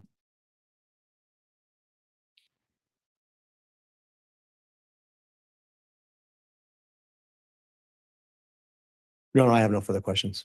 Judge, could I recross in the event that he brought up some things about Mr. Vallow that I would like to be able to touch on a little bit? Very limited in scope. Thank you. I'll allow that.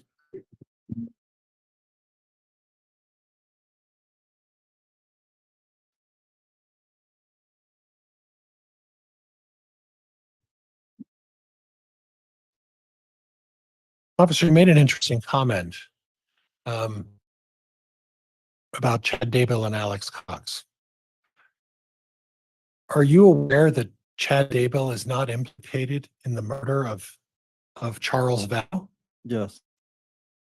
Okay, not involved, right? Not to my knowledge, no. And in the shooting and attempted murder of Brendan Boudreaux, same thing. Alex Cox, Lori Vallow are implicated in that crime, right? Yes. And Chad Daybell is not implicated in that crime. Is that right? Not to my knowledge. Oh, this other knowledge that Mr. Wixom spoke to you about, this knowledge that somehow Chad, he must have known these people. So because he knew those people and he's not implicated in those other murder and attempted murder by Alex Cox, Chad's not implicated. How does that give you a right to dig up Tammy Daybell? With the association, all the deaths around it. Oh, so because she went to Hobby Lobby with him, because she went to a restaurant, and because you surveilled them, and obviously they were having a relationship, right? Yes. And that's the other information you used to dig her out of the ground, right? Yes. Judge, I have nothing else. All right, that'll conclude the recross then and not having any more redirect. So is it correct to state then this is to be recalled? Judge, today we may well reserve the right to recall this witness. And I believe he's under subpoena by the defense law. He's under subpoena by the defense, Judge. Oh, okay.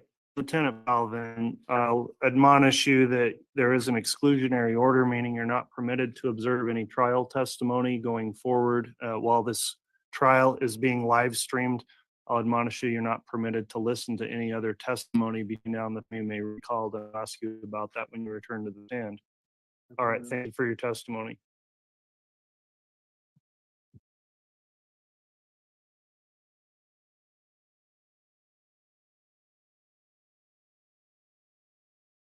All right, council, we are going to go till 3:30 today. Does the state wish to start in with another witness and take an afternoon break shortly, or would you like to do that now?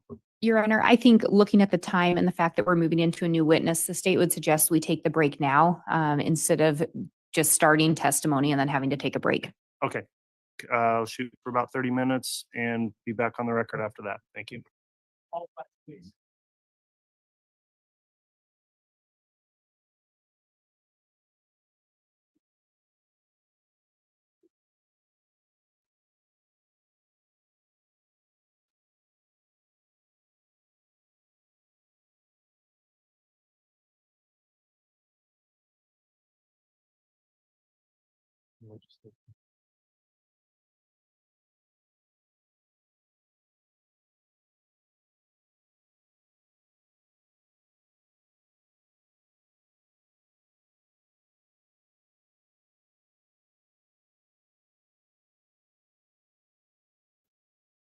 People will be back.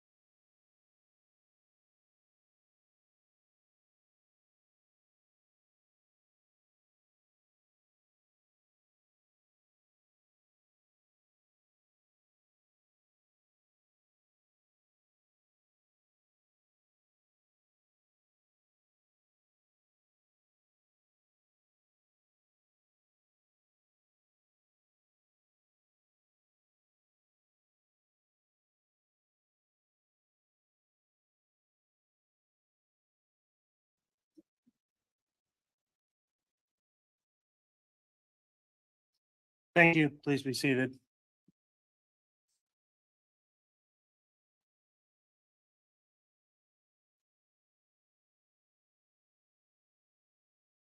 All right, before we get started, I will go back on the record. We're on CR 22-21-1623, State of Idaho versus Chad Guy Daybell. We just completed the afternoon recess. I do want to remind everyone in the courtroom, there's a courtroom conduct order governing things that they can go without issue, and most importantly to me, without disturbance of our jurors. And we have had an issue today with some of those attending, and they have not been permitted to return to the courtroom at this time. And so I just want to remind everyone, it's very important that you do follow that. You're certainly welcome to come here and observe, but any type of behavior or conduct that starts causing any sort of interference with our jurors' ability to observe evidence of the case just be permitted. So thank you for everyone else here for following that order. And with that in mind, we can have the jurors return, please.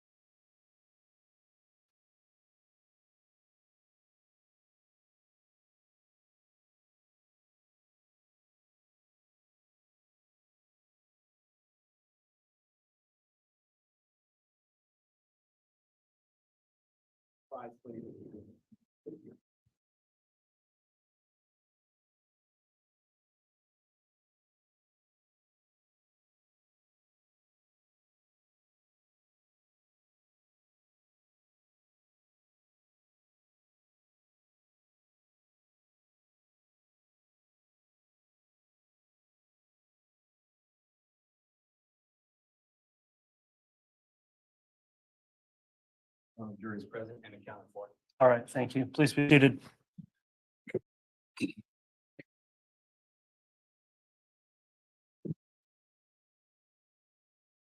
All right, we've concluded the mid-afternoon recess. We're back on the record.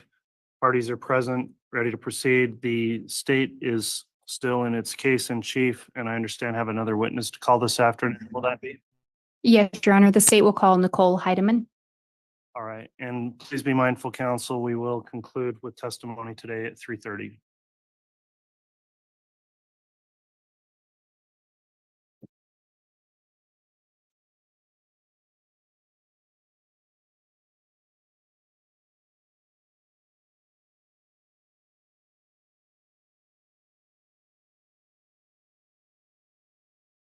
Solemnly swear or affirm the testimony you're about to will be the whole and not about to, so help God.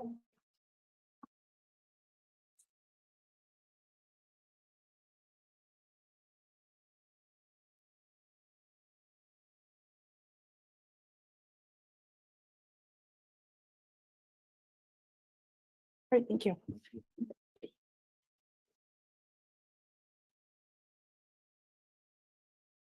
All right, and do I refer to you as agent? I'm a tactical specialist. Excuse me? A tactical specialist? All right, tactical specialist. Forward. I just wanted to inquire, now that you're under oath, for purposes of your testimony here, the court's issued an exclusionary order, meaning I'm not permitting any witnesses in the case to previously view testimony of other witnesses. we are live streaming these proceedings, so I'm going to inquire whether or not you have reviewed or watched any of the testimony in this trial thus far. I have not. Very well. Thank you for answering that. Ms. Blake, if you'd like to inquire, you may. Thank you, Your Honor. Will you please spell your name for the record? Nicole, Nicole, last name Heidemann, Heideman. Where are you currently employed? The Federal Bureau of Investigation. How long have you been employed with them? Almost 16 years. What is your current title and or position? Tactical specialist. Have you held other positions within the FBI? I have. And what are those other positions? Prior to that, I was an evidence control technician. At some point, as part of your employment, did you become involved in an investigation regarding some missing children in approximately 2019 or early 2020? Yes. Do you recall who those children were? Lori Vallow and Tylee Ryan. As part of your job duty, were you given specific assignments with regard to that investigation? I was. As part of your duties, were you asked to look into evidence and data collected to determine phone attributions? Yes. Can you tell me a little bit about what phone attribution is? Yes, phone attribution or phone number attribution is an attempt to identify the likely primary user of a phone number. And as you reviewed the data and different reports, did you also discuss the investigation with special agents, detectives, or other law enforcement officers? Yeah.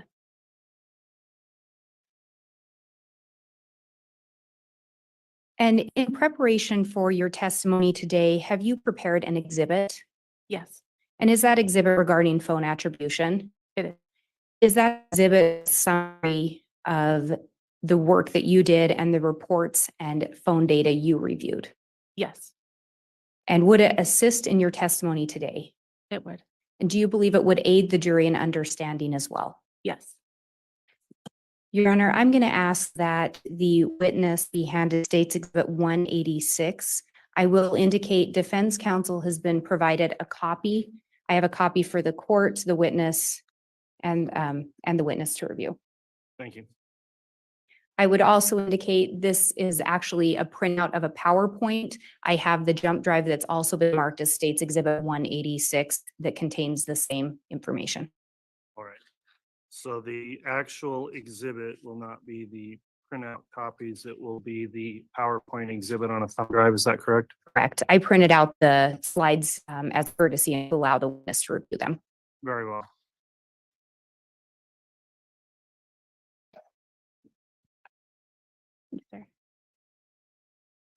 And do you mind just looking through those if you would?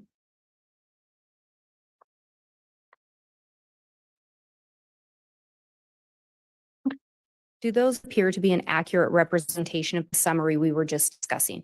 Yes. I would ask for the addition of State's Exhibit 186. Any objection? Okay, Exhibit 186, which to be clear again will be the PowerPoint presentation, is admitted.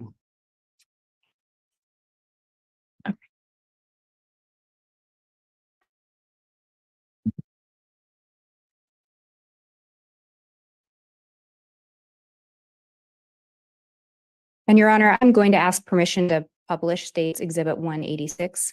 You may publish.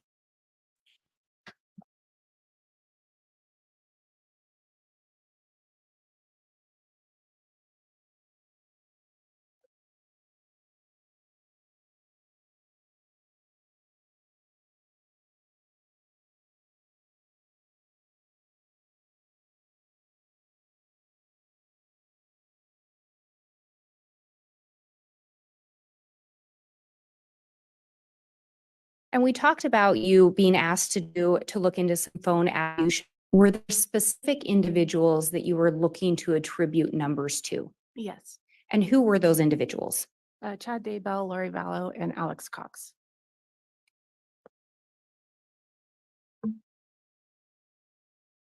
And this is the second slide of the presentation that you prepared. In looking at this, how many numbers did you attribute to Chad Daybell? Between the time frame of October 2018 and January 2020, there were 9 phone numbers. And of those 9 phone numbers, did you determine certain ones were of more interest? Yes, And how many were those? 3. And how about in regard to Lori Vallow, how many numbers were attributed to her during that time frame? 6 phone numbers. And similar question, were there some that were of more interest? Yes, And how many were those? again, 3. And with regard to Alex Cox, how many phone numbers were attributed to him? 6. And of those were some of more interest? Yes, 3. And you talked about a specific time frame. Why did you look at that specific time frame? We learned through the investigation that Chad Daybell and Lori Vallow met on October 26, 2018. So we went back through October 2018 through sort of end of the investigation of January 2020. And when you talk about the end of the investigation, was there still an active investigation into the whereabouts of the children? Oh yeah, the whereabouts, yes. So you'd focused on this time frame of when there may have been communications between the parties, is that fair? Correct, yes. And turning specifically to Chad first. In looking at that first number, is this a number that was attributed to him? It was. And can you read the number into the record? 208-690-9374. And under that, there are 9 things listed. Are these things that assisted in attributing this phone number to the defendant, Chad Daybell? Yes, Were there other things that assisted in attributing the number? there could be, yes. Were these the main ones that you looked at? Yes. And can you go through this list of 9 things? Yes. This list of 9 items were documents, primarily documents, but other phones or something that I reviewed that had the 208 number in close relation to another identifier, either Chad's name or an account number, address, something along those lines that were attributed to Chad. So that phone number was subscribed to Tammy Daybell since March 17th, 2018. It listed as contact for Daybell Hawaii rental agreement effective December 15th, 2019. It was saved as contact Chad in Tammy Daybell's phone. It was the SMS or text number associated with chad.daybell@gmail.com. It was listed on a Citibank application in Chad's name. It was listed on the Life Map insurance benefit claim form next to Chad's name. It was saved as contact Bishop Shumway in the Lord for Sale iCloud account. It was associated with Chad on some Allegiant flight records, and it was saved as contact Dad in Seth Daybell's phone. And do you know who Seth Daybell is in relation to Chad? Seth is Chad's son. And Tammy Daybell was Chad's wife? Correct. Could I ask the witness to please maybe just pull the mic down a little more and talk right into it? Yes, sir. It's not that sensitive. Thank you. Okay, thank you. And then looking at this next part of it here, there's a reference to a Cricket account. Can you tell me what the significance of the Cricket account is? 2 additional phone numbers of interest were identified, and when the subscriber information returned, it came back to a Boyd dial in Mesa, Arizona. And talking about a Boyd dial, are you aware if there was any investigation done to determine whether or not there is a Boyd dial that actually exists? Yes.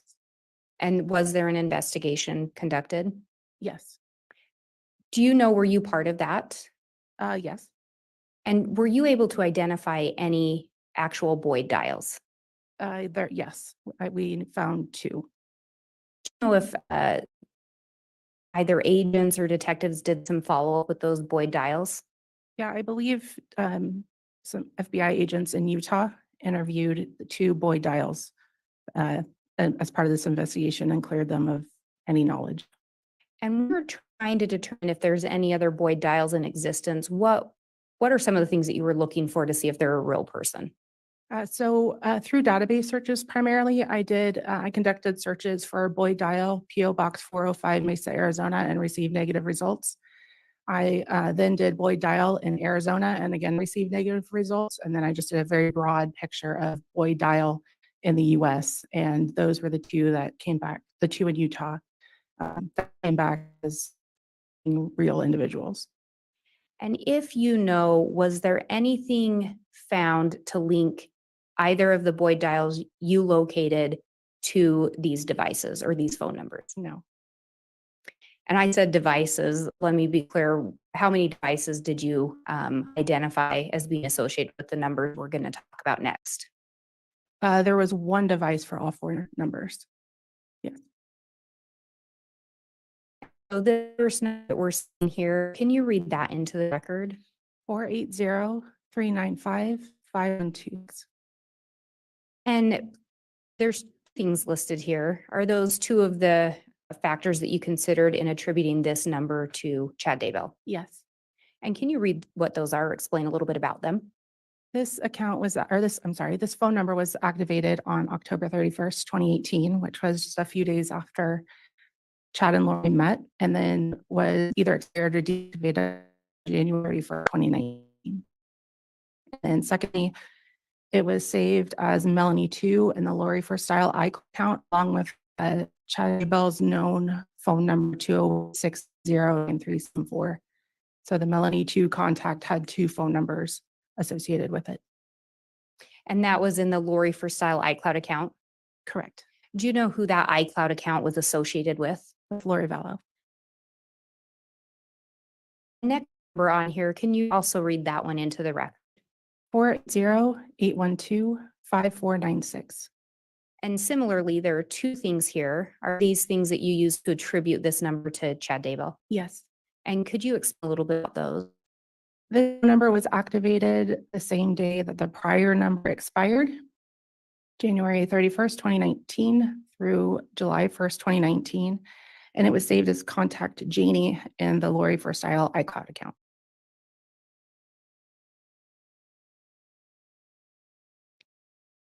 And this next number, can you read it into the record as well?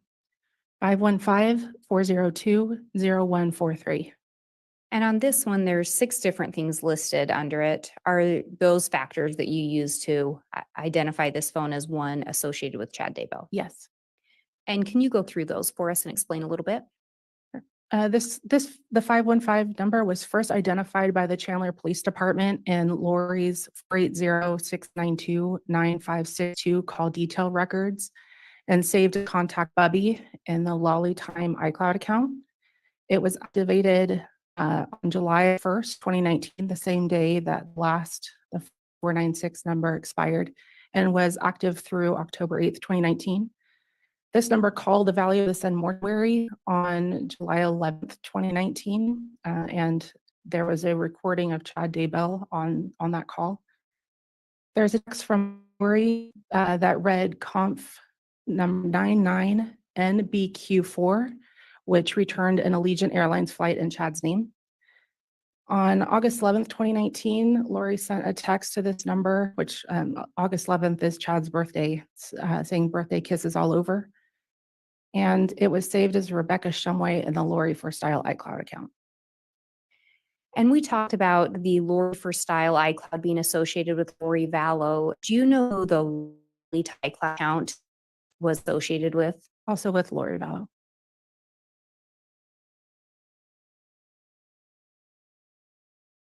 And then we have one more number listed here. Can you read the number in record? 401-569-8260. And under this one, there are also 6 things listed. Were those 6 things what assisted in attributing this phone number to Chad Daybell? Yes. And could you go through those things, explain a little bit? This number was first identified as the first attributable contact of Alex's 334 phone number. It was activated the same day that the 515 number expired, which was October 8th, 2019, and ran through December 30th, 2019. On October 8th, the same day that this phone number was activated, Chad conducted a Google search for Rhode Island area code, the Rhode Island area code being 401. There was a text from 208-690-97, also known Chad's known number, to Lori on October 9th, 2019, saying, "I will call right now from a 401 number." The only contact that this attributable contact that this phone number had was with number attributed to Lori 04894652, and another number attributed to Alex 334-744-4205. And finally, it saved as contact Bishop Miller in Lori for Style iCloud. And again, looking at these that are listed under the Cricket account, I think on all of them, you have that as one number is being deactivated, a new number is being activated. Correct. And again, these all had the same, appear to be linked to the same device. Correct. They all shared the same IMEI number. And then we notice here as well, we've got 3 numbers in yellow and 2 in white. Could you talk a little bit about why the different designations there? Yes, there, as previously mentioned, there are a lot of cell phones in this investigation to sort of minimize the noise and really highlight the phone numbers that are going to be used in this case, in this trial. The numbers in yellow are you'll hear quite frequently. The 2 numbers in white, they were predating sort of the crime portion. They are helpful to attribute the phone numbers to Chad, but we didn't focus on them. We didn't see any content, text content in the accounts. We can see that they were speaking to people in the cases, but the focus of the investigation was on those 3 yellow numbers. And is that why the 3 yellow numbers all have more items listed to how they attributed to Chad? Correct, yes.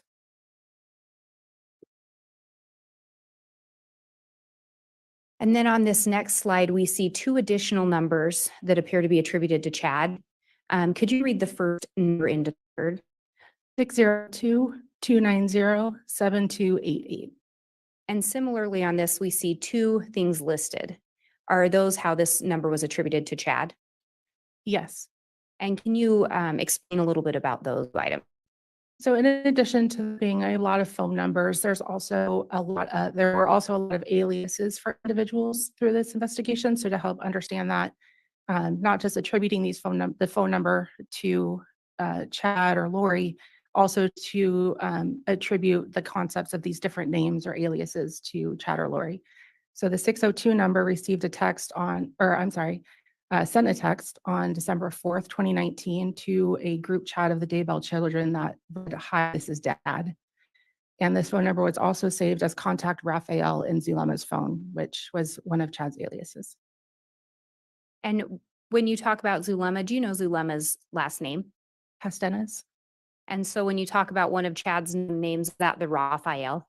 Correct. Thank you. And then there's a second number here. If you could read that into the record. We're 80-341-9585. And under this one, there are 3 things listed. Are those what assisted in attributing this number to Chad? Yes. And could you explain a little bit about those 3 things? Yes. Another name for another alias of Chad was James and Elena as Lori. So the James Elena account was associated with this 480, or the number that ends in 9585 was associated with James Elena iCloud account. There's a text from this number again to the Daybell children, a group chat that's on 14/2019 that begins, "Hi, this is Chad." And according to Ian Pulowski, it was a number being used by Chad and Lori. And when you say names associated with them, did you learn through your investigation that a name used by Chad was James or used to refer to him? Yes. And Elena was used to refer to Lori? Correct. Thank you. And these numbers are also in white. Can you explain if these numbers were a focus? They were not a focus. They were after the crimes had occurred. And as you indicated, they were also a way in determining different aliases or names used by Chad and Lori. Correct, yes. Thank you. The next one that we go to has Lori Vallow cell phone attribution at the top. And so as we go through this one, the first number listed here, can you read that into the record? 480-489-4652. And under this one, there are 7 things listed. Are these 7 things part of what assisted in associating or linking this number to Lori Vallow? Yes. And can you go through those 7 things? This number was first identified by the Chandler Police Department during review of Lori for Style iCloud account. There is no subscriber name from the provider. However, account IDs were Lolly Time at iCloud and Lori for Style at Hotmail. And the credit card information attached to this phone number was in Lori's valid name. And this account was effective from January 31st, 2019 through December 28th, 2019. This number appeared next to Lori's name on Allegiant flight records. It was saved as contact Lori and Lily and Melanie Boudreau-Pulowski's phones. It was saved as contact Lori Vallow and Zulema's phone, along with 480-692-9562. It appeared in Delta flight records, along with KKWalker75 at yahoo.com. And it was also a contact number on a Hawaii wedding quote request submitted by Lori. And the next number here, if you could read that into the record. 480-692-9562. And similarly, there are 7 things listed under this number. Could you explain a little bit about those in relation to this number? Sure. Again, these appeared in various places within the investigation. We first learned of it during Chandler PD's review of Charles Vallow's cell phone, revealed this as another number for Lori. This actually subscribed to Lori Vallow, which was effective from February 4, 2019 through January 5th, 2020. It was associated with Lolly Time at iCloud, Lori for Style at iCloud, and Lolly Time Forever at gmail.com accounts. It was on shipping contact for Charles Vallow at 565 Pioneer Road, apartment 175 in Rexburg, Idaho. It was a number provided on an application for PO Box 415 in Sugar City, Idaho. It was saved as contact Lily and Lolo and Melanie Boudreau-Pulowski's phone. And it was another number on the contact as a contact on the Hawaii wedding quote request submitted by Lori. And looking at this, through your portion of the investigation, did you ever learn whether or not Charles Vallow ever lived at that 565 Pioneer Road in Rexburg, Idaho? He did not.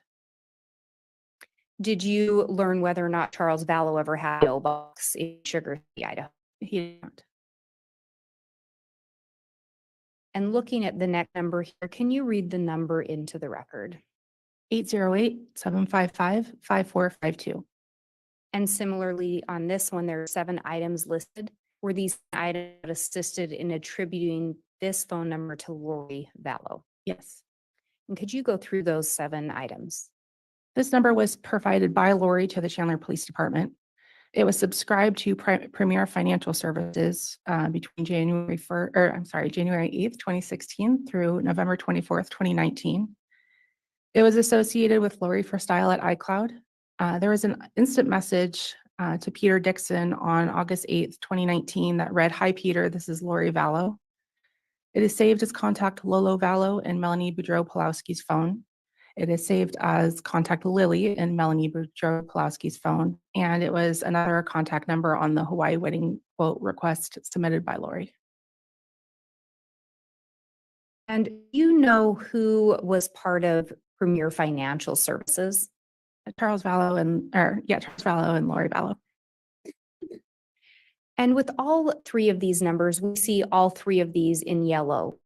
Were these all numbers that were determined to be of interest in the investigation? Yes.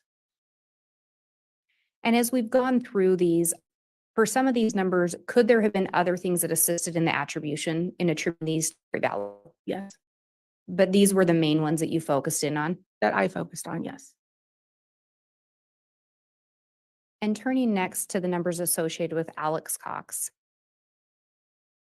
Could you read that first number into the record? 480-351-9120. And under that, there are 6 items listed. Could you go through and let me back up.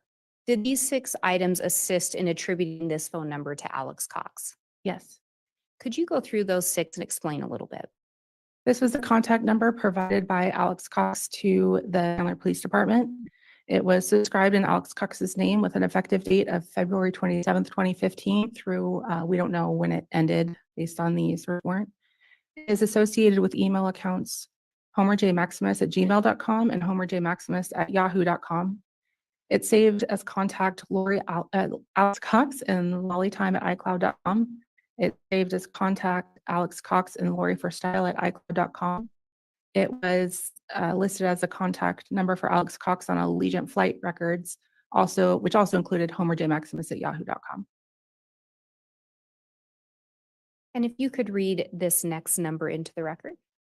304-60-5998. And this one has two items listed. Were those items what assisted in attributing this number to Alex Cox? Yes. And could you explain a little bit about those two items? This phone number was identified through homerjmaximus@gmail.com records. There's no subscriber name, but the account ID was raymaximus@gmail.com with an effective date of September 27th, 2019 through December 28th, 2019. And this next number? 334-744-4205. And there are three items listed here. Were those items what assisted in attributing this for to Alex Cox? Yes. And could you go through those three items listed there? This phone number was associated with a Samsung Galaxy phone recovered from Alex's Rexburg apartment. Again, there's no subscriber name, but the account ID was raylamar@gmail.com with an effective dates of October 9th, 2019 through January 9th, 2020. And it was saved as contact Spencer's wife and Lori for Style at icloud.com.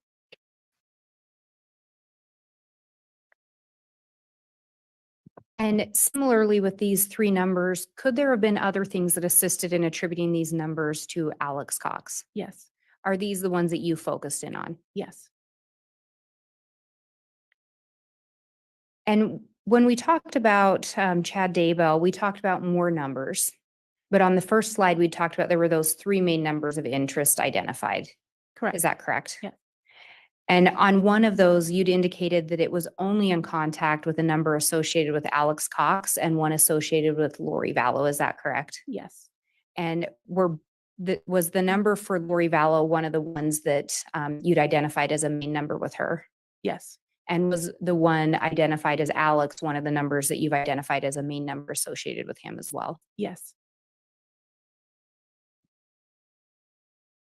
And Your Honor, may we approach? Yes.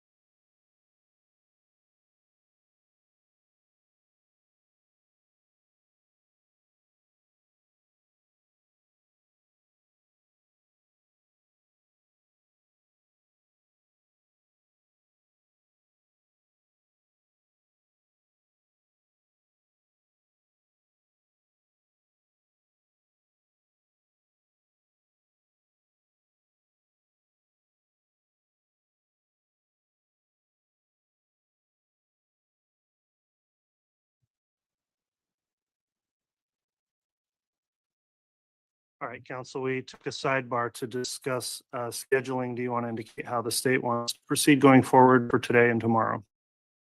Your Honor, the state recognizes that the court did wish to end at 3:30 today. And I think given where we're at with testimony, the state has finished with this exhibit, but does have more to present through this witness. So I think it would make a logical stopping point.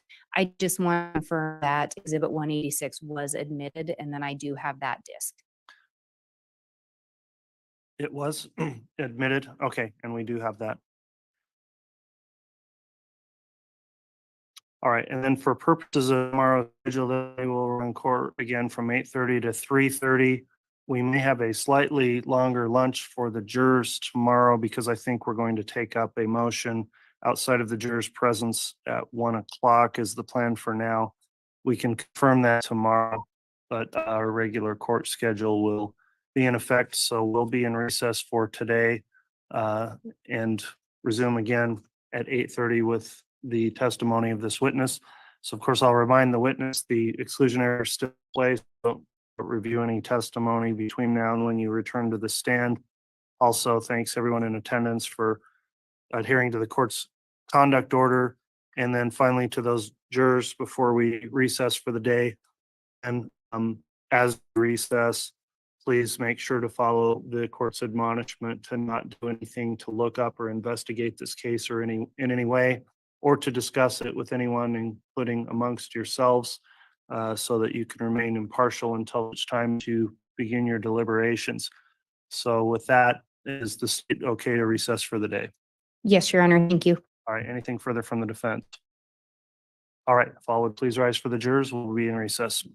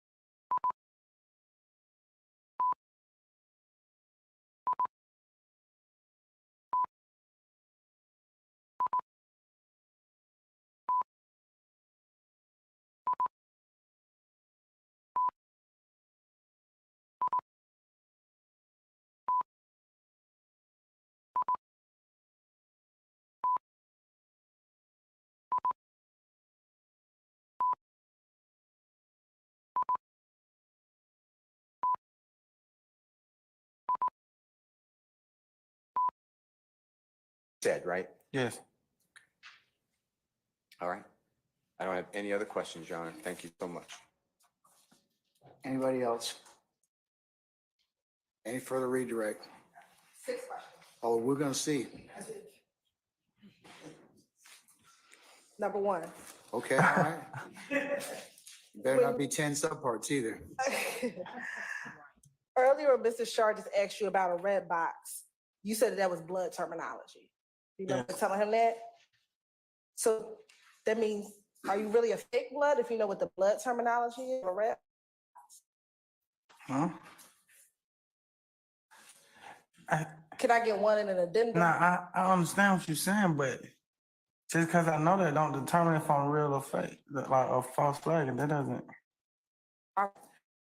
When asked about YSL in this interview, did you ever tell the prosecutor, the investigators in the room, that when they asked you about YSL and who was in YSL, that it was tricky to determine who might have been in YSL?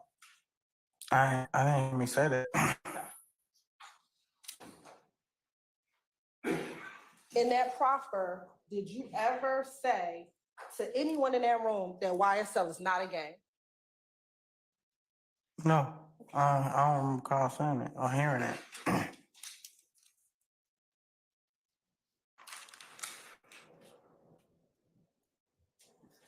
Is that entire proffer in 2016 a lie? I can't recall if it's the entire or half or certain parts. I will lie. In the plea agreement that you did as it relates to this case, did you lie in that plea agreement when you did all your acknowledgements? I don't recall me lying then. Okay. So in one Charlie, you didn't until anything you knew. I stand in question as to form. You can rephrase.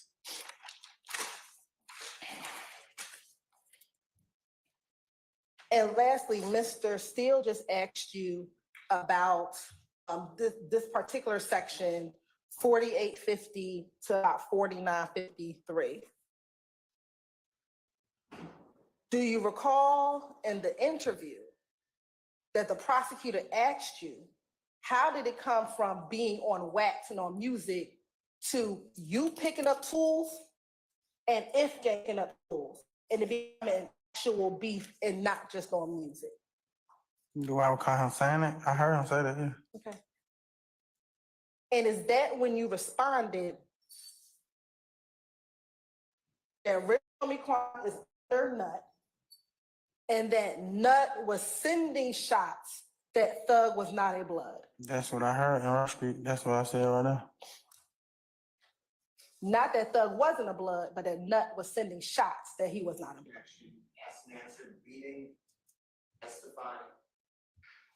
As to the first 2, I'll sustain. Third one, I'm gonna overrule. And last are all the acknowledgements and states Exhibit 1, Charlie. You know, you're always that guy, Mr. Steele. Always that guy. Do you want to answer 7? I owe you another one anyway, so. Last but certainly not, is everything in 1, Charlie. The acknowledgements that you made as it relates to what you know about YSL, the gang, and what they've done. 1, Charlie. Is that everything? Did you acknowledge everything in that statement? Oh no, this one you said that you know what I'm saying? That they done here do it. Look at number 11.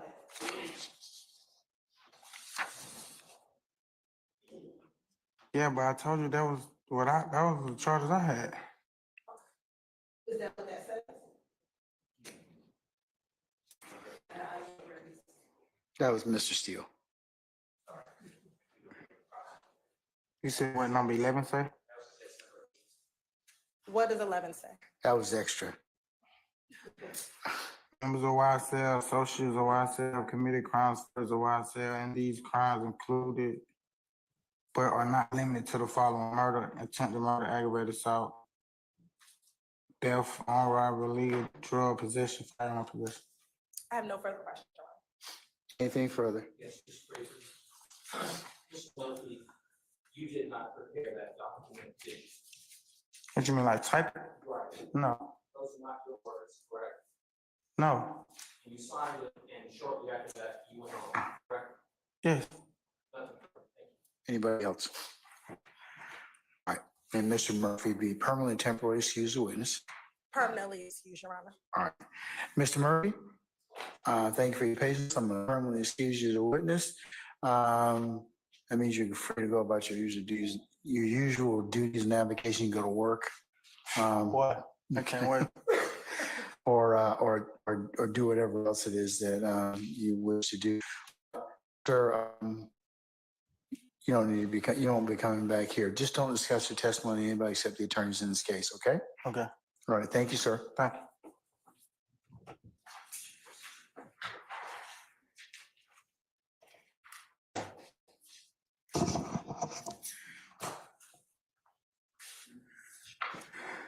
All right, ladies and gentlemen, the hour being a little after 5:30, we are going to recess for today, all right?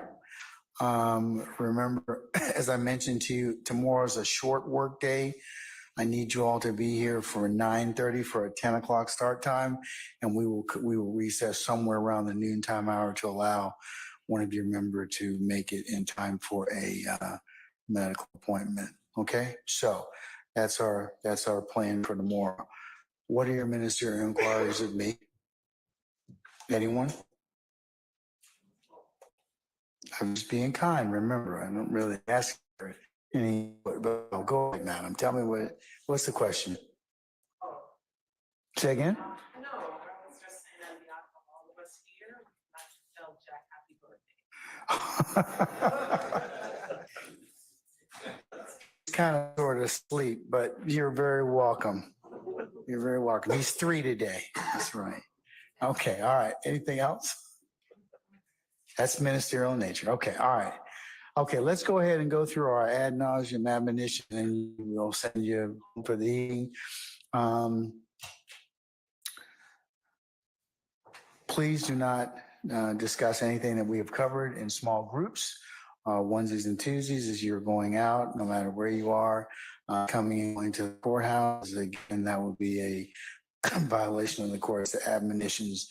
Please don't sit back there and recap any of the testimony that you've heard thus far, as I have not given you the instructions on how you to begin your process, and that's the time that you will be permitted to consider this case, and I'll give you instructions on how you to do that. But now it would be a violation for you all to kind of sit back there and speculate and recap and otherwise recap testimony as you thus far. Please resist temptation of going to any third-party websites, blogs, or sites, or doing any extra research, as you are only allowed to consider what's lawfully presented in the four walls of this courtroom. Remember that no third party can discuss this case in your presence or hearing, and if any third party should approach you or try and talk with you or try and reach out to you by email or other source of communications device, you need a sergeant to know immediately. Also, leave your notepads in the basket, and you can pick those up in the morning. And remember, it would be a violation. Also, you listen to any news recaps or any other third-party recaps of this particular proceedings. You can only consider what's presented lawfully in court. And then lastly, ladies and gentlemen, thank you for your patience and the patience that you continue to give and will continue to give up the presentation in this matter. So, ladies and gentlemen, unless you have any other ministerial inquiry of me, I will recess you all till tomorrow morning for if everybody can be here for 9:30 for our anticipated 10 o'clock start time. And as I said, we'll work as close to noon as we possibly can, and then we will recess, and then I will give you all instructions for the rest of the week. I think we have another short.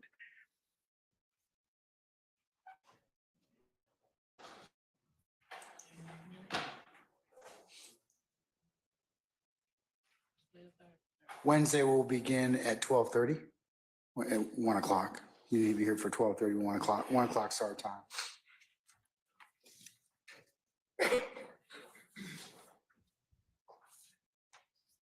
Thursday, you need to be here for 8:30. We will commence around 9 o'clock and go to about 1:40, 1:45, somewhere around there. As one member in the afternoon, medical appointment as well.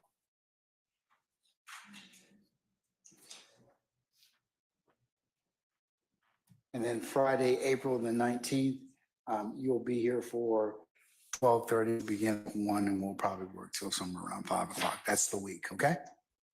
All right, unless you have anything else, ladies and gentlemen, we'll see you in the morning, okay? All right, all rise.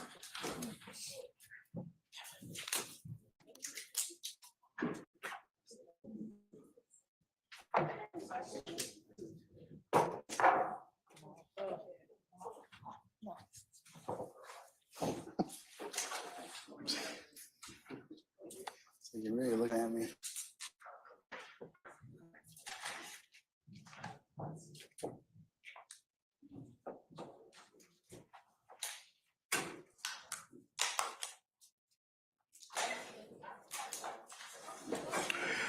All right, ladies and gentlemen, please be seated. Our jury has left us. Okay, state, you have your witnesses ready for tomorrow. I know we have, one of your witnesses will be here at 10, so that should be perfect. Anybody else that we're gonna call or hear from tomorrow? Yes, Your Honor, we anticipate hearing from two more, potentially, Dexter, Montgomery, and Okay, all right, well, just judge your time accordingly, okay? All right, anything else I need to take up before the more councils? Mr. Steele? Question. Yes, what's your question, sir? Thank you, Your Honor. If the state could tell us, is Detective Gaither and Detective Dennis, are they multiple witnesses? Because like, I didn't want to cross-examine other issues too, but Investigator Belknap or Detective Belknap, I just want to do it one time. Can I just inquire if that's okay, whether this is going to be a multiple, jump around witnesses to be recalled, or is it one time, if you don't mind? Inquiring the state telling me. Because they're different acts that are being testified to. So, okay, let's just break it down into how many times you anticipate your first witness to be testify. So the first one will be Robertson. She's just that. And of course, the lay witness is the one. Speak to the microphone, please. Microphone. So everybody can hear you. I don't anticipate calling either of them more than twice. Who is that? Who are you Gaither talking and about? Dennis. Okay, so Gaither and Dennis will be called twice. So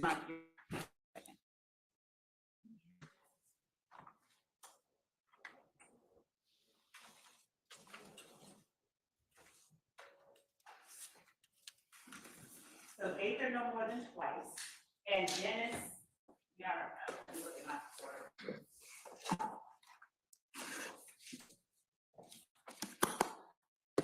For the purpose of tomorrow, Gaither no more than twice. And I will let the court and the Steele know, and I can send him offline with respect to Dennis. I believe that we, in our previous orders, the proof given to them as to which person would testify about what act, we have acts that we anticipate him testifying to. So it's only going to be called once, or you're going to let me know tomorrow? No, we will let you know tomorrow, Your Honor. We have already let counsel for defendants know acts that we anticipate them testifying to. That's the only reason I said offline. Okay, listen, I think Mr. Steele just wants to know whether we're going to, how many times you're going to call each respective witness. So, so he can make a decision as to whether or not he wants to examine them all at one time or accordingly, okay? All right. Okay, anybody else? Anybody else? Investigator Gaither tomorrow is subject to the testimony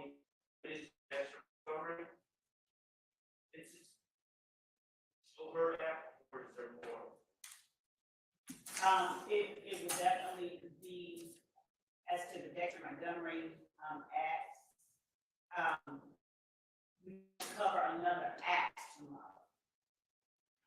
So it's just the Dexter Montgomery Act, correct?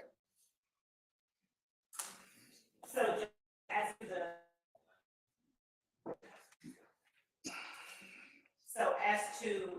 because I know that we are likely introducing things that may not be crimes, but are other items of evidence. I believe that to be perfectly safe, I can make sure that I am accounting for all of the items that we will introduce through Detective Baker tomorrow and speak with Counsel for Mr. Stillwell no later than 7:30 tonight. And better accounting so that we are not constrained by the inquiry made in this moment so that I can get an accurate account. All right. Okay, anything else? Happiness and preparation and knowledge of the court. Remember, I filed and tried to put on notice, Mr. Williams, motion limiting number 48. And that was Told me that this morning, but what do you? I'm not sure if that goes to the PowerPoint. I'm getting confused on whether it's ripe yet, because you said, tell us when it's ripe. I can't tell you if it's ripe, but if it is, it's a long. I can't open the PowerPoint anyway, Mr. Atkins. So what does the PowerPoint cover? Who does it cover? Your Honor, the PowerPoint has, again, and I don't know why it's giving trouble opening, but we can, one, make certain that everyone can access it today. And two, I can speak with Counsel for Mr. Williams as well this afternoon by 7:30 as to anything that we have in there that we anticipate bringing through Detective Gaither. And also, Your Honor, I would say that I will email the court and the parties. Because I don't have, I mean, I can't open it, so I can't see it. Is the PowerPoint going to be like, is it just exhibits that you're going to, lay a foundation, authenticate, and then ask about? That's all. Okay, all right. So, I don't know what caused it to not open, but. all right, we should just send the court parties a copy, so they'll have it. But Michelle, if I understand correctly, it's just for ease of being built, that they'll qualify each particular document. Just want to let you know, it's going to be, I'm going to have the same objection you sustained today when I was moved to it. There's going to be words on a page, there's going to be vocals being said, there's going to be statements being said.